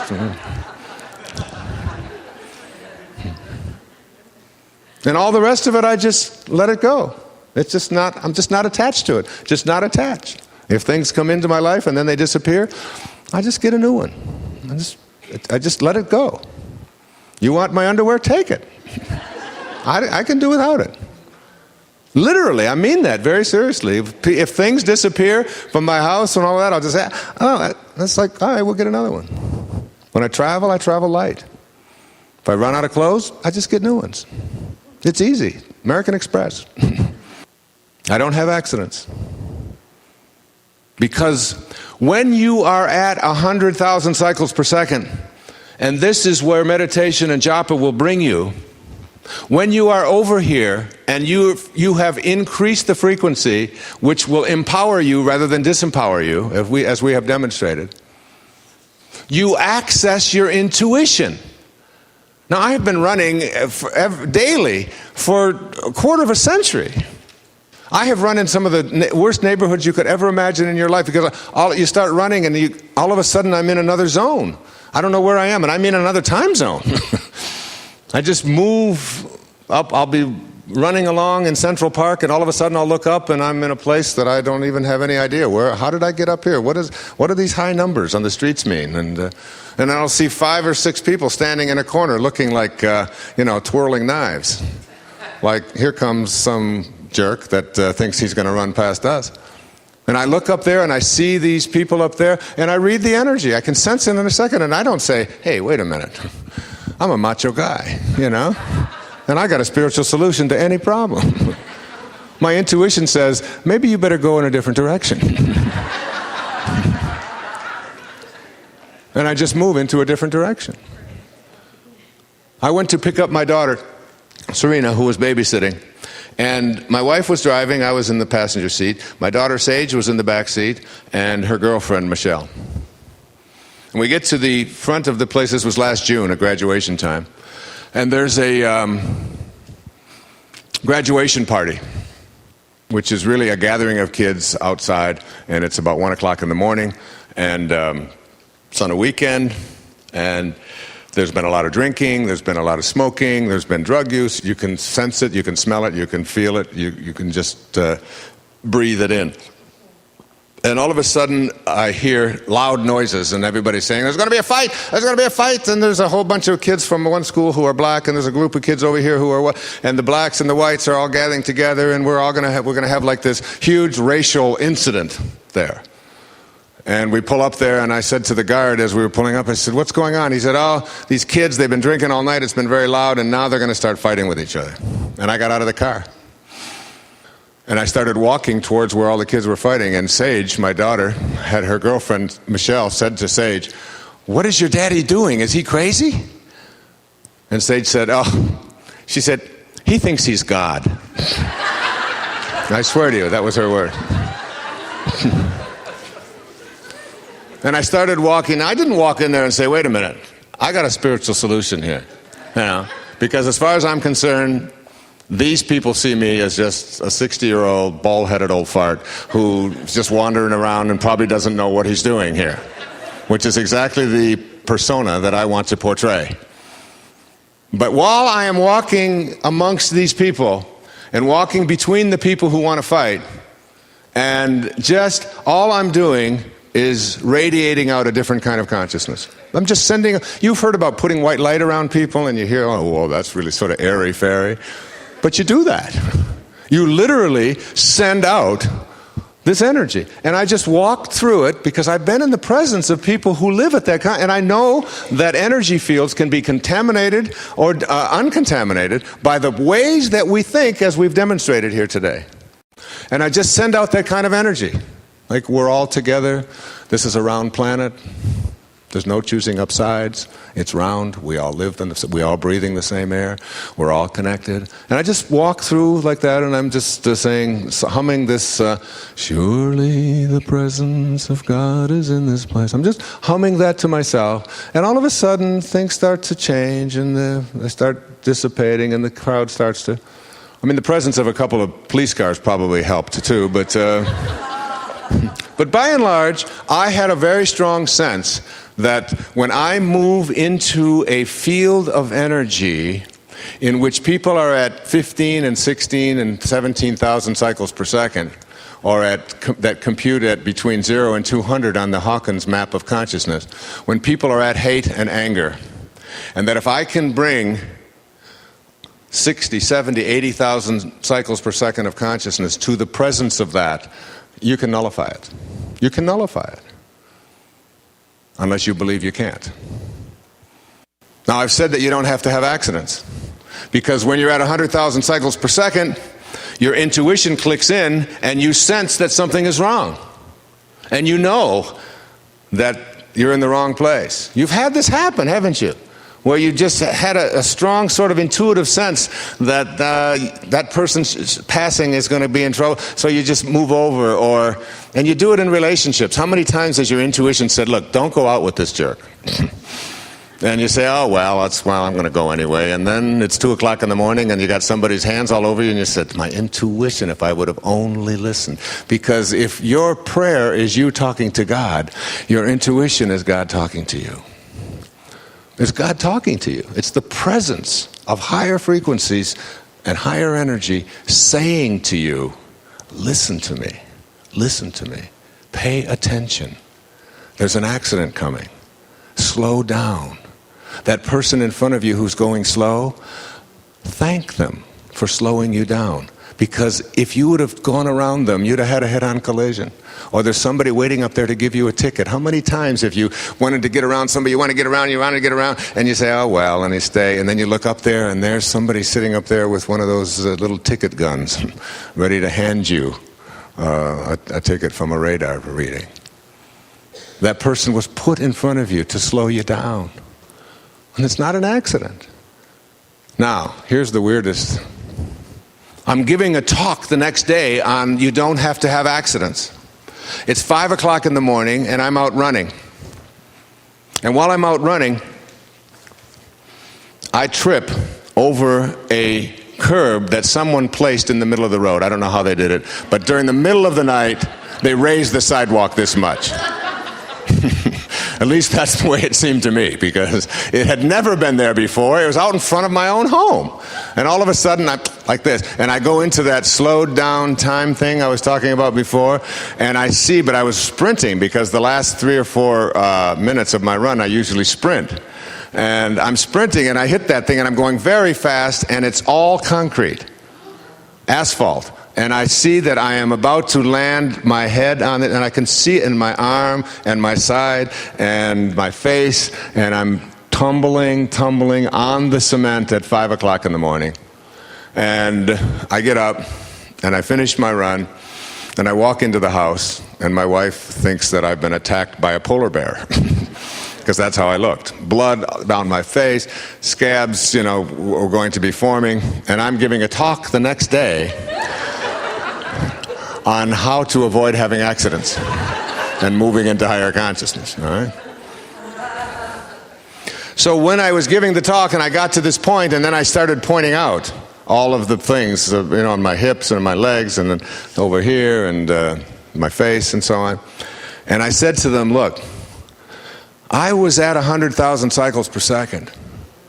I was really connected to spirit while I was running. I had been meditating. And then we have been having a problem with one of our daughters who has been taking a different path in her life than what has been comfortable for us. And she has experimented with drugs and drinking and has had a head-on collision and had to be cut out of a car. And she now had gone back into some more of that kind of behavior when we thought that was past us. And I was running, and I was thinking about her and worried about her and consumed with fear for her. And when I went into that fear mode and I got very, very frightened and very upset and very hurt, is when I tripped over that thing. And when you leave 100,000, 80,000, 70, and you move into these lower frequencies that Allison just showed us earlier, what they do to your body, they do it to you in your environment as well. And accidents occur when you shift back into the place where there are accidents at 20,000 cycles per second. If you can sense yourself in fear, in stress, in shame, in anxiety, in all of these kinds of awarenesses, and move out of them and get yourself back to God, to spirit, to love, to higher and faster energy, you can avoid all of these things. And when they happen, again, take responsibility for them without guilt. Not going around telling myself, I had this accident and I'm being punished and all of that. No. But that I now have the results in my body of this action, and I'm taking responsibility for getting rid of it. And I can't take responsibility for getting rid of it unless I take responsibility for having it. Not with guilt, but with your sense of everything that happens to me, I have something to learn from. Thank you, God. Thank you, God. Thank you for all of these struggles and tough times and accidents to remind me to move and stay in a higher place. The lowest frequencies are the frequencies that we call solid. And as we move out of the solid frequencies, remember that our eyes, our ears, these are the senses that pick up the energy and give us the information. As we move beyond the senses or into the higher senses like sound and light, we're moving into faster energies. So we've got solid, and then we've got this intermediate dimension called sound, and then we've got light, and then ultimately we move into the very fastest and highest frequencies of all, called spirit. And these very high and very fast frequencies are energies. And they are accessed by using your intuition and your insight. And largely through meditation and getting quiet and making conscious contact with God. I have an entire chapter in Spiritual Solution to Every Problem on ways, specific ways to raise the energy at which you are vibrating. But now I'd like to present something to you that is even more strange, and it's going to require you to have a very open mind about. Larry King has described Andrew Weil as America's most famous doctor, physician, medical doctor. He has written books about how to combine foods and what various supplements to take for various kinds of ailments, and he's got these health plans and so on. And he's a friend of mine. We share the same literary agent. We've had dinner together. I have a great deal of respect for him. He runs a whole operation on health down in Arizona, in Scottsdale, Arizona. And he was quoted in Health News in Prevention Magazine, July of 1999. And here's what he said. Energy medicine is hot. The major theme of the next decade will be human energy systems. Human energy systems. Okay, what's he talking about? What does he mean? Human energy systems. My daughter, Sage, who was 10 years old, but when she was 8, she was giving an assignment in school on how to write about overcoming obstacles. Some of you know from some of the tapes that I produced earlier that she had something called flatwarts, that she called her bumps. And she'd had them for 4 years, and they were covering her eye and her mouth and her face. And we went to a dermatologist over on Maui, Kenny Mallett, an old friend, spiritual doctor, medical doctor as well, with a big practice over in Kihei. And he said something to her. He said, we can't cure your bumps. We can't burn them off because they would mar, perhaps leave scars on your pretty face. But he said, we have found that if you talk to them, and if you connect to them in a higher way, that you have a much better chance of ridding yourself of them than any medicine I could ever give. He said, ultimately, they'll go away.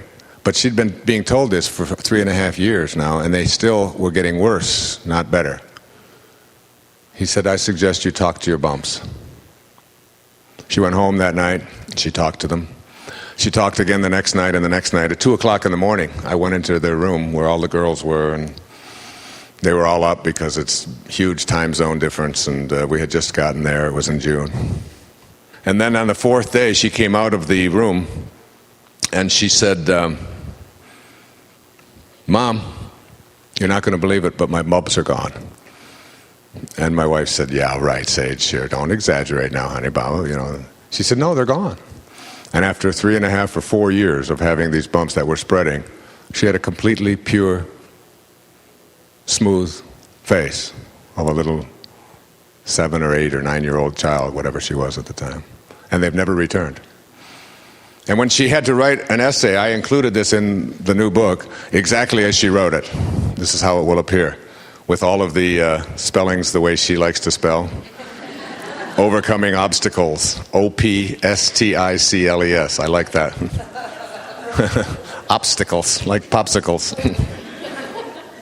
And this is what she wrote. My precious little child who had no doubt and went into a state in which she decided that healing was what she was going to do. About 5 years ago, I developed a rash of bumps while I was in a hot tub in Maui, Hawaii, Hawaii. This rash stayed on my face for about 2 years until one summer in Maui, my parents took me to a dermatologist. You would love how she did that one. So he said that I could take a face wash my face, but he also said that first my face would turn red. So I said, what's the other option? And he said, you can talk to them. And this is really hard to read. And my first reaction was laughing. But then I took it more seriously. S-I-R-I-E-S-L-Y. I said, what do you mean? Well, he said that people have told me about talking to those bumps. So I said, I'll try it. So that night when I got home, after I went surfing, and I came home and took a shower, I got into bed and I talked to my bumps. And continued for 3 days until one day my brother and I were playing Nintendo and I felt my face. I said, oh my gosh, and I ran out to my parents' room and I said, they're gone.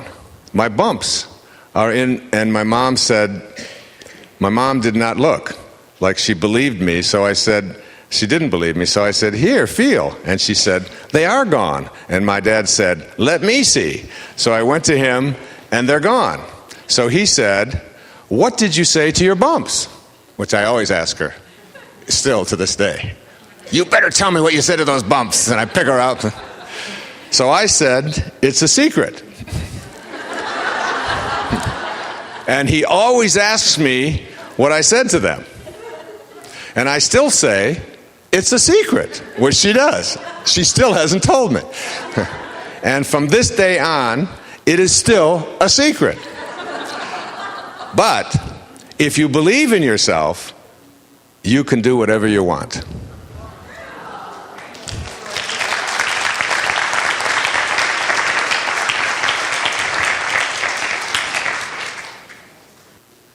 I'd like you to think for a moment of anything that is inhabiting your body, not as a disease. Get the concept out of your mind just for a few moments. Disease doesn't exist. God created everything. Everything God created is good. It's a very common theme here. And so disease is just not a possibility. Dis-ease, disorder, disharmony doesn't exist. Because everything God created is good. And disease isn't good. So it's not real. It's not real, it can't exist. Only in our minds. And then our minds create what isn't real, illusions. And instead of thinking of it as a disease, I'd like you to think of it for a moment as energy, with a frequency. And it's an energy with a frequency that is inhabiting your body, that is not in harmony with the frequency at which your body was created in association with God. It's just an incompatible frequency, that's all it is. It's not good, it's not bad, it's not right, it's not wrong. It's just a frequency that if it continues to occupy your body cannot survive. It's just energy, pure and simple. No good in it, no bad in it, just energy, okay? And I'd like you to open yourself up to an idea. I have come in contact with a teacher.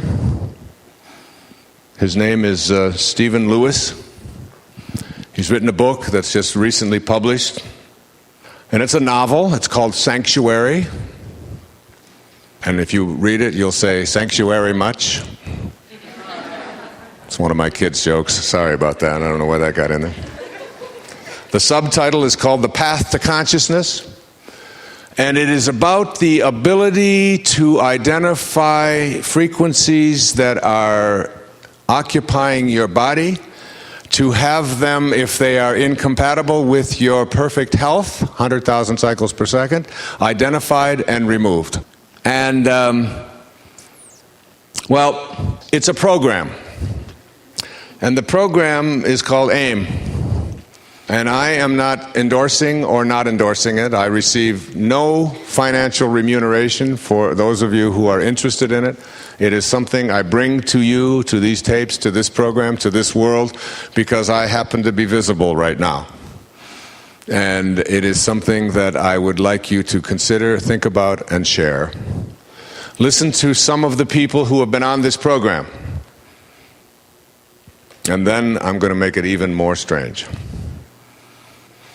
Well, the central character in this book is Max, who is not a physician, but an energy balancer, who has identified all of the frequencies of virtually everything that we have called diseases and come up with the frequency at which they vibrate.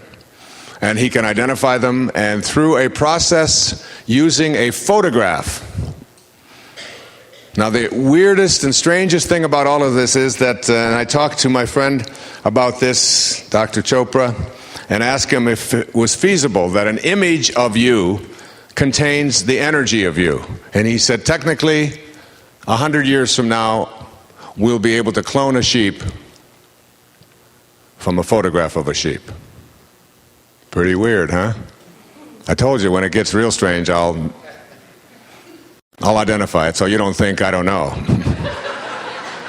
But I'd like you to just suspend your disbelief just for a moment. And I have seen this at work. Now, you know what holography is and holographic theory is.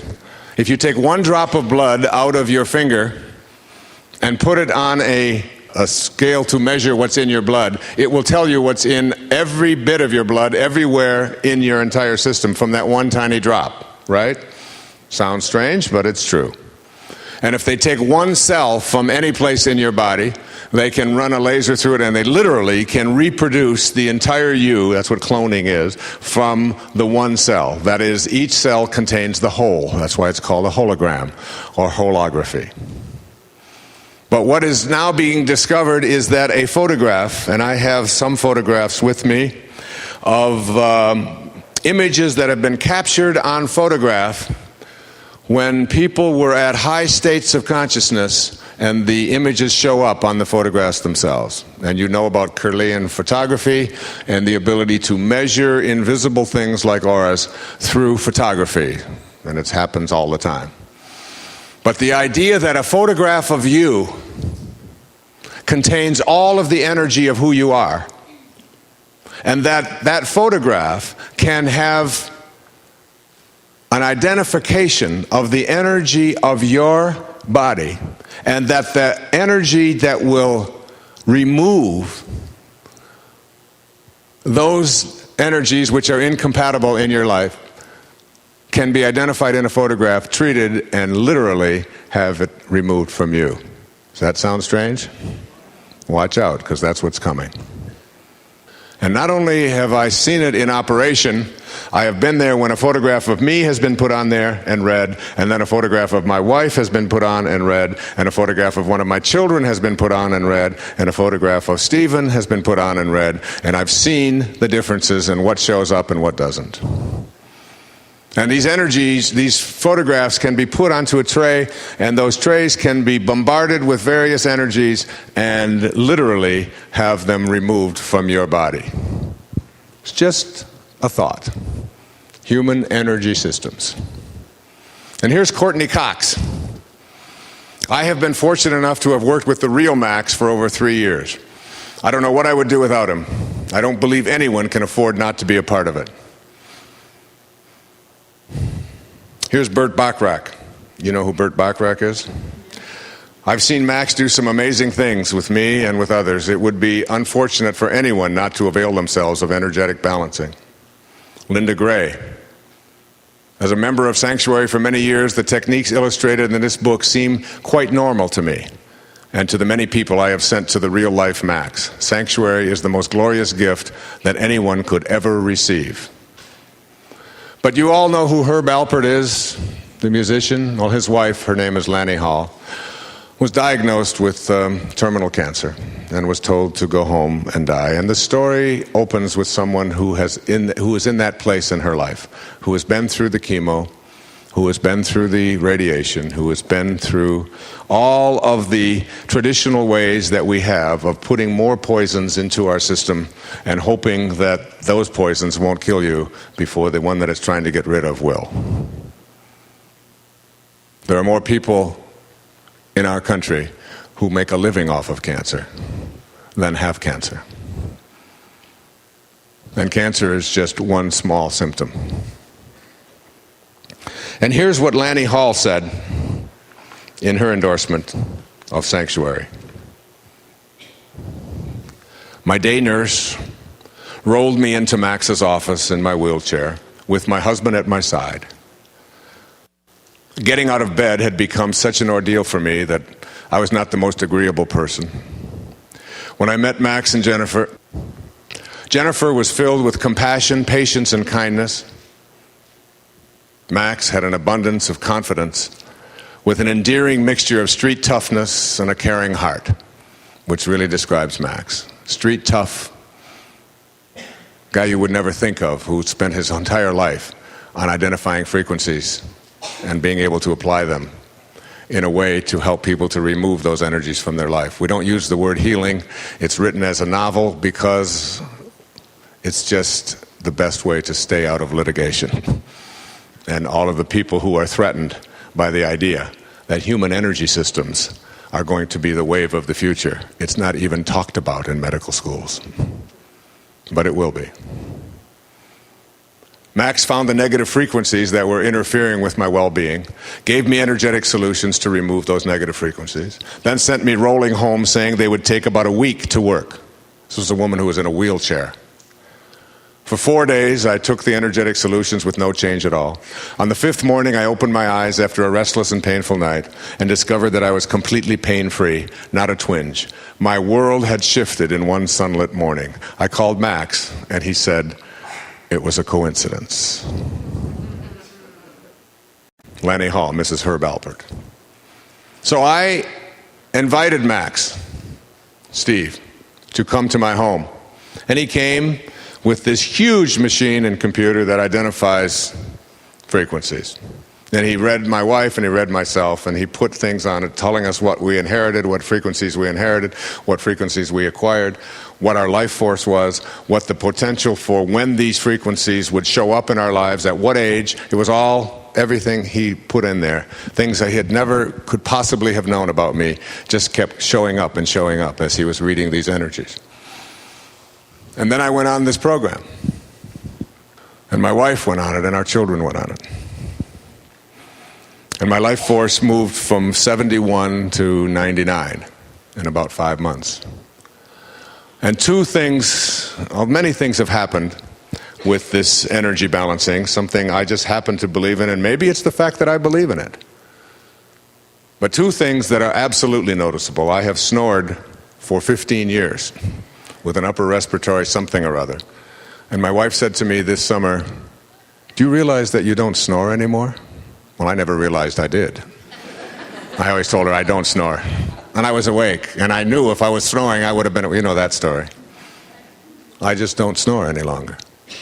And as a runner, I have had a disgusting thing called yellow toenail. Those of you who are runners know about it. A fungus that lives in there and have been told that it's incurable.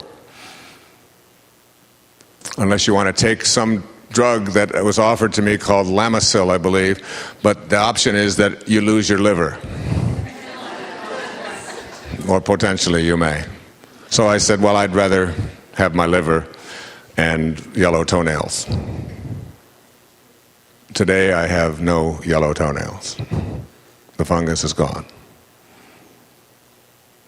How many times have you heard it said that herpes is incurable by the medical community? How many times? Don't you hear it every day? It's an energy that can be identified. And there is nothing out there when we think of energies that can't be identified. And sanctuary, for me, and for my family, and for some of the people that I have encouraged to be on it. And again, as I want to make it really clear, I am not profiting or asking anybody, because there is a charge associated with it. But read Sanctuary. Just read it. And read it with a mind that is open to everything and attached to nothing. And see if, in fact, there is something in there that resonates with you. And then make up your own minds about if that's a direction you want to go. So that's the continuum on the scale of your physical health. A, B, C. And at C, or between B and C, which is where I recommend you start spending your life energy, you work not at eliminating symptoms, but you move towards perfect health, towards more perfect health, by having energetic foods, by watching how much water you drink and making sure that you drink plenty of it, by not contaminating your energy field with thoughts that say things are going to get worse. I can't cure myself of this. This is an impossibility. All of these kinds of thoughts which bring down our energy. And begin to see yourself at 100,000 cycles per second, and anybody who comes into your energy field who would like to contaminate it with thoughts of negativity or things can't happen or can't work, you immediately diffuse that by not allowing such a thing. Because remember, your body, if you take your arm any moment and stick it out in front of you and just make a complete circle like this, just a complete circle like this, that's your energy field. And you do it above your head and below your feet. And that is your energy field. And it's shaped like an egg, oblong. And there's a thing in there that this energy field is connected by that's called the assemblage point of energy. And this assemblage point of energy is such that if it determines your agreements with reality, that is, what you agree reality is based upon where your assemblage point of this invisible energy. And if you could move that assemblage point of energy, just shift it to the left just a little bit, or to the right just a little bit, you would rewrite your agreement with reality. You literally would come up with a new perception, and it's not a perception that you want to convince anybody else is right, any more than I'm interested in convincing you that I'm right. I'm just here because I got the mic and you showed up. And I'm just sharing with you what I know to be true for me. But if you come into my energy field with negativity or with what can't work or why I am wrong, you will find me just slowly disappearing. I will not argue with you. I will not try to make you wrong.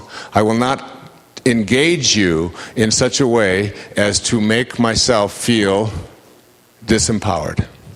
Because I don't want to be confronted with anybody who brings negative energy.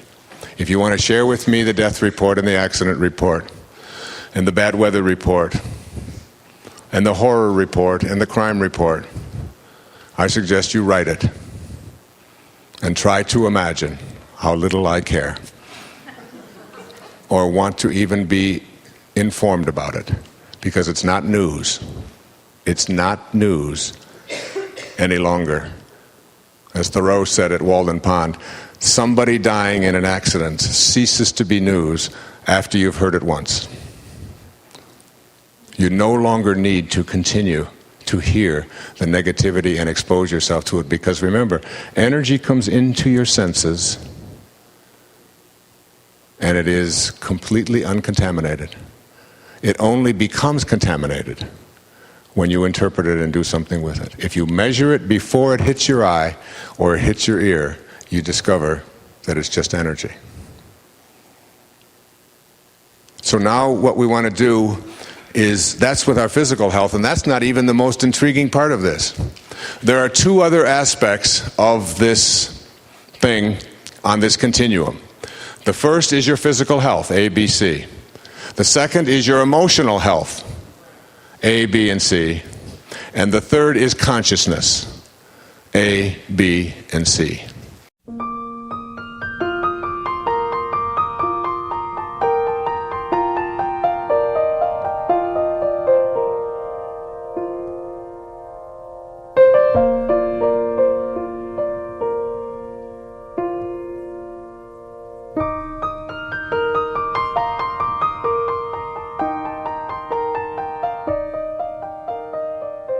Framed under glass were the following words, copied in his own handwriting. He had discovered them in an essay on the spiritual practices of ancient Egypt. And this is what he looked at every day, one of the great creative minds of all time. From ancient Egypt. I am that which is. I am all. What is, what was, what will be. No mortal man has lifted my veil. He is only and solely of himself, and to this only one all things owe their existence. To this only one all things owe their existence. And here is one of my favorite poets, William Butler Yeats, on the occasion of his 50th birthday, shortly before he died. My 50th year had come and gone. I sat, a solitary man, in a crowded London shop, an open book, an empty cup on the marble tabletop. While on the shop and street I gazed, my body of a sudden blazed. And 20 minutes, more or less, it seemed, so great my happiness, that I was blessed and could bless. That I was blessed and could bless. And that goes back to the aphorisms of Patanjali. That when you come to this place in your emotional health, in which you begin to recognize that these things we call symptoms, when they disappear, you will reach a state of emotional awareness in which you will not only feel blessed, but be able to bless. At the lowest end of this continuum, at point B, is emotional crippling. This is the place at point A on the second part of this continuum, in which if I were to make one step to the left, you would be called psychotic, deeply, deeply out of touch with reality. And it is here in which we have chronic depression. It is here in which we have deep-seated anxiety. And as we move up from 10,000 cycles per second on your emotional health, we move through the various symptoms of neurosis: worry, fear, anxiety, stress, tension, self-rejection, until we get to a point at point B where we are experiencing an absence of symptoms. However, we know that at any moment, one phone call or one piece of news that is not consistent with what I expect, it's called dissonance. This cognitive or emotional or affective dissonance could literally create in me a state of immobility. So the right phone call or the right action, or somebody having an accident, or somebody not doing what I think they should, or somebody even saying something to me that I dislike, or whatever it might be, and I could instantly go back into 18, 16, 14, and perhaps even 12 and 11 and 10,000 cycles per second. It's been discussed that chronic depression is something that affects as much, I've heard estimates as high as 20% of the population. That people are consuming things like Prozac and antidepressives at an alarming rate. And it's intriguing because there's no such thing as depression. I defy anyone to go out with a container and bring back any depression. The world is just the way it is, and there's no depression in it. There are only people thinking depressing thoughts, and then those depressing thoughts affecting our chemistry, our physical makeup, to a point where we become immobilized. There's no stress in our world. The world is the way it is. There are only people thinking stressful thoughts. And those stressful thoughts become our reality, our detachment from our source, our separation from our source. We start moving away from our source rather than toward it. And as we move in the opposite direction of our source, we find ourselves breaking down, being emotionally immobilized, upset, fearful, anxious, and so on. Now, as I move to my right on this scale of emotional health, we reach a point called point C. And at point C, at 100,000 cycles per second, we understand the meaning behind Terry Cole Whitaker's title of her book. What you think of me is none of my business. That is, I am living here at a state not in which I am unaffected by, emotionally, the things that occur in my life and in the life of those I love and I'm around, but that I cannot become immobilized by them. I will not allow myself to lose my sense of balance, my sense of connection to God, because of what someone out there might do, even if that someone is very, very close to me, the closest person in my life. I am independent of the good opinion of all of those around me. This is 100,000 cycles per second. Illustrative of it is a story that is told of the Buddha. And everywhere he went, he had all of these followers, but he also had people who were critical of him.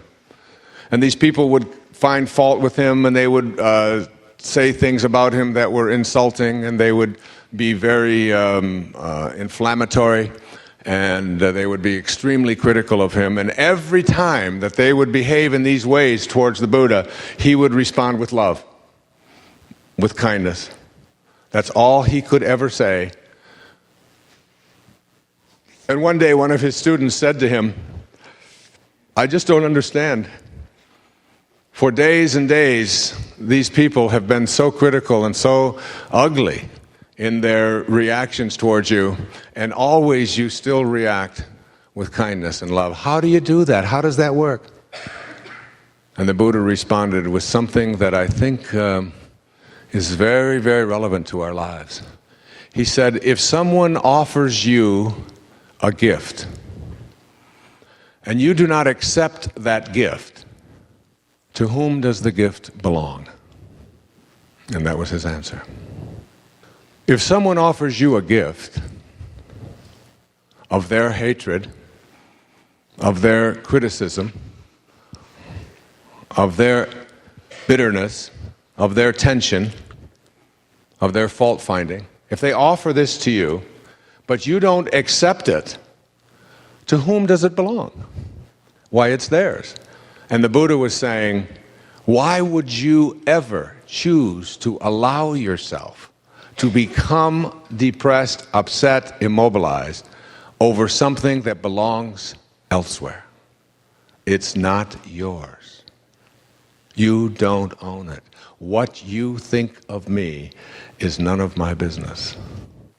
It's the highest level of self-actualization.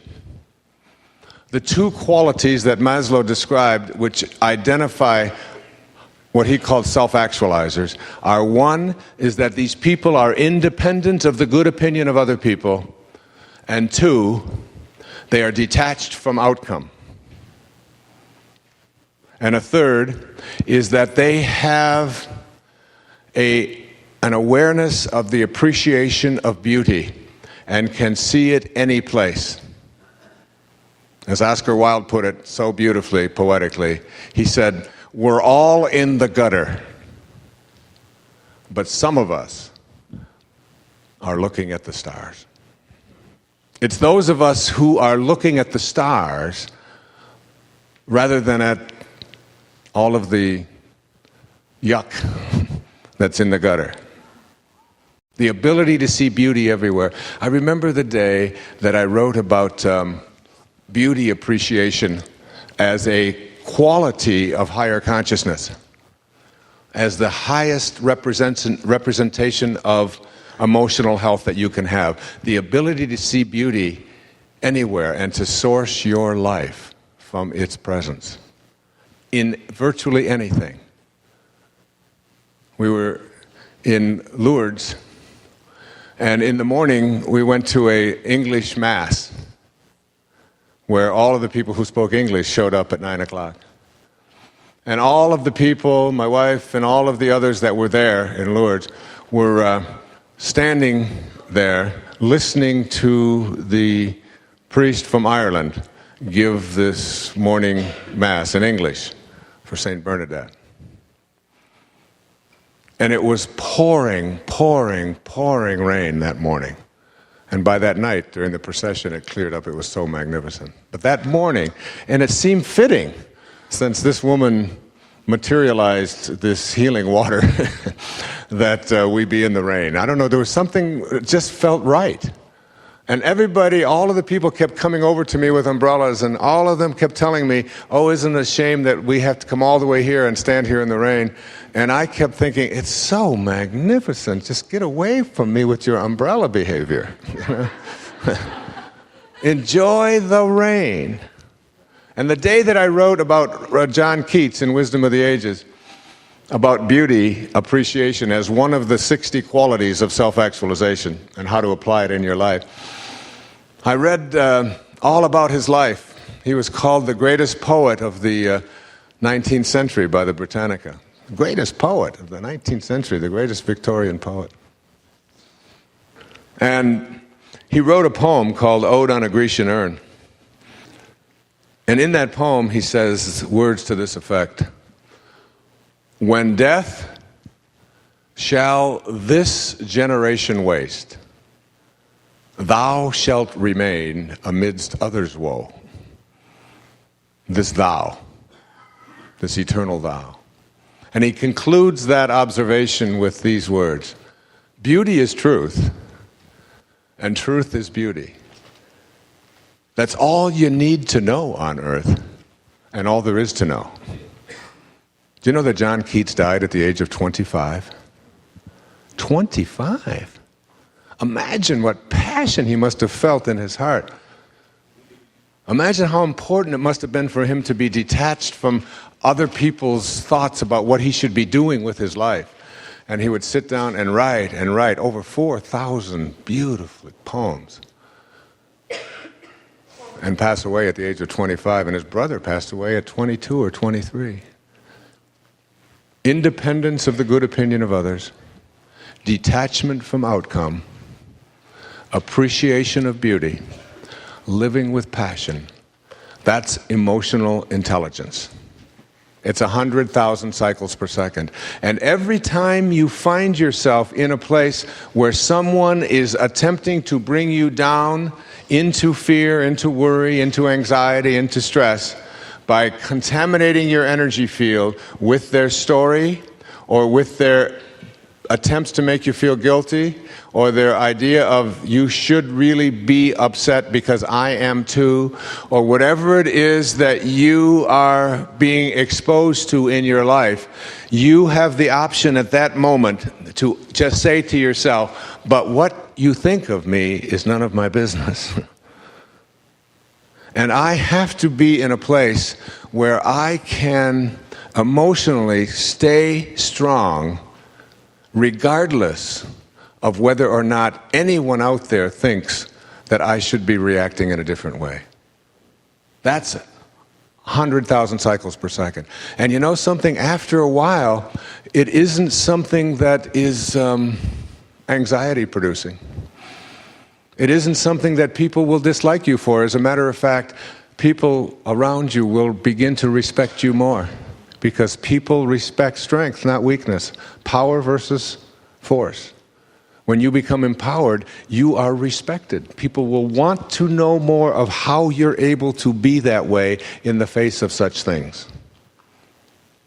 And as I said, one of the flaws that Maslow discussed is that these also are people who not only get over death almost as if it didn't happen, but they resist enculturation to such a degree that they never fit in. I remember when someone in South Africa, a reporter asked me what I had to give up in order to be able to do what I've done in my life. I thought and I said, the only thing I've ever had to really give up is fitting in. It's feeling like I need to fit in because it just isn't important to me to fit in or to be seen as someone who goes along. And my son just turned 13 on October the 9th. And I wrote him a letter. I said, in many traditions, this is the time and the age in which you are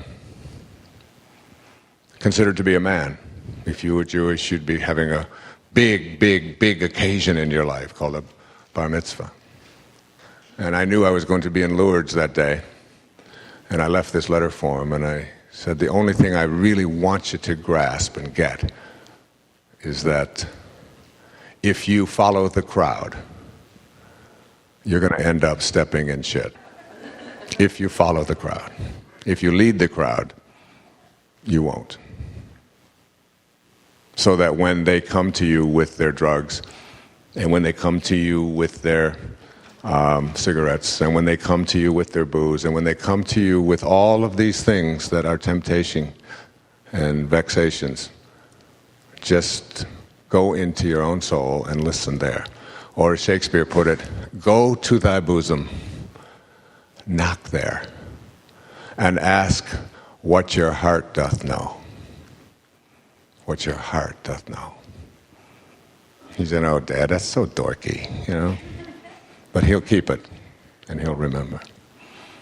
Now, in the final few moments for today, and tomorrow I'll go into consciousness and then into the St. Francis thing. One of the questions you might have is how? How do I get at 100,000 cycles per second emotionally? Physically, I think we've given you some things that you can do. But emotionally, it's not as easy. I'd like to remind you that It's just a question of where you plug in your life. You almost have to think of yourself as having a cord that extends from your hip. And this cord can be plugged into one of two sockets. If you plug the cord into the socket of the material world, the physical world, at 20,000 cycles per second, you're going to get what the physical 20,000 cycles per second world has to offer. You're going to get problems, you're going to get fears, you're going to get worries, you're going to get illnesses, you're going to get accidents, you're going to get victimization. These are the things that happen when you plug into the material, slow, solid frequencies. If, on the other hand, you decide to take your plug and your cord and plug it into God, and it's really an internal metaphor that you can use at any time in your life, that I can unplug myself from here, because when I'm plugged into here in 20,000 cycles per second, I am feeling anxious, and I am worried, and my stomach is upset, and I feel sick, and I can't eat, and I want to take pills, and I want to go to the doctor, and I want somebody else to cure it for me. Those are the reactions to plugging in here. But when you plug into God, in your mind, when you just take this plug and you plug it in over here, you say, all right, God, I'm plugging into you, and I'm turning it over to you. Because I don't know how to handle this. But I know you do. Because you keep the planets in alignment. And you make the flowers bloom. And you turn a seed into a flower and an embryo into a baby. And I can trust an intelligence that can make miracles like that happen. And I know you have the answer. It's not like I have to say, oh, dear God, oh, my God. You know, I know that you can create the world, and I know you can do all of those things, but if you only knew my problems, you couldn't possibly solve them. And God is up there saying, you know, you're absolutely right. You know, it's not too bad to make a universe and to turn an embryo into a baby. But with the parents you had, my hands are tied. I'm sorry, there's just not much that I can do. I'm really sorry. You know. You have to really be willing to surrender and turn it over. And ask. And ask. And then create an intention. And then I think it's most important of all, after you turn it over, to remember that it's never between you and them when you have a conflict in your life. I was in my automobile. I was on I-95 down in Florida with 3 young people in their teens and early 20s. And as I pulled off the ramp and pulled up, a man was walking across the front of the driveway there. He had a 3-legged dog. And he took this 3-legged dog in his arms and carried the dog across right in front of my car. I was the first car. And he went over to this little grassy embankment, and he set the dog down. And he reached into his pocket, and he took out some kind of treat, and he gave it to the dog to eat. And then he walked over, stood next to my car with 3 young people in it, and he took out a sign from the back of his pocket that said, "Homeless, please help." And I stood there, or sat there rather, and I watched this whole scene unfold. And I thought, what a compassionate thing to do. Because very often 3-legged dogs just get put down because they're too much of a burden. But for some reason, this homeless person, or at least someone who looked homeless, who didn't look very clean, who hadn't shaved, who didn't look like he lived anywhere but outside, perhaps under an abutment someplace. And I looked, and I was just thinking about what a wonderful thing it was for this person to do that, to take care of this dog. And the 3 people in the car, the young 18, 21, and 22-year-old, began to criticize this homeless person. They said he really shouldn't be out there begging, even though St. Francis did that for his entire life. They said that There are help wanted signs all over this area. He could be over at McDonald's flipping hamburgers. There's a job opening over here for someone to sweep up. There's all kinds of job openings, and he looks like a strong and healthy person, and he should be over there applying for those jobs and working rather than standing here begging and expecting people like us who work. Of course, none of the three of them did work. They're all supported by me. But that's irrelevant. And they sort of had an awareness and a knowing about all of the conditions of this person's life. And all of this took place in 30 seconds or so. And I rolled the window down, and I had a $5 bill on the console. And I asked him to come over, and I put the $5 bill in his hand. And I said, I just want you to have a great day, and I really appreciate what you're doing for that dog over there who's wounded. And you'd have thought I'd have given him $5 million. I mean, tears came down. He's, thank you, sir. Oh, thank you very much. And I rolled the window up, and we drove off, and the young people in the car began to criticize me and offer me a gift. You're just enabling. We studied this in Sociology 101. You shouldn't be just giving. These are people that if we just give them something, and besides that, he's a drug addict or an alcoholic anyway, because all of these guys are, and he's just going to take this money and he's going to go out and drink with it, and on and on and on they went. And that morning, I had been writing about what we're talking about right here. And I had read something from Mother Teresa called The Final Analysis. And let this ring in your hearts if you're looking for what to do to reach the highest levels of consciousness. Let this fill your hearts tonight. From Mother Teresa. People are often unreasonable, illogical, and self-centered. Forgive them anyway. If you are kind, people may accuse you of selfish, ulterior motives. Be kind anyway. If you are successful, you will win some false friends and some true enemies. Succeed anyway. If you are honest and frank, people may cheat you.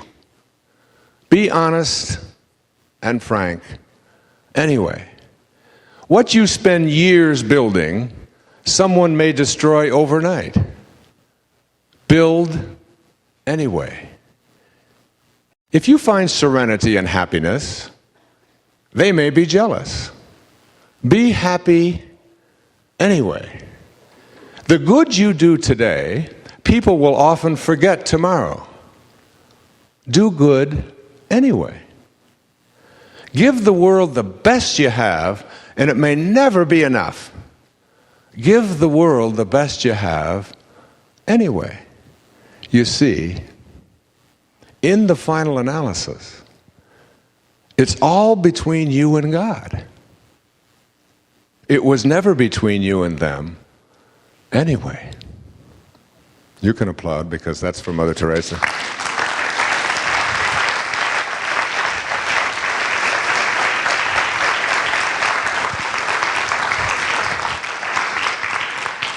And when I told my three young people in the car, it's not between me and him and what he does with that $5. It's between me and God. And when I saw the compassion that he demonstrated toward that wounded animal, I felt compassion and love for him. And my way of expressing it was between me and God, because that's what he reminded me of. And I don't care what he does with the $5, because it's not between me and him. It's between me and God. And it was never between you and anyone you're in conflict with. Whoever they are, no matter how severe the conflict, it's always between you and God. Anyway. I want to go back and review a little bit what we have been talking about up until this point has been the awareness that everything in this universe is energy, that energy doesn't come in good and bad, it comes in high and low, comes in fast and slow, that the energy that we live with and breathe with and is surrounding us at all times is really much more in our control or even in our ability to change than we have been conditioned to believe in our lives. In fact, energy and energy medicine and the idea of energy is a whole new world of investigation. And that there are certain principles, there are certain ways of living, and certain things that we can do that can help to bring our energy into the higher and faster energies. The slower energies will calibrate to make us weaker. The slowest of them are shame and fear, self-doubt, anxiety, depression, and so on. And that each time we have a thought, which is the source of our energy, of any one of these kinds of lower and slower vibrations, that we impact our bodies, our environment, our families, and ultimately our universe. So that we almost have an obligation not to think depressing thoughts. Not only because it will impact us negatively in our physical bodies, but because it will literally impact all of those around us as well. And as we become very conscious of our thoughts and the fact that they represent an energy and they can result in our being weaker or stronger, we can become conscious of how quickly we can shift those energies. And how easy it is, rather than how difficult it is, to make those shifts. In an instant, you can utilize something like japa, the repetition of the sound of the name of God, in the moment of stress or anxiety or fear or shame. You can use that no matter how much your ego and the part of you that demands that you be right insists that you not do this. You can literally just do this for a minute or two or three and shift it and find that it disappears. The idea that problems are something that are natural and that we have to live with is something that I am really challenging here in this program. I think I've heard it said over and over again, to be human means to have problems, and it's only natural to be upset, and it's only natural to live with stress and anxiety, particularly in a modern world. And we repeat these cliches so often to ourselves that when people do encounter, quote, problems, accidents, illnesses, things that we think are outside of our control, our natural impulse is to just say, oh, well, that's part of being human, that's a part of the story.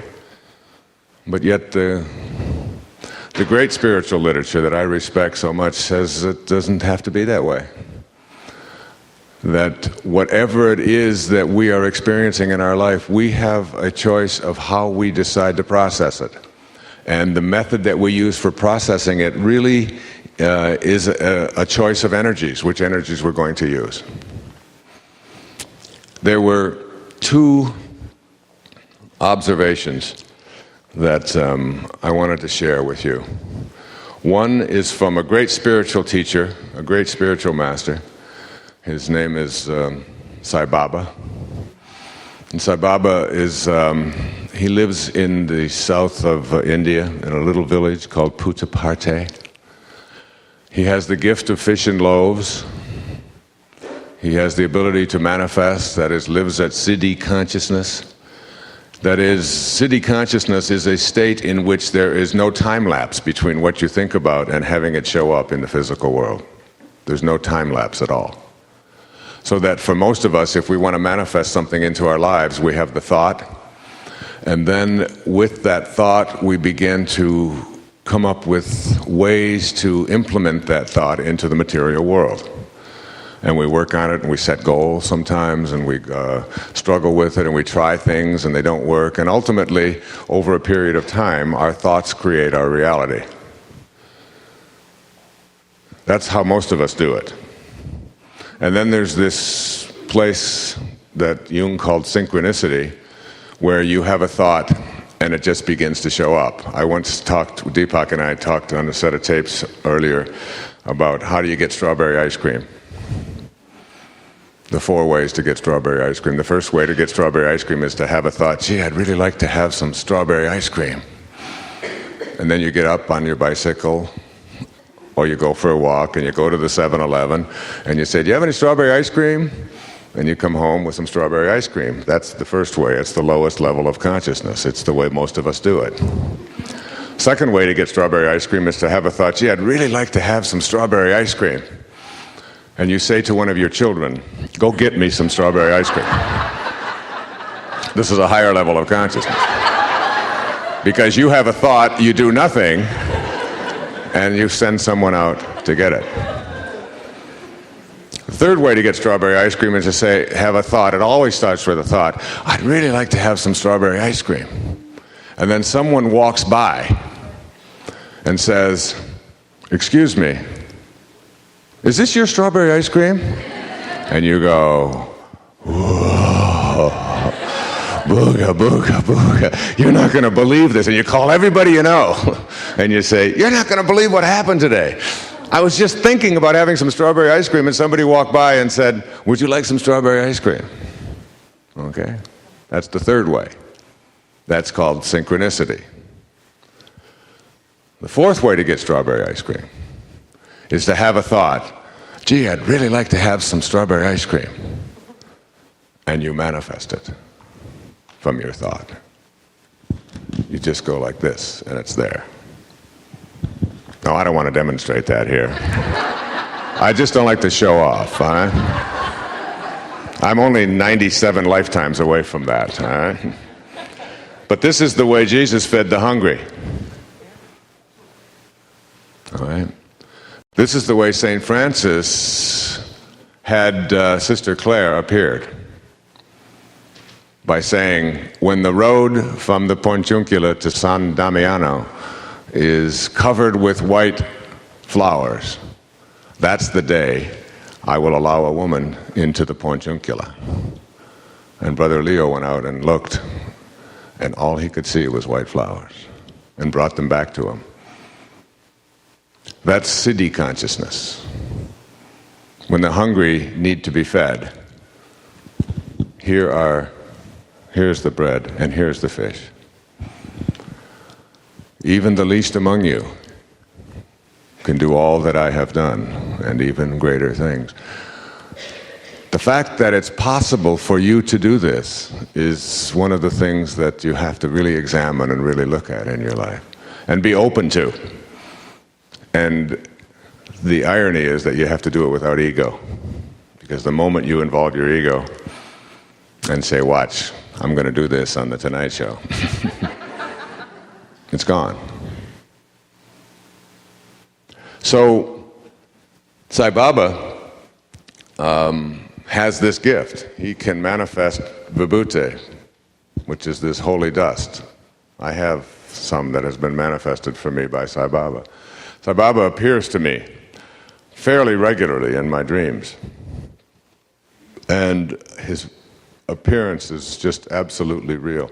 If you read some of the stories of Sai Baba, and particularly from some of the medical doctors who have been there and in his presence, you'll see that he lives at a higher intuitive level than most of the people on the planet today, probably all of the people. He has devotees from all over the world. When he was asked the question in 1986, on the occasion of his 60th birthday, "Are you God?" He replied, "Yes, I am. And so are you." He said, the only difference between me and you is that I know it and you doubt it. And it's that knowing that you are connected always to the Father, to God. And when he manifested this vibhuti for me, I have a bag of it about the size of half an ounce or so. And I give it away, and I always take it with me and put some on my tongue before I speak. And I always have Sai Baba's picture with me in my pocket. And I always feel his energy at any time in my life, particularly in a time when I'm starting to believe that I have problems. And I always go to the visage of this beautiful soul, and the problems seem to just melt away, and the solutions become very obvious. But I have been giving it away since 1993, I believe. When people ask me for it, I give them a little bit of it. And there's still just as much vibhuti there today, 7 years later, as there was in 1993. And that's absolutely true. I had a woman from New Brunswick tell me that when Sai Baba manifested a rose for her, just while she was sitting in the front row like one of you, and just went like this, and there was a rose that he just handed to her. And she took the rose home and she put it in a vase on her dining room table in New Brunswick. In 1995, it still sits on her dining room table, and every morning it cries vibhuti. Every morning there is dust on her table. There is a consciousness in someone like Sai Baba. And when you're in his presence, and I don't mean in his physical presence, when he is a part of your life, you become directed and guided in ways you never dreamed of before. Sai Baba said, human energy is low, and the divine energy is without limits. You are God. You are the divine energy. When you do the divine work, your energy grows. So again, it's back to that whole idea of that's a spiritual teacher speaking to us about making our energy grow. And here is a scientist whom I've referred to earlier in this program, Valerie Hunt, this divine lady in her mid-80s now, this great teacher who has written about the science of human vibrations and open energy fields in her marvelous book, The Infinite Mind. She said, we discovered that when a person's field reached higher vibrational states, he no longer experienced material things such as bodies and ego states or the physical world. He experienced knowing, higher information, transcendental ideas, insight about ultimate sources of reality, and creativity in its purest form. All thoughts were grander, more penetrating, and global. This is the kind of changes that you begin to see when you move into higher and faster energy fields. One from a spiritual teacher and one from a scientist. Basically saying, change the frequency at which your life vibrates and at which your thoughts vibrate. And you'll start seeing things in a more penetrating way. You'll start seeing the divineness, divinity in all things. Valerie said that the one thing that most people are most terrified of is their own divinity. Because they've been conditioned and taught to believe that divinity is something that is outside of them, rather than that they are divine creations, that you are not what you have, you are not what you do, you are not what others think of you, you are the beloved. You are the beloved. And as the beloved, you are connected to this highest and divine energy. I want to share one more thing with you. It's from the book that I talked about yesterday, Power versus Force, David Hawkins. And he's talking here about genius and the power of creativity. And when I think of highest frequencies, the word genius applies. And of course, his suggestion is that we're all genius, that human energy, human consciousness is the consciousness of genius. And it just depends on where you plug into it, whether it's applicable to you or not. This is a very powerful observation and insight of his. He said, the lifestyle of those whom we term genius is typically simple. Genius is characterized by an appreciation for resources and the economy of ingenuity, because the genius values life and sees the intrinsic worth of all expressions. Inasmuch as time and resources are precious, doing more than necessary is viewed as a waste. Therefore, people of genius often lead very quiet lives and reluctantly sally forth only when there is a cause that must be supported. There is no need to get when you already have. Genius, because it is in touch with an endless source of supply, underline that. Genius, because it is in touch with an endless source of supply, experiences only a minimum of need. Such simplicity seems a common characteristic of true success in general. The basis of this non-materiality, this seeming naivete, is a radical understanding of the nature of the universe itself. That which supports life is supported by life. Survival is thus effortless, and giving and receiving are one and the same thing. That is an expression of what I want to talk about here. If you're of the awareness that the universe supports you in the same way that you support the universe, that is, what you put out, the universe also will put out towards you. So that if your attitude is one of give me, give me, give me, ego, ego, ego, mine, mine, mine, I must have, I must have, I must have. If that's your attitude, and a lot of people will say, well, yeah, that's the only way you get things, is by saying, gimme, gimme, gimme. But the irony is that the universe responds to you in the same way that you respond to it. It's what Hawkins was just saying there. So that if your attitude is gimme, gimme, gimme, the universe's response back to you will be gimme, gimme, gimme.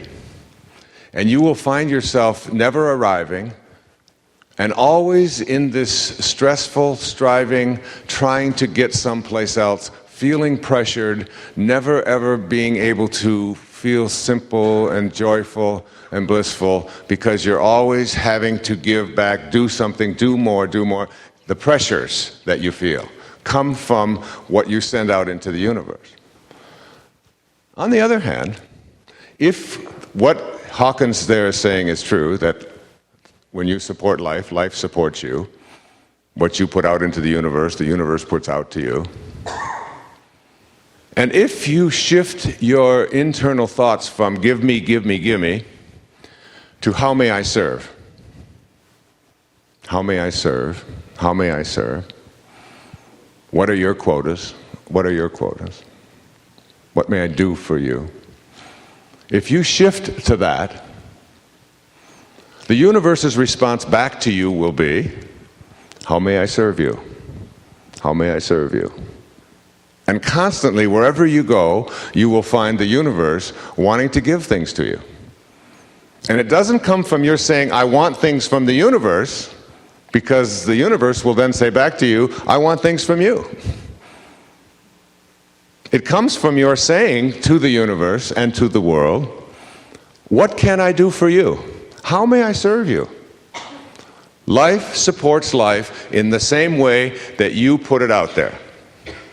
So the irony of all of this is that when you shift into a how may I serve you mentality, you get all of the things that you used to demand from the universe but never seemed to arrive in a sufficient amount because it was always demanding so much more of you. But the moment that you start serving because it will then serve you, you're doing the gimme, gimme, gimme thing. Does that make sense? So you have to shift and not be attached to what it is that you get.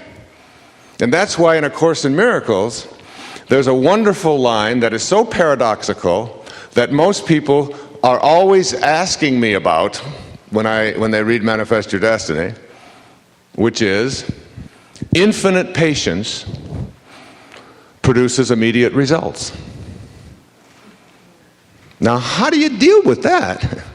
That's right directly out of A Course in Miracles.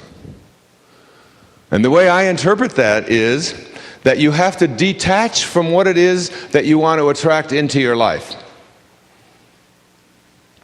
And when you detach from what it is that you want to attract into your life, you put your energy and your attention on what you do want, and then you let go. And you allow the universe to provide for you what it is that you're willing to give. And infinite patience is just another word, or another term rather, for knowing. If you have infinite patience, it means that you absolutely know that what you are attempting to manifest and attract into your life is going to show up, because you're infinitely patient. I put no time on this, no restrictions. I just know. Because I have faith. I have faith. Now, what's the immediate result? The immediate result that you get from infinite patience is a sense of peace. A sense of peace. And if I gave you one of those two wands that I talked about before, one which will provide you with all of the physical material things you like, or the other which will give you peace for the rest of your life no matter what comes your way, you all would pick the second wand. Just imagine, there's nothing that can ever get to you again. No matter what comes your way, you're going to be at peace. I mean, who could want any more than that? Infinite patience provides immediate results. It's a detachment awareness. It's like learning to detach. It's really sweet when you finally get it. When you start giving, not because it's something you want to get back. And you know, I've told many of you that I was in Assisi just last week. And while I was there, I just came across a little statue of St. Francis. And it was supposedly blessed by the Franciscan brothers. And it's this beautiful, and I was just really attached to this. And I decided I was going to carry it with me. And here it is, St. Francis with the birds on his arms. And I've been thinking about this lady over here in this wheelchair. And I really would like you to have this. This is from Assisi for you. It's like there's something about you coming here in that damn chair. And I want to give you this, and I don't want anything back for it. Even there you go. You're very welcome. Just carry it with you. Yeah, that's from St. Francis. Okay. Earlier, I talked about this continuum. And on this continuum from point A to point C, I spoke about our physical health, and represented as such that if you can shift your attention off of trying to get rid of symptoms and instead begin to see yourself as moving to a place of perfect health by shifting the vibrations at which you are energized or living, and begin to see not things as diseases, but as energies. And that no matter what it is that you might be dealing with or focusing on in your life in terms of physical impairments or struggles or anything like that, letting in the idea that it is all energy and that the greater danger is not that your hopes are too high and that you won't reach them. It's that they are too low and you will. Keep that in mind, that miracles and healing and getting past those things is not impossible at any time, at any moment in your life. And that even if your body is constrained to a chair or to a crutch or to an absence of vision or whatever, that you, in terms of how you interpret your life, no longer have to see yourself as living between point A and point B. That this is your curriculum to God. And you showed up in a short one, and I showed up in a tall one, and you showed up in a hairy one, and I showed up in a bald one. I think that's a poem, isn't it? And you don't go around saying this is the wrong body and it shouldn't be this way. You honor it, you accept it, you love it, but most of all, you detach yourself from it. You are not it. It is not you. You are that which notices it. You are the observer to it. On the second element of this continuum is the idea of our emotional health. And that all of the worries, fears, anxieties, stresses, depressions, and all of these kinds of things are representative of lower and slower frequencies.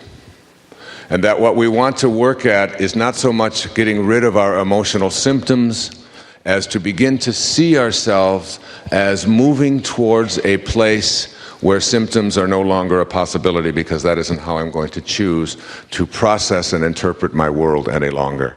I'm not going to turn the authority of my life over to someone else's behavior or someone else's action and allow myself to be moved and manipulated or immobilized by those reactions or interactions.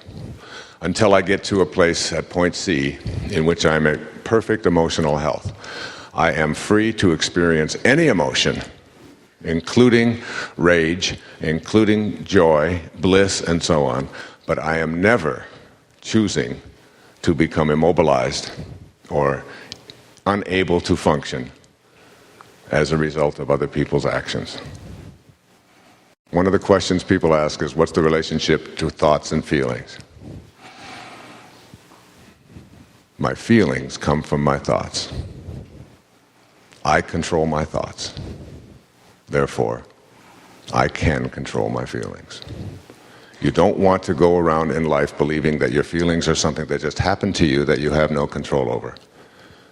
Because what I say to you then is, what I want you to do is send those people who are causing you to be upset to me. I will treat them, and you will get better.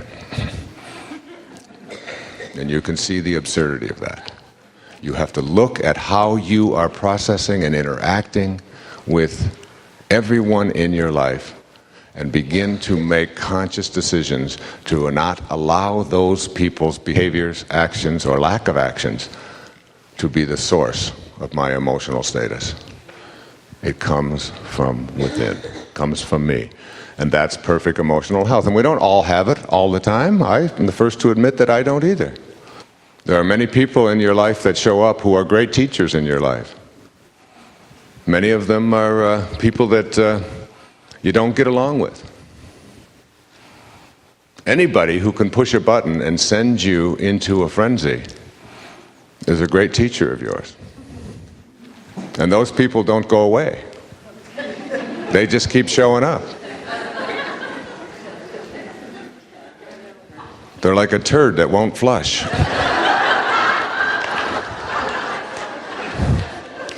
They just keep coming back. Keep coming back a little bit more.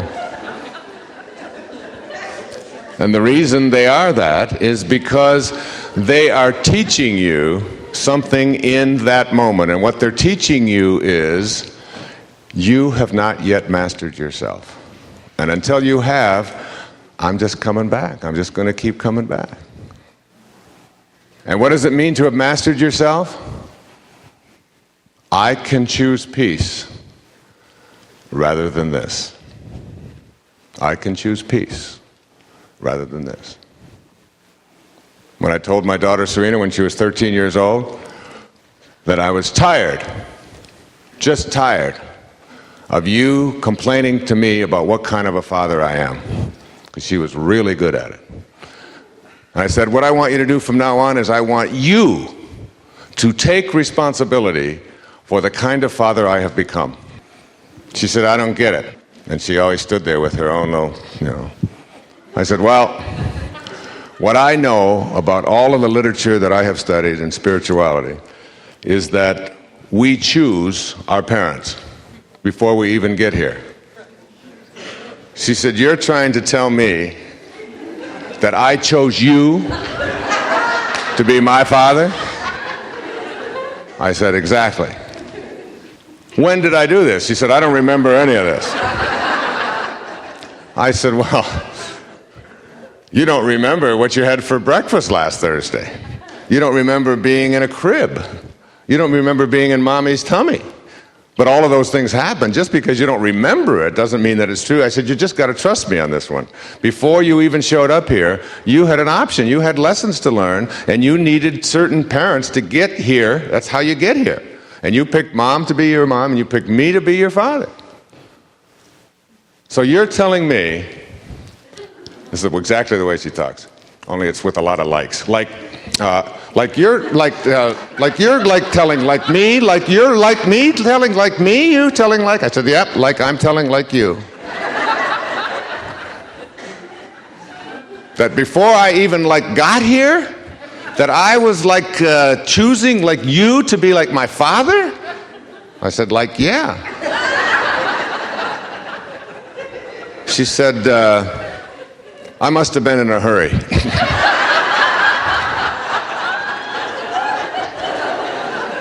I said, well, you've got to start being more responsible about the choices you're making, And she has always been a great teacher of mine. She came home from school one day and she said, you were on television yesterday.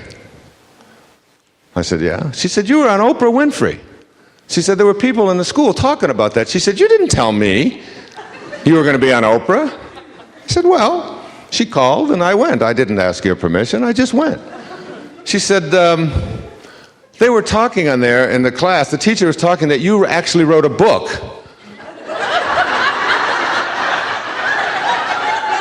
about how to raise children. I said, yes, I did. It's called What Do You Really Want for Your Children? She said,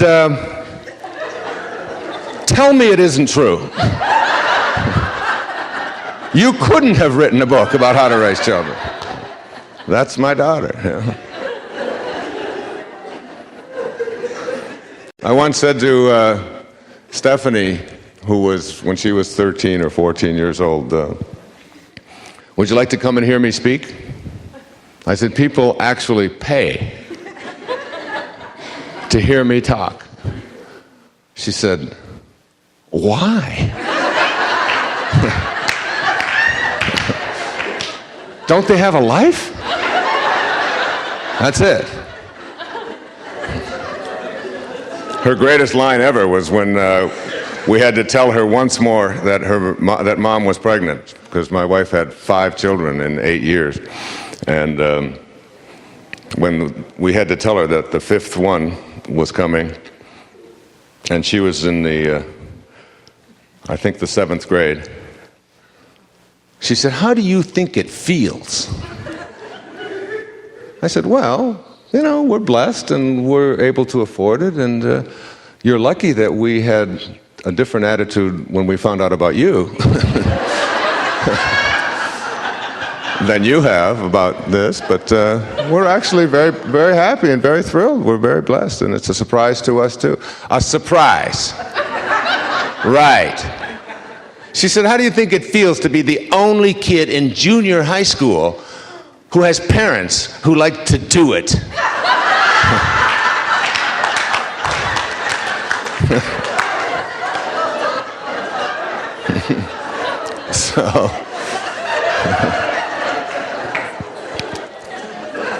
So they're great. I'll tell you, these are all your teachers. All of them. And the more difficult it is to be in their presence and the more grief that they give you, the more important it is that you understand that these people who push your buttons, and I do it in a humorous way, but you can also look at the relationships that you're in and the people that keep pushing those buttons and keep showing up, and they're on a daily basis. They're not there by accident, because nobody is. They're going to stay until you get it. And then once you get it, it won't matter whether they stay or not. And once it doesn't matter whether they stay or not, you'll be enjoying their company. Or they'll be gone, like a play, because your life is like a play. And there are so many acts that have to be played out, and there are so many characters that are in the play.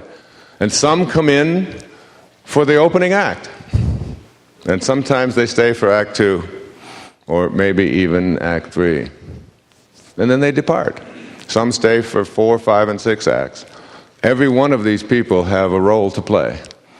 And the amount of time that that role is played out is all just a part of the play. And once you get that and understand that, then you no longer attach yourself. And attachment is a very powerful, important part of all of this. So that's emotional health. But what I want to talk about now is consciousness on this continuum of A, B, and C. A, B, and C. And what I was saying there about all of these teachers, once you can see them, once you see the little lady driving in front of you who's hoping for the light to change so she can stop, as there, not to annoy you, but as your teacher, to see if you can accept her without being annoyed. And in fact, if you can reach divine consciousness where you can celebrate and send her love for being there and thank her for slowing you down. Thank her for slowing you down. And then you'll have moved from low to high, from slow to fast frequencies. That's what it's about. It's so simple, but that's a perfect example. And whoever they are, wherever they are out there, if you can slow down and say thank you. Yesterday I walked from here to the place where I'm staying. It's about 2.5 miles. And in the walk, after the day of speaking to you, which was deliriously, wonderfully fulfilling for me, it always is to do this. I love this. I think I saw 9 deer with white tails stop looking at me. I saw a little chipmunk get killed on the way there. It ran across the street, it ran back, a car came by, it didn't know which way to go, and I went over there and I thought the emotion of these deer just running through the woods, just freely jumping and leaping, it was so beautiful. And then to see this little chipmunk give up his life. And then I watched and I stood there sort of saying a little tiny prayer over this chipmunk whose guts had been spilled out on the road. A crow came by and flew over and landed and started eating the remains of the chipmunk. And I thought, it's a food chain. The crow has to eat. The chipmunk was here to provide for that crow. The crow will become someone else's meal, or will become fertilizer to grow some other food that something else can graze on. It's like it's this, and there was just, It was like selling my cleverness, as Rumi said, and purchasing bewilderment. There was all these adventures and this little walk down the road, looking at the leaves changing at this time of year, hearing things but not knowing what they are. Have you done that in the woods out here? All of a sudden you'll hear, rustle, rustle, rustle, rustle, rustle, rustle. Say, what the hell is that? Is that a snake? Is that a raccoon? Is that a fox? What is it? We saw a silver fox on the way in here. A beautiful fox running across the road looking up at the lights. It's like you purchase bewilderment. And you begin to see everything in a different light. Everything. And you know, the same bewilderment can be experienced and enjoyed and processed in the city, and in your home, and in your bedroom, and sitting on your couch, and in your car, anywhere. You can look for the beauty, you can look for all of the miracles that are around it, or you can be looking for all the things that are wrong. And again, it's if you put your attention on what's wrong, then your energy goes down. If you put your attention on the problem magnifies. If you put your attention on the solution, on what is right, and what you love, and how phenomenal this moment is, that will be your experience of life. And the great masters go through life and see everything like that. As Whitman said to me, every cubic inch of space is a miracle. You don't look for miracles. You live one. And I was told a wonderful story by a man I admire enormously. His name is Ram Dass. He has appeared here in Omega on many occasions. He's exactly 10 years older than I am. Many people think we're brothers because we look alike. And he told this story, it's got to be 30 years ago. It's a story that the first time I told it to my buddy Deepak Chopra, he laughed out loud. And Deepak doesn't always get my humor. I remember the first time that he appeared on Oprah with his book, Ageless Body, Timeless Mind. And it just skyrocketed, it just took off. He had a wonderful experience. I was watching it in Hawaii, and I called him up and I said, Deepak, I said, it's fantastic, it's great. I said, Oprah called me. He said, what? I said, yeah, she called me, and she told me that she really is no longer interested in this character that she's been living with, and that she's now totally, completely in love with you. Not only is she in love with you, but she told me if there was any chance, she would really like to spend the rest of her life with you and marry you. And he was on the other end of the phone going, I do not understand what you were talking about.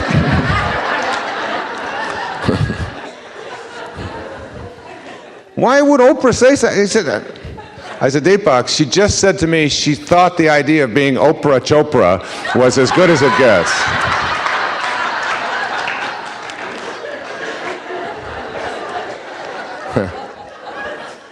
And he laughed and he thought that was great. But some people, when I tell this story that Ram Dass told, don't get it at all. So as you're listening, some of you will think it's hilarious, and some will not get it at all. But it is a story that symbolizes and represents this level of consciousness that I'm addressing here in this program. Unity consciousness. It seems that there was a shepherd who lived at this level of 100,000 cycles per second consciousness, unity awareness. And if you remember what I read from Hawkins' book about genius, that this is always a simple life, a life of non-pursuit. When you have it, you don't seek it. When you have it, it seeks you.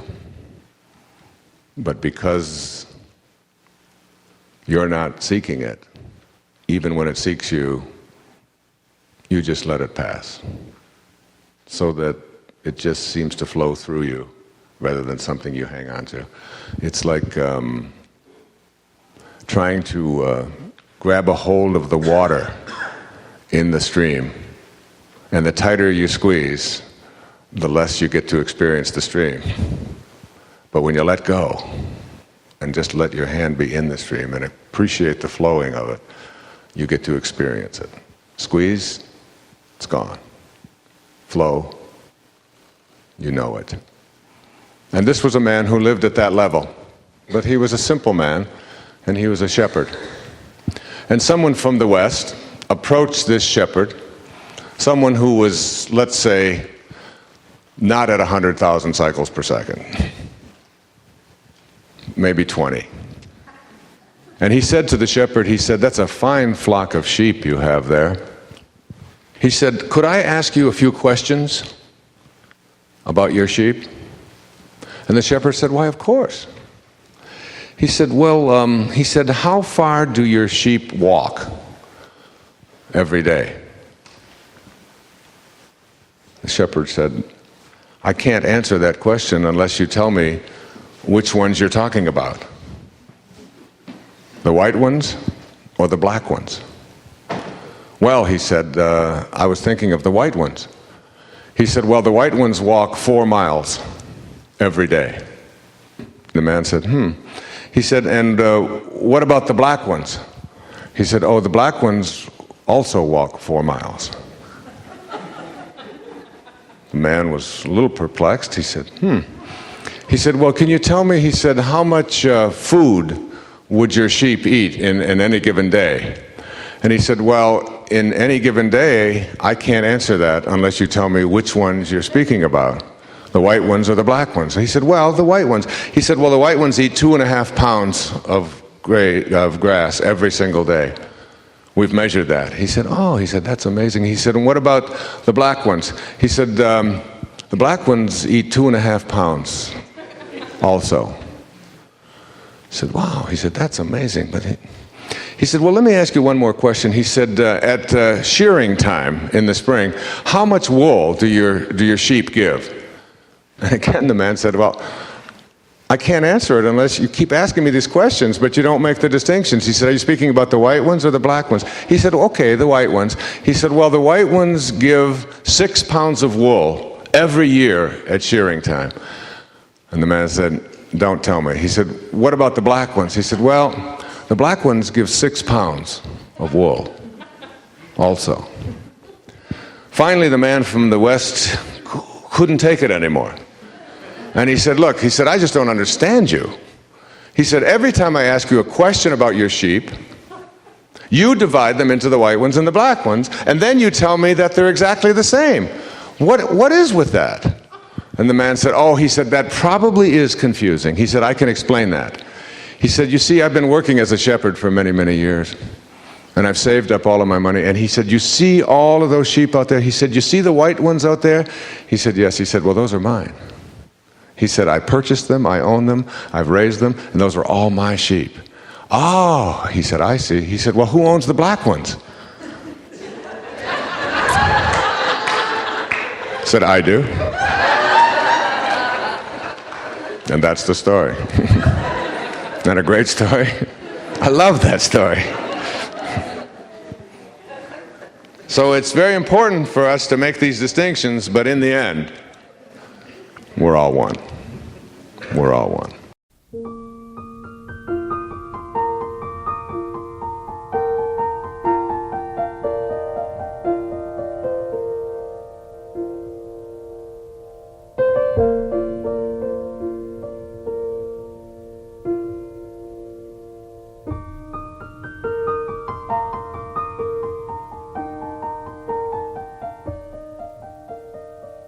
What we believe becomes our method, if you will, of raising our energy.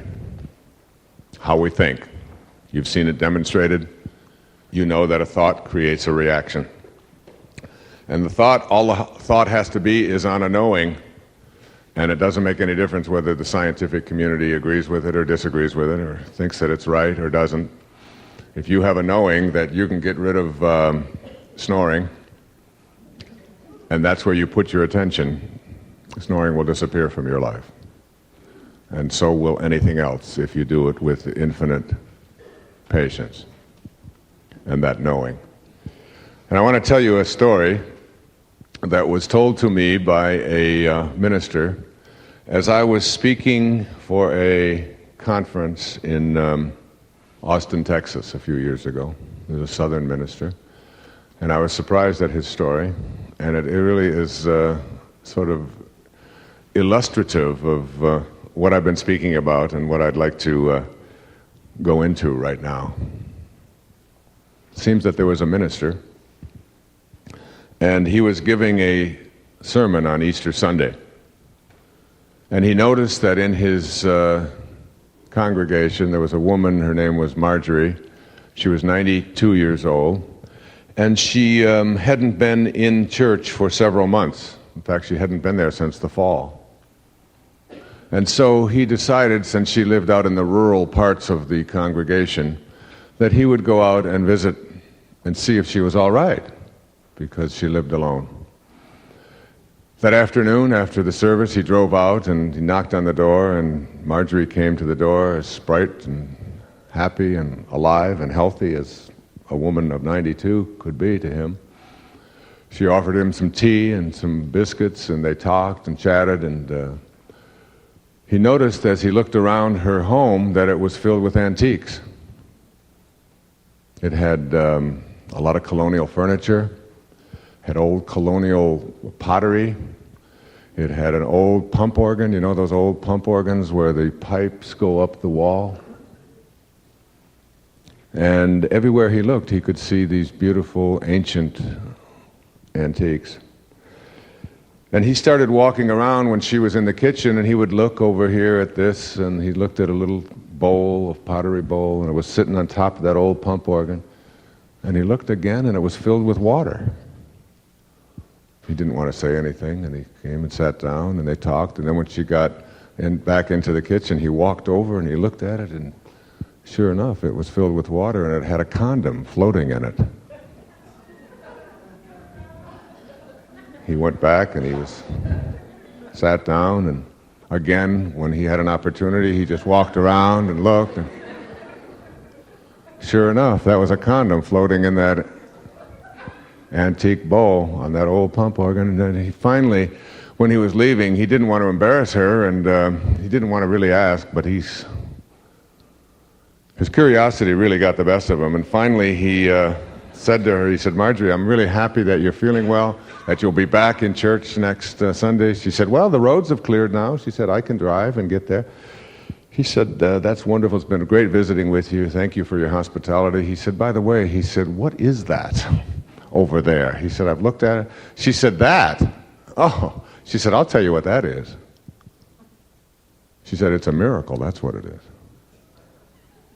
He said, "A miracle?" She said, "Absolutely." He said, "Well, in what way?" "Well," she said, "last fall," she said, "I thought I was selling the farm. I really thought it was over for me. I was very sick. And I was out walking on the property, and I came across this package. And I picked up the package, and I looked at it, and I took out my glasses, and I read it, and it said very clearly, for the prevention of disease, keep moist and place on your organ."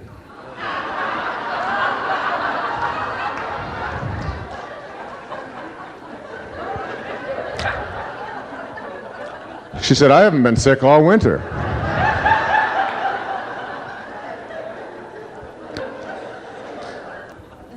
Isn't that a great story? I'd like to speak about, for a few moments, about why it is that people are unable to manifest and attract into their life what they want. What are the things that keep them from being able to reach these higher, faster frequencies I've been speaking about so much here? And essentially, it boils down to something quite simple. As you think, so shall you be. It's what Earl Nightingale called the strangest secret. It was the first million-selling tape ever, published back in the 40s and 50s. The strangest secret. You become what you think about all day long. I tell it to my children all the time. When little Seiji was studying for her spelling tests, and I showed you some of her spelling in one of these earlier tapes, and she had been convinced that she was not a good speller. The only two words she got wrong on her spelling test were sky and summer. Her two sisters, S-K-Y-E and S-O-M-M-E-R. And she went and fought for the right to have those right, because that's how her sisters' names are spelled. She said, it's your fault that I'm not a good speller. Anyway, when she changed schools, and I said to her, I said, honey, it's time for you to change your belief about yourself as a speller. I said, you become what you think about. Say it. I know. You become what you think about. I said, all day long. What do you think? I'm a great speller. I'm a great speller. Just keep saying it and saying it. And when you say that, then you'll act upon that thought. And when you do, we'll go over your spelling words together. And we'll go over every single one of them. And she has had 100% on every spelling test this semester so far. And every time I say to her, well, how come you're getting 100%? She said, because you become what you think about all day long. I know. And it's like, she's 10 years old. She's got to do her little dorky things, right? But the fact is that you can apply this anywhere. You do become what you think about. And the irony of what you think about is that it works in either direction. So that if you think about what you would like to attract into your life, and you do it with what I call the 4 reallys, and I've put out tapes with Hay House on this, how to get what you really, really, really, really want. In fact, Deepak Chopra and I put out a 2-cassette tape on that, which is very fascinating, very interesting, and very funny. It's really a live presentation the two of us made, interacting on this whole idea. And essentially, the 4 reallys stand for what you ask, what you wish for. It starts with a desire. What you ask for, what you intend to create, with passion. Those are the 4 reallys. What you wish for, ask for, intend, and have passion about, you will attract into your life. That's what manifestors do. They first start with, I would like to have this. Then they ask, would you please cooperate with me in providing me with the ability to create and manifest this into my life? I'm asking. I intend to create it, so there's no longer I hope that it happens. There's an intention about it, and you don't ever allow any other thoughts in. If people say, yes, but don't you understand, it's very difficult to attract this into your life. It's very difficult to get this kind of a job. Yeah, but you can't really make this kind of money. Yes, but this isn't going to work out. All of these kinds of things are, you say, okay, I understand that, but you don't let your energy field become contaminated, and you just simply respond, not to them, but to yourself. I understand all of that, but I intend to manifest this into my life. I intend to do so. And eventually, you will act upon it. It's like if you want to quit smoking, or if you want to quit drinking, or if you want to lose weight, or if you want to overcome an addiction of some kind, what you do is you just keep your intention on it. Forget your behavior. Forget the fact that you're still drinking. Forget the fact that you still overeat. Forget the fact that you're still smoking. Let all of that go. Just create an intention. I wish for, I ask for your guidance, God, in providing me with the strength that I was born with to do this, and now I intend to create it. I intend to do it. And even though you're still smoking, or even though you're still doing the drugs or overeating or whatever, I intend to create it. Eventually, you see, the fact of continuing to do it is part of the process of changing it. So instead of telling yourself I shouldn't be doing this and filling yourself with what? Shame and guilt, which does what? Always weakens you, always brings you down, and makes you more of a victim of your own abuse. Instead, you just say, okay, there he goes again, lighting up another cigarette. No, there he goes again. He's going to eat that hot fudge sundae, even though he knows that his cholesterol's too high. There, watch, look at him. And you become the observer, the noticer. And eventually, as you keep that process going, you'll find yourself one day saying, that's it. That's how I quit drinking. I just let it go one day. I watched and observed, and I said, you know, you have 2 or 3 beers every day after you run, every night. And I tried to think of a day when I didn't have one, and it had been 10 years. When I had gone without drinking. 2 or 3 beers in the evening. Not drunkenness, not any of that kind. Just 2 or 3 beers, sometimes 4, in the evenings after running. It was all, and I thought about it, and then it's just the day came when I just said, okay, my intention is now that that's not what I want anymore. I'm just not going to have one today. That's it. I'm just not going to have one today. And I didn't. And that was over 10 years ago. And I still haven't had a day. And so I call myself a camel. A camel is an animal who starts out every day on his knees, which I do, and he ends every day on his knees, which I do, and he can go 24 hours without a drink. And that's what I do. And I don't say to myself, I'll never drink again. I just not going to have one today. Today's a day that I'm not interested in having one. And that's how you live your life. You become what you think about. So if you think about it enough, there's nobody who's ever quit smoking who didn't think about it for a long time. There's nobody who's ever lost the weight that they wanted to get rid of who didn't think about it for a long time. Thinking about it is part of the process. But you don't want to think about it with shame, because then you'll weaken yourself and you'll continually go back, because addictions are defined as never getting enough of what you don't want. So eventually you just get to a point where you say, okay, that's fine. I think today I'll run, and that's what happened with me in 1976. I think I'm going to run around the lake. It was in Minneapolis, Lake Harriet. And I said, I'm just going to see if I can run around the lake. Well, I ran 100 yards, and I was 36 years old, and I couldn't run 100 yards or more without getting out of breath. And then the next day I said, you know, I wonder if I can do that again. I wonder if I can run. And the next day I ran 100 yards without getting out of breath. 4 days later, 4 days, that's how fast your body responds to your thoughts. 4 days later, I ran around the lake. 2.2 miles or whatever it is, around the lake.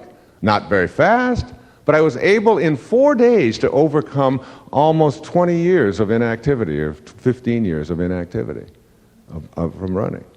And today, I run marathons. You know, it's not, and I still run every day, virtually every day. There have been a few days now because my wife challenged me a few years ago. She said, I think I would be more impressed if you didn't run one day. I don't think you can not run in a day. That pisses me off.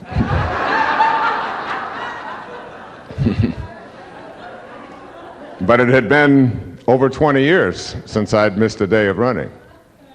And I just said one day, I'm not running today. And I ran. And a year later, I said, I'm not running. This is the day I'm not going to run. And I ran. And not too long ago, I said, it's time for me to prove that I don't have to be addicted either way. And I didn't run. And now I still run 99.9% of the days, but I also know that I cannot run. I'm free to be whatever it is that I want to be.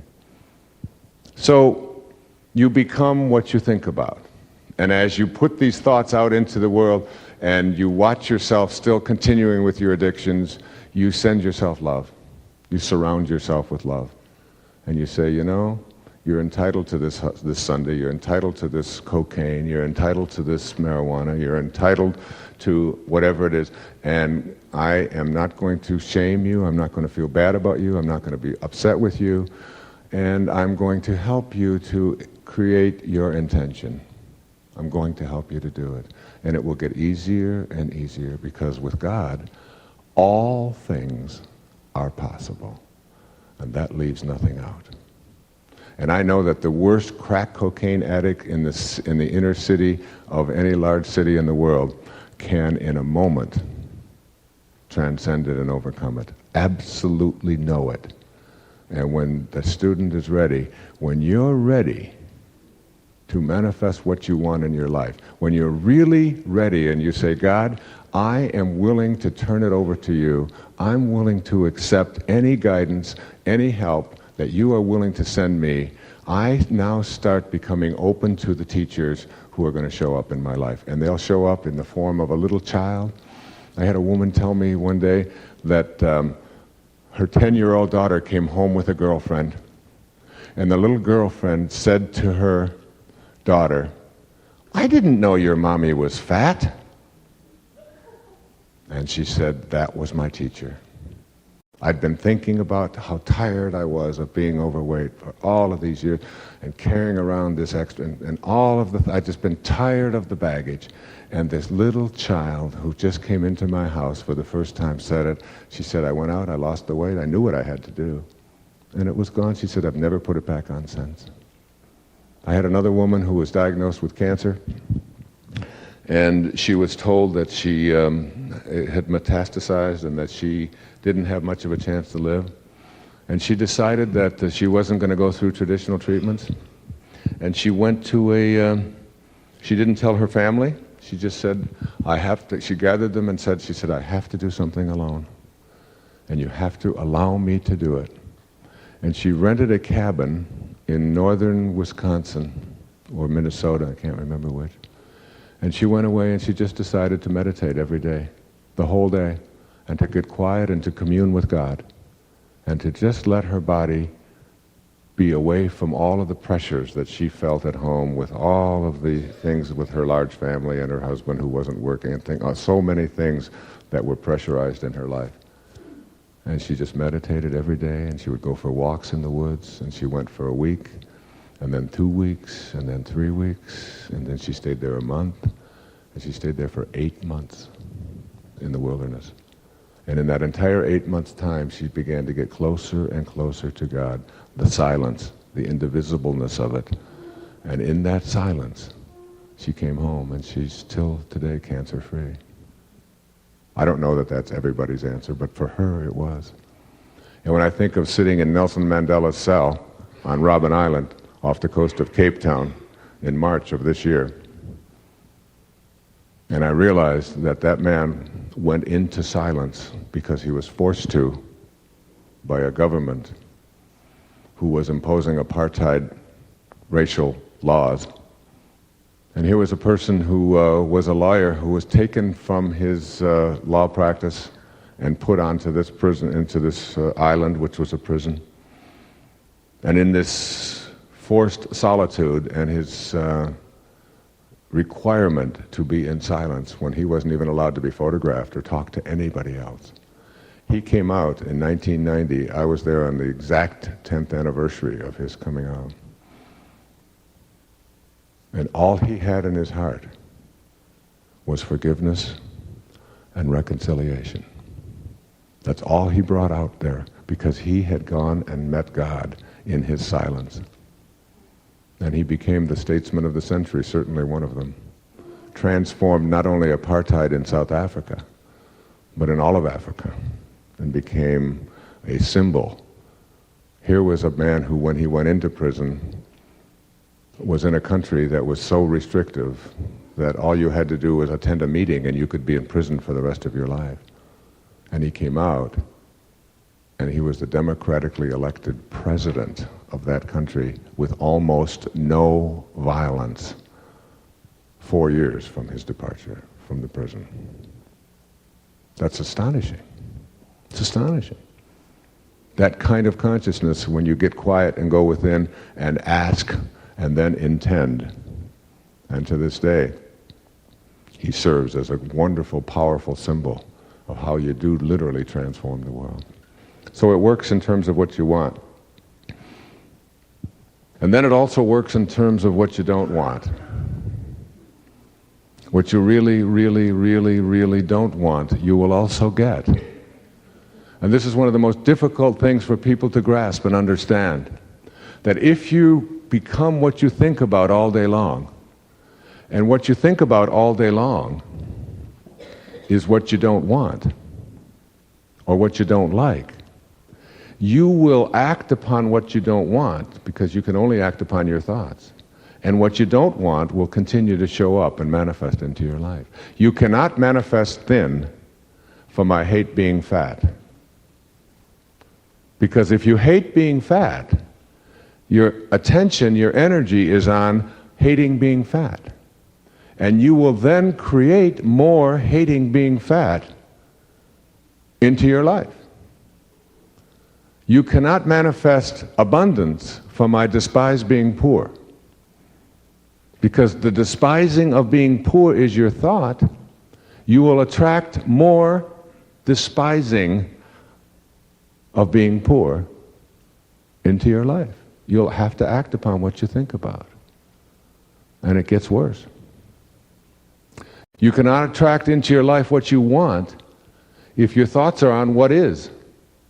That is, if you put your attention and your energy on the circumstances of your life, and you despise the circumstances of your life, and that's what you think about all day long, are these circumstances that I don't like, you will attract more of the circumstances of your life because that's where your thoughts are. You have to shift your thoughts off of what are the circumstances of my life onto what circumstances I intend to manifest. And keep them there. And every time your thoughts go back to what you don't want, or what the circumstances of your life are, you immediately realize that you are now going into point A or point B on one of those three scales that I've described here in this program. You have now weakened yourself and you have weakened your life. So you shift into, this is what I intend to create, and you get a picture of it, a visualization of it, and you act upon that vision. Even if you notice that your body isn't cooperating and it's still doing the things that it was doing before, your thoughts are on, oh, body still wants to do that, okay.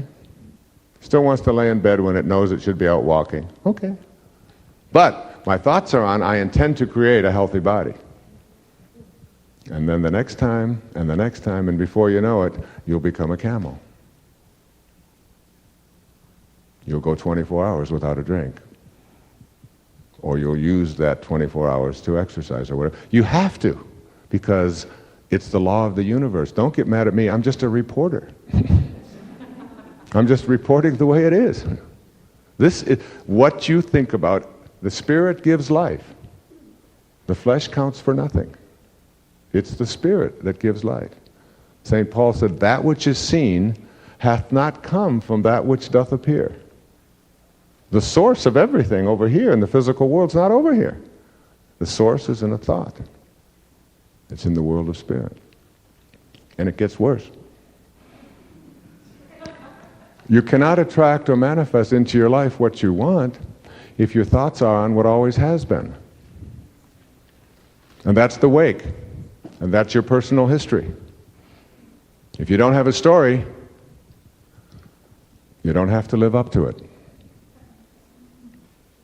And if your thoughts are on what always has been, and you use this as a reason why you can't attract into your life what you want, because after all, it's always been this way, then even if you are really angry at the way it's always been, and your thoughts are on how angry you are at the way it always has been, what it always has been will continue to show up in your life because you become what you think about all day long.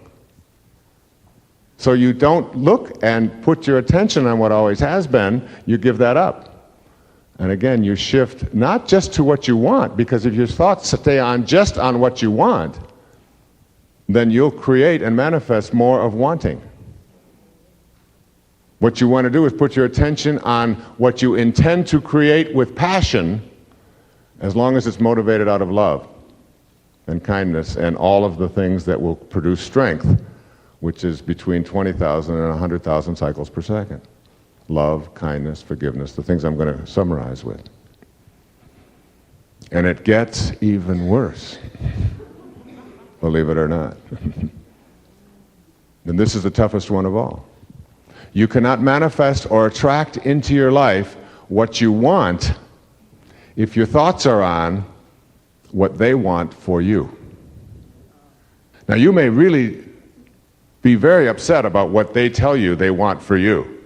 And there's no shortage of they.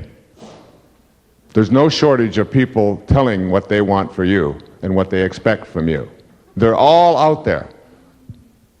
It starts with your family and your family history and your ex-family and your in-laws' family and the family that you work with and your government and your community leaders and all the pressures of your various organizations. There are a whole lot of turds that won't flush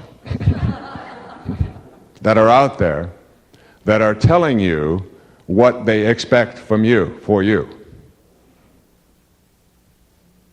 And if your attention is on how upsetting it is that you have to listen to and be exposed to all of these people, and that's what most of your questions are about, all of these people and all of these things that are pressures on you in this kind of a world that we live in, and there are an awful lot of expectations about what you should be doing and how your life ought to be run. And after all, you can't just go blithely through your life being what you want to be when you've got all of these other things and people and pressures telling you what you should be.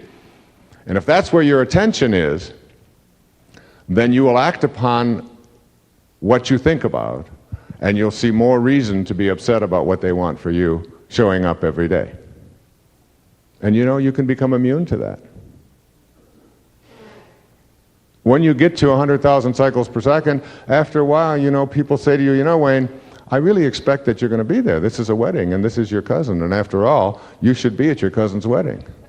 And they'll say, you know, you're right about that.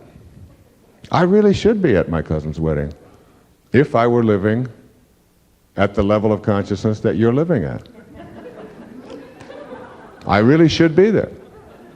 But fortunately, I'm not at that level of consciousness. And I want you to really enjoy the wedding. I want you to take a lot of pictures, but don't send them to me. But you don't say it like that in a cute way or anything. You just, like, you say, I understand that, and the invitations come, and you do what you want to do with the invitations. You just, you know, if you don't want to go, you don't go. And you don't tell yourself, oh, I should be there, and I have an obligation to be there, and if I'm not there, they're going to be all upset, and after all, they went to my cousin, and now it's their cousin, and these cousins, they've got to be, and like, you know, everybody, you know, 8 generations removed, we're all cousins. It means you got to go to every wedding on the planet, because we're all related. So what you do is you pick and choose, and you go where you want to go. And you're going to find that there are going to be some people out there who are not going to like your choices. But you want to know something? They respect you more. They will respect you more for being who you are, for dressing the way you want to dress, for going to the places that you want to go, for being with the people that you want to be. And you know, you learn to be a quiet warrior. Very quiet, very peaceful. You make no noise. You don't go out and shout this. The only reason I'm speaking about this is because otherwise we would have nothing on tape. And you would all come here and you'd sit here and I would say nothing. There will come a time when you'll say, profound experience. Silence for 3 days. But you're not ready for that, and I'm not either. So I talk about it. But the way I live it out in my life, I just make the choices and implement them and do the best I can. I give the world the best I've got. And some people don't understand it and don't appreciate it. And I give the best I've got anyway. And some people, no matter how hard I try to be kind, will take advantage. So I'm just kind anyway. Just like Mother Teresa said. So the message of all of what I'm saying here is that almost everyone who has problems in their life, which are illusions, because it comes from separating from God, have problems because they have their attention on problems. And when you take your attention off of problems, even though they continue to exist, and you put your thoughts, your energy, onto what you intend to manifest into your life, and you do it quietly and peacefully. And you know something? You have to do it without telling anyone about it. Because the moment that you tell anyone about it, you invoke the ego. Because the ego insists that you explain it and defend it. And the moment you begin to explain and defend what it is that you want to attract and be in your life, problem-free, the moment that you start explaining and defending that, you move your energy down into argumentation, which always weakens you, into guilt, maybe even into shame, into worry, into fear, and before you know it, in the defense and explanation of what it is that you are going to attract into your life is already been determined that it can't happen. It is the Spirit that gives life, and you have to stay in the Spirit. And it's not between you and them. It's between you and God. And you know, the more you become closer to God in this way, the more people will want to be around you. People respect strength, not weakness. People respect the person who can say, no, I just don't want to go there anymore. I don't want to go have the drink this time. That's what the invitation is about. That's why I think it's so beautiful. She wrote that, Araya wrote that, after being at a party in which everybody was talking about their possessions. She said, I don't care what you do for a living. I want to know what you ache for. I don't care whether you agree or don't. I want to know if you can see beauty everywhere and source your life from its presence. I want to know if you can get up after a night of grief and despair, weary and bruised to the bone, and still do what needs to be done to feed the children. I want to know if you can resist somebody else's desire for your attention and not betray your own soul. That's the invitation. It's a great and powerful invitation. And that's what it means to put your energy and your attention always on what you intend to create. And then when it doesn't show up, you say, thank you for the lesson, but I still intend to manifest it. And when there's an obstacle here, you say, thank you, I needed that, but I still intend to manifest it. And I'm infinitely patient. Infinitely patient. I'm as patient with you as God has been patient with me. Through the worst, through the horrors, through the most terrible times of your life, you've always known that this higher self called God is there for you. You've known it, and it's never abandoned you. That's the kind of patience you have to have. Infinite patience. Okay. What I'd like to do now is talk about the St. Francis prayer, which are the last 7 chapters of A Spiritual Solution to Every Problem. To me, this prayer symbolizes all that I mean by a spiritual solution to problems. It's what I've been speaking about here all of this time. In the face of something called a problem, it cannot survive when the higher and faster frequencies of spirit are brought to bear on the problem. It can't survive. And so St. Francis asks these things. And I'm just going to summarize and go through these rather quickly. Lord, make me an instrument of thy peace. What does that mean? It's clear in the scriptures that if you are not at peace, you cannot know God, because God is peace. If you're not at peace, you have sent God out of your life. And when you are at peace, you are in that calmness that we talked about earlier. Becoming an instrument of peace is you become a deliverer of peace. You deliver peace by being an instrument of peace. And you have options and opportunities every day to do it. I'll give you a couple of examples of just simple things of being an instrument of thy peace. I was getting gasoline at a gas station a few months ago when I was writing the book. And I got out of the car, I pumped the gas, walked in to pay for it, and there was a young boy there, and there was a car wash at the gas station where you put the coins in, for $3 or whatever it is, or you pay up front. And there was a young man there who didn't speak English, who didn't know how to work the machine. And he didn't have any more money. He had given them $2, and it was $3 for the car wash, and that was all he had. But he didn't speak English very well, just very halting. And the cashier who took my money and treated me very nicely, but he was being extremely crass and rude to this young man. Very intolerant, creating a real atmosphere of disenchantment and angst. And the young boy was maybe 19 or 20, and he was almost in tears. Because when we don't understand someone in another language, we have a tendency to speak louder to them.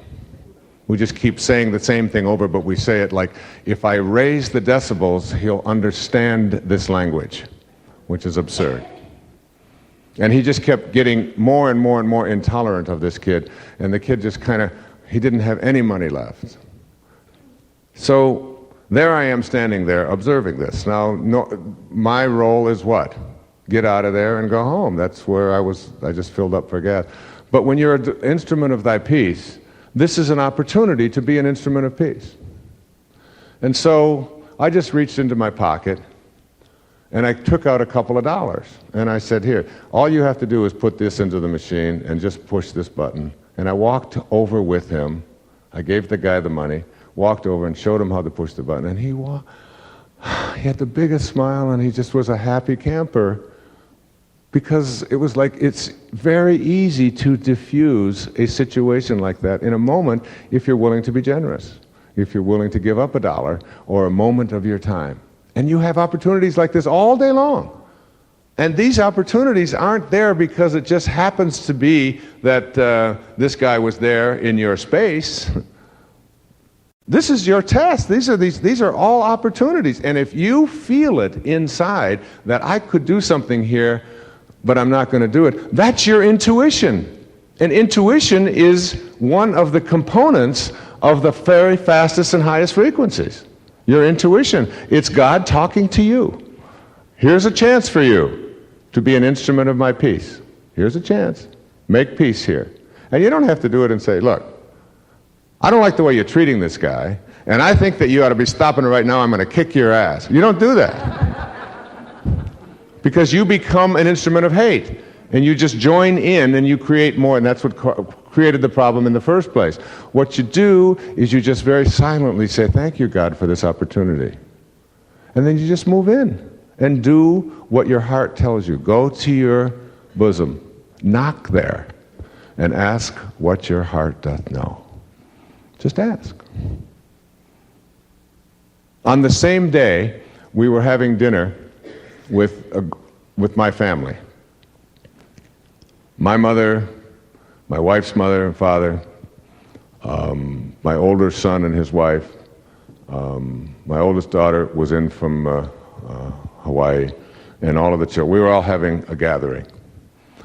And my mother and my wife's mother have a little thing going. My mother's 85, my mother-in-law's 75 or so. And they've got this little thing where one likes to sort of needle the other. And I adore both of them. And I deal with both of them with just a lot of humor, and when they give me a lot of crap, I say, I expect crap from you. Thank you for giving me some crap today. It's like, and that's how I deal with it, all very lightly, and so consequently I get treated very nicely by both of them. And But when they get together, that's like there's this need to be right. You know, we always have this choice with ego: be right or be kind. The ego says, "Be right. It's very important. Win." Higher self says, "Just be kind." Kind is a higher frequency, computes strong. Anger, disputes make you weak. Always, fighting makes you weak. So they were starting at, and I could see it coming. Because after a while, you get to know what's going to happen. You could do it with yourself as well. I do it with my wife. When I know that if I say this, she's going to say that, and I can play this whole thing out. I can play out the conversation before it takes place. And then she's going to say this, and then I'm going to say that, and then she's going to, and then we're going to both be pissed. And then we're not going to talk for an hour and a half. And then I can see all that, and instead I just say, you know, that's a good point. And it's all stopped. I've already had the argument. We've already had the hour and a half of silence. We've created what Blake calls the poison tree. It's all been there, but I just did it over here. Now, let's have this in our reality. Yeah, that's a good point, you know. But then the part of me says, but she really is wrong.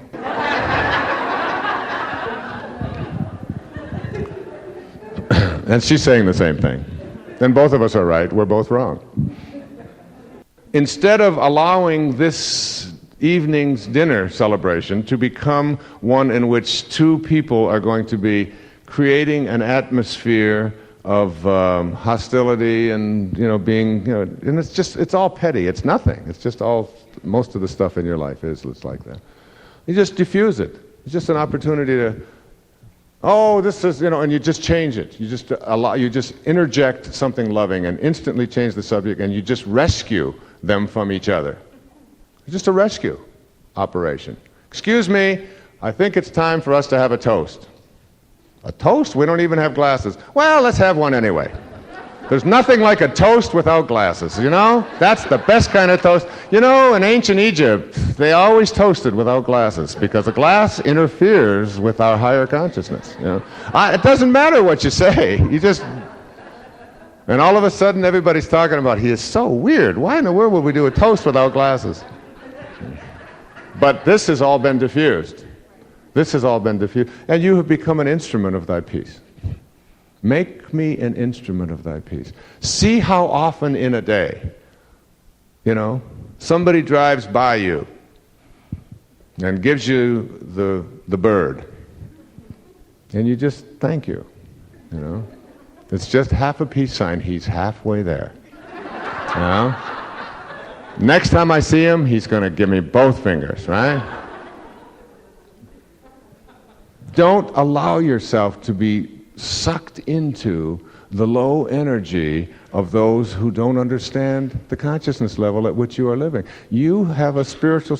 You're just going to be an instrument of peace. It's just going to be who you are. And you don't preach, and you don't get people to join your group. And you're not out there proselytizing and trying to win friends and influence people. You're just an instrument of peace wherever you go. And after a while, this becomes your consciousness. And you start radiating it out. And guess what? You don't even have to say anything. You just move in. And you move in with such peace that that consciousness alone radiates out from your energy body, and people can't be in conflict when they're around you. That's how it works. Second, where there is hatred, let me sow love. Let me bring love to the presence of hatred. Listen to this quotation from one of my favorite poets, the Irish poet, William Butler Yeats. At certain moments, always unforeseen, I become happy. I look at the strangers near as if I had known them all my life. Everything fills me with affection. It may be an hour before the mood passes. But lately, I seem to understand that I enter upon it the moment I cease to hate. You cease to hate. You bring love to the presence of hate. It's been said that the most difficult thing in the world to do, there's three. One is to send love in response to hate. The second most difficult thing to do is to include the excluded. I always ask my children when they get into a talk about, well, Rebecca said this. Well, Rebecca, oh, that Rebecca, she's such a witch. Well, she wears the shortest skirt and I don't know, wear makeup, and you should see how she flirts. She was flirting with her boyfriend. Like, if you knew how much like she has flirted, you're like, and you hear this going on. These teenage girls, like 6 of them, all sitting around, and I'll walk in. I'll say, "Excuse me, who's defending Rebecca? Which one of you is Rebecca's lawyer? Is there anybody here that will speak for Rebecca?" And my daughter will say, "Oh, Dad, you're such a dog. You're just going to ruin, everyone. You're making my friends, and it's so embarrassing." I say, I just wanted to know because she's not here and there's nobody speaking for her. How about if I do it? I'll take Rebecca's side, you know? And the third most difficult thing to do is to admit when you're wrong, emotionally. Not to admit it intellectually, but to admit emotionally when you're wrong. To send love in response to hate. For ourselves, and when we encounter our own hatreds, it becomes the ultimate challenge. If that's all we have to give away, it's like the old classic orange that I've often given the example of. If you squeeze an orange, what do you get out? Which is orange juice. And why do you get orange juice from an orange when you squeeze it? Because that's what's inside. It doesn't matter who squeezes it. It doesn't matter what time of day. That's what's inside. And if someone squeezes you, and out of you comes hatred, it isn't because of who did the squeezing. It isn't because of the time of day or the instrument they used. It's because that's what's inside. If you didn't have it inside, it couldn't come out. So you have to change what's inside. You have to send love inside and make yourself an orange that is filled with love juice. And that's what you send out. And that's what the great spiritual masters taught us. And we don't always do it. I certainly don't always do it. I do it much more than I used to because I'm better than I used to be. But I'm still not there 100% of the time. When I'm not there, I am conscious of it. And that's a start in not being there as frequently. And when my master teachers show up, like my wife, who I asked her one time, "How come you never tell me when you have an orgasm?" She said, "You're never there." I said, "Thank you for sharing that with me." "I'm only kidding. Of course you're there." I said, she's always got it. She knows how to do it, right? Sending love in response to hate. There was a woman who lived in England in the 19th century. Her name was Elizabeth Barrett. Elizabeth Barrett was a very famous poet. She had published some works, and some of them had been circulated throughout London. But she was kept in her home on Wimpole Street by a very tyrannical father who had her convinced that there was something wrong with her, that she was sick. And she had siblings, all of whom confirmed this, and they would never let her or allow her to do anything but stay in her chair, wheelchair, sickly, and write her poetry. And they protected her, and they kept her from. And she wrote poetry about love. In fact, she wrote probably the most famous sonnet ever written that I wrote an essay about in Wisdom of the Ages to my wife. "How do I love thee? Let me count the ways." And all of the ways were about the soul and the spirit of this man who came into her life, who read one of her poems and said, "I love you, Miss Barrett. I love you because of the poetry you write touches my soul from yours.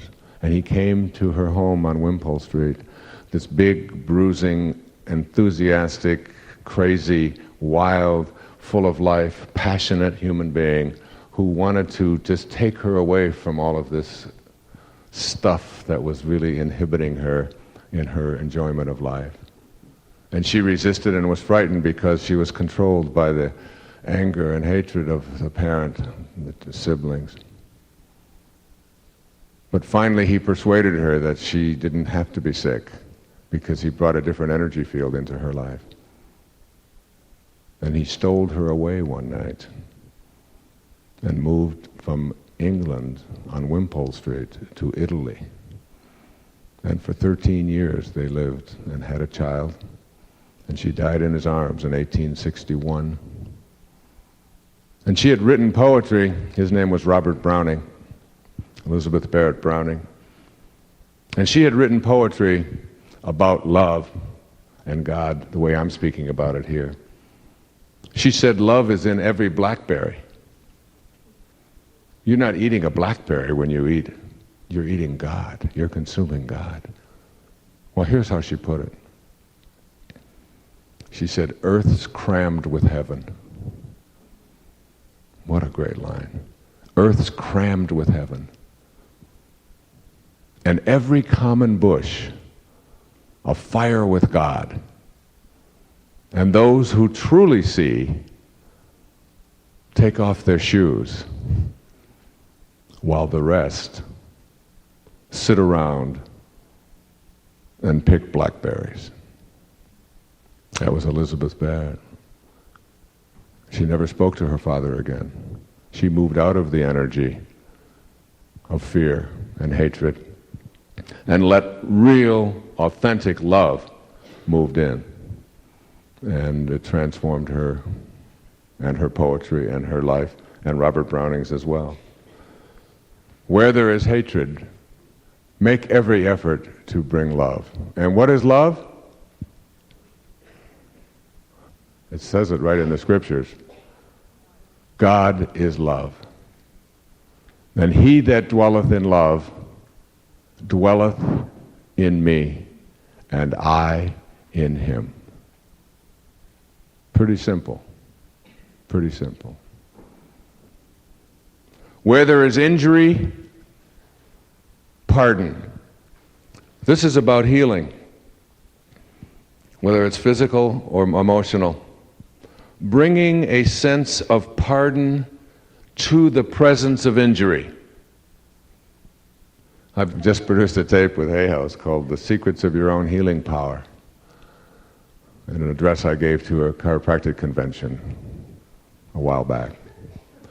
And the secrets of your own healing power are basically to understand, well, here's a letter that was written by a woman. Her name is Gladys McGarry, and she wrote a book called The Physician Within You. Wonderful book. She's a medical doctor. And she relates a conversation with her son Carl, who had just finished his internship and was specializing in orthopedic surgery.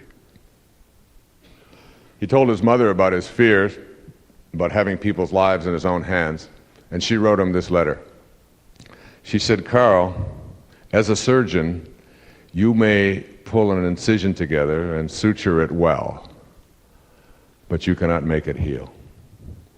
If you think you are the one who does the healing, you have a right to be scared. But if you understand that you are a channel through which healing moves, and that you are contacting the healing force within your patients, you have nothing to fear. You will have awakened the physician within them and sent them on their way to heal themselves. Healing, to me, is bringing the presence of a faster and a higher energy to the presence of this thing we call injury or disease, which is really the reaction of our bodies to our minds. And our minds have, again, the illusion that we're separate from God, and therefore our bodies are commanded by a ego mind rather than a sacred mind. And that when we move ourselves, and this is one of the biggest questions that you had in all the questions I read last night and this morning, it was about, what about these people who get diseases? What about children who have diseases? What about people who get AIDS? And all of these kinds of things, and how can you ask them to take responsibility, and so on. And it's not an issue that is an easy one to deal with because it's very emotionally entrenched. But just like starvation is part of the perfection of this universe that I don't like or agree with or understand, and so I put my attention on my desire to end it. And I know that that comes from God as well. I feel the same way about disease. I think that some children incarnate to be here for a certain amount of time. And just like my father may have shown up here to teach me compassion and forgiveness by being the kind of person he was, I think a child might show up in a body that has AIDS or in an injury or whatever. Again, if you understand and believe and know that there's a perfection to this universe and there's a force operating that holds it all together, and that we have an infinite amount of time to work this whole thing out, we begin to no longer tell ourselves that death and these kinds of things that are taking place that are so painful for us are not a part of the perfection of it all. They are. And when you begin to bring pardon to the presence of injury, what you also do is you bring a higher consciousness. And when you bring a higher consciousness, you begin to detach yourself from this body and realize that that's not who you are. I am not this thing that I occupy. And once you're detached from it, like a Helen Keller wrote some of the most powerful and beautiful and inspirational material with a body that hardly worked at all. And when a Lance Armstrong, who is diagnosed with testicular cancer, has 2 tumors the size of grapefruit in his stomach and in his lungs, and 14 the size of golf balls in his lung areas, and 2 the size of oranges in his brain, and is told to die. And his wife brings a bike and puts it at the foot of his bed, and somehow something magical, because he was told, not only will you not walk again, you won't live and breathe again. He not only went past it, transcended it by looking at that bike that his wife placed at the foot of his bed, but he went to the most grueling test of physical endurance there is on the planet and won the Tour de France. After that diagnosis and that experience, the Tour de France takes 22 days. It's 2,000 plus miles through the Pyrenees, highest mountain peaks, lowest mountain peaks, every single day, riding. The most grueling test of physical endurance there is. And not only did he win it once, but the next year, just to emphasize that this wasn't some fluke, he did it again. Twice. He's only the second American ever to win the thing. And he did it 2 years in a row after that cancer. And he wrote his autobiography, and it's called It's Not About the Bike. I recommend you read it. He brought something to the presence of this, and a miracle took place. And the law that has ever allowed any miracle to take place in the history of humanity, it's still on the books. It hasn't been repealed. It's there. Where there is injury, let me bring pardon. Where there is doubt, let me bring faith. Let me bring faith to the presence of doubt. And what is faith but a knowing? It's making conscious contact and being independent of the opinion of anyone else about whether you know you're in conscious contact with a frequency that is so fast and so high that it has the capacity to dissipate any energy that is lower than it. You have to know it. And faith is that awareness. Tagore put it in one of his poems. He said, faith is the sound that the songbird makes before the dawn. Before the dawn. Like, I'm singing, and I know the dawn is coming. It's still dark, but I'm singing. That's faith. That's the kind of faith you have to have. Where there is despair, hope. Where there is despair, let me bring a sense of the possibility of something working out. Hope is an energy. When you put a despairing thought on someone and test them, they will always calibrate weak. When you put a hopeful thought on someone, they will calibrate strong. Do you think you have a better chance of overcoming despair with strength or with weakness? Let me bring hope to the presence of despair, wherever it may be. In my own life, let me bring that higher spiritual awareness to the presence of that low one. Where there is darkness, light. What is darkness? The absence of purity, the absence of morality, the absence of a higher awareness. And light, whenever it is brought to the presence of darkness, always nullifies the darkness. Light is a faster, higher energy. And whenever you are in a moment of darkness, if you're in your room at night, very often when we're in the dark, we think our most morbid, fearful, shameful, predictable thoughts that things aren't going to work out, that something bad is coming, that I'm afraid that it's going to turn in a way that I don't want it to turn. And you know what to do? Turn on the light. Just turn on the light. Like, get up and turn on a light and watch what happens. That when you bring light to the presence of darkness just in the surroundings, all of a sudden you can see that it's not going to be that way.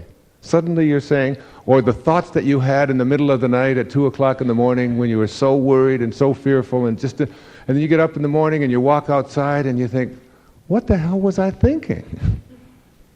Why was I so afraid? Why was I predicting a disaster? Why was I thinking that something horrible was coming? Bring light to the presence of darkness. And in bringing light to the presence of darkness, it disappears. It's gone. Where there is sadness, let me bring joy. Final chapter. And the final requests of St. Francis. Where there is sadness, let me bring joy. I love this. You've heard of Gurdjieff, who had a spiritual community in France. Here's a story that John Marks Templeton tells in his wonderful book, Worldwide Laws of Life. He said there lived an old man who was the personification of difficulty, irritable, messy, fighting with everyone, unwilling to clean up or help in any manner. No one was able to get along with him. Finally, after many frustrating months of trying to stay with the group, the old man left for Paris. Gurdjieff followed him and tried to convince him to return. But it had been too hard, and the man said no. Finally, Gurdjieff offered the man a very big monthly stipend if he would return to the community. How could the man refuse? When the old man returned, everyone was aghast. Upon hearing that he was being paid while they were being charged a fair sum just to be there, the community was up in arms. Gurdjieff called everyone together for a meeting, and after hearing all of their complaints, he laughed and explained, "This old man is like yeast for bread. Without him here, you would never really learn about anger, irritability, patience, and compassion. That is why you pay me and why I hire him with your money." Isn't that great? So when you have sadness, frustration, all of this kind of stuff, you have to figure out a way to love it. And the way that you love it is by bringing joy to it. You have to love your sadness. You have to love and appreciate that this is something that is taking you to a better and a higher place. It's exactly what I did with the story that I told you at the opening about my father, and how it was the turning point in my life. How I had taken something that was sad and frustrating and angry producing and so on, how I had taken that and brought joy to it. And when you bring joy, you're bringing one of the very highest frequencies in the universe to the presence of that sadness, and sadness cannot live with joy. Do you know you can't laugh and cry at the same time? That you can't literally be sad and experience joy in the same moment. You have to take one or the other. And joy nullifies sadness. It cancels it. It trumps it, if you will. And all of these higher emotions that St. Francis begged Jesus to teach him. And you know, there was a miracle that took place that Costanzaca spoke about in the St. Francis novel. It was the most moving moment in the novel for me. I mean, it's really hard for me to say this without getting tearful. St. Francis was terrified of lepers. And in the 12th and 13th centuries, lepers wore a bell. And wherever they would walk, the bell would sound, so that people were warned to stay away from them because it was so contagious, this disease. St. Francis was terrified of them. And in his meditation and his prayer, remember, St. Francis, in the last years of his life, had the stigmata, the wounds of Christ. He became Christ.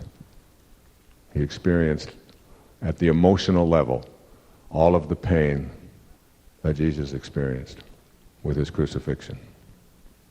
And he heard in his prayer, when he was conversing with God, that he was told that when you're walking into the next village, before you get there, there will be a leper. And he will approach you on the road as you are walking with Brother Leone. And that leper will have his mouth half eaten away by the disease. And you are to go up to that leper and put your arms around him and kiss him full on the mouth. And as he told Brother Leo this, what a horror it was, Brother Leo said, let's just go the other direction. Because Brother Leo was always saying, you know, I'm just not into this hunger thing. I'm not into this being cold thing, you know. I know, but I'm cold and I'm hungry, and he was always thinking about a glass of wine, and he was always thinking about a nice big sandwich, with a chicken that he could eat, and so on. And Francesco would always chastise him for his weakness, but he always loved him despite it. And he always talked and spoke about his weaknesses and how Francesco would love his deprivations and his poverty and so on. So Francesco, he said, you don't understand. I must do it because Christ has commanded me to do it. And it is how I will overcome my hatred, my sadness about leprosy. And sure enough, as they were walking towards the village, he heard the bell, and fear overcame him. But he transcended the fear, and he ran to the leper as fast as he could, so he could do it quickly. And he put his arms around the leper, and he kissed him full on the mouth. And then he took the leper, who was just a little boy, and he put him under his robe, and he carried him into the city under his robe to present to the people his willingness to bring joy and the love of God to the presence of so much sadness. And when he opened his robe, the leper was gone. And he said, Christ appeared to me as a leper to test me if I could show that kind of love. And then he left and disappeared. It's one of the authenticated miracles of St. Francis being an incarnation of Christ 13 centuries later. I didn't think I could get through that story. Where there is sadness, let me bring joy. The joy of knowing that you have nothing to fear. I'd like to close with a reading. It's a reading from the Bhagavad Gita. And the Bhagavad Gita, of course, is the song of the Lord. I've told you the Legend of Bagger Vance by Stephen Pressfield. I'd recommend, by the way, that you read that. Now I think if you read it, you'll have an understanding of how it applies. And Arjuna is Juna, and Bagger is Bagger Vance. And the Bhagavad Gita is the story of Arjuna the charioteer, and this charioteer who was really Krishna, God. And he's about to fight and go into battle on the great battlefield, lined up with all of his warriors. And he speaks to his charioteer, who turns out to be God, as Bagger Vance is to Juna. And here's a conversation they have. And it really is how I ended the book. I won't put what I said after each one of these interactions. You can read that when the book comes out. But I want to share with you this conversation between Arjuna and Krishna, so that you'll understand there is a spiritual solution to every problem. And it didn't originate with me. This was written thousands of years before any of us were on this planet. Arjuna, tell me of those who live always in wisdom, even aware of the self, O Krishna. How do they talk? How sit? How move about? Krishna, they live in wisdom, who see themselves in all and all in them, whose love for the Lord of love has consumed every selfish desire and sense craving tormenting the heart. Krishna. Further, he says, not agitated by grief or hankering after pleasure, they live free from lust and fear and anger. Fettered no more by selfish attachments, they are not elated by good fortune or depressed by bad. Such are the seers. Even as a tortoise draws in its limbs, the wise draw in their senses at will. Krishna goes on. Though aspirants abstain from sense pleasure, they will still crave for them. These cravings all disappear when they see the Lord of love. For even of those who tread the path, the stormy senses can sweep off the mind, but they live in wisdom who subdue them and keep their minds ever absorbed in me, God. Krishna goes on. When you keep thinking about sense objects, an attachment comes. Attachment breeds desire. The lust of possession, which when thwarted, turns to anger. Anger clouds the judgment. You can no longer learn from past mistakes. Lost is the power to choose between the wise and unwise, and your life is utter waste. But when you move amidst the world of sense, from both attachments and aversion, freed, there comes the peace in which all sorrows and you live in the wisdom of the self. Krishna. The disunited mind is far from wise. How can it meditate? How be at peace? When you know no peace, how can you choose joy? Krishna. Use all your power to set the senses free from attachment and aversion alike, and live in the full wisdom of the self. Such a sage awakes to light in the night of all creatures. That which the world calls day is the night of ignorance to the wise. Krishna. As the rivers flow into the ocean, but cannot make the vast ocean overflow, so flow the magic streams of the sense world into the sea of peace that is the sage.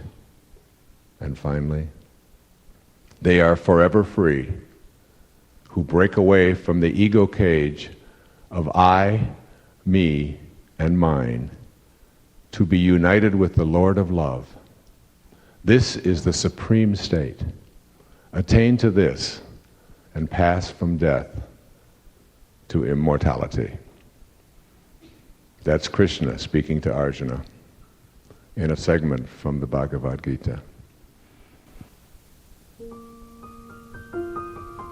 In every moment of your life, every moment, as you leave here today, remember you have this choice.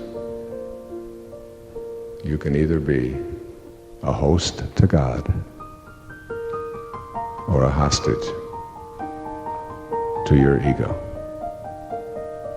It's up to you. Thank you. Thank you very much. Thank you so much.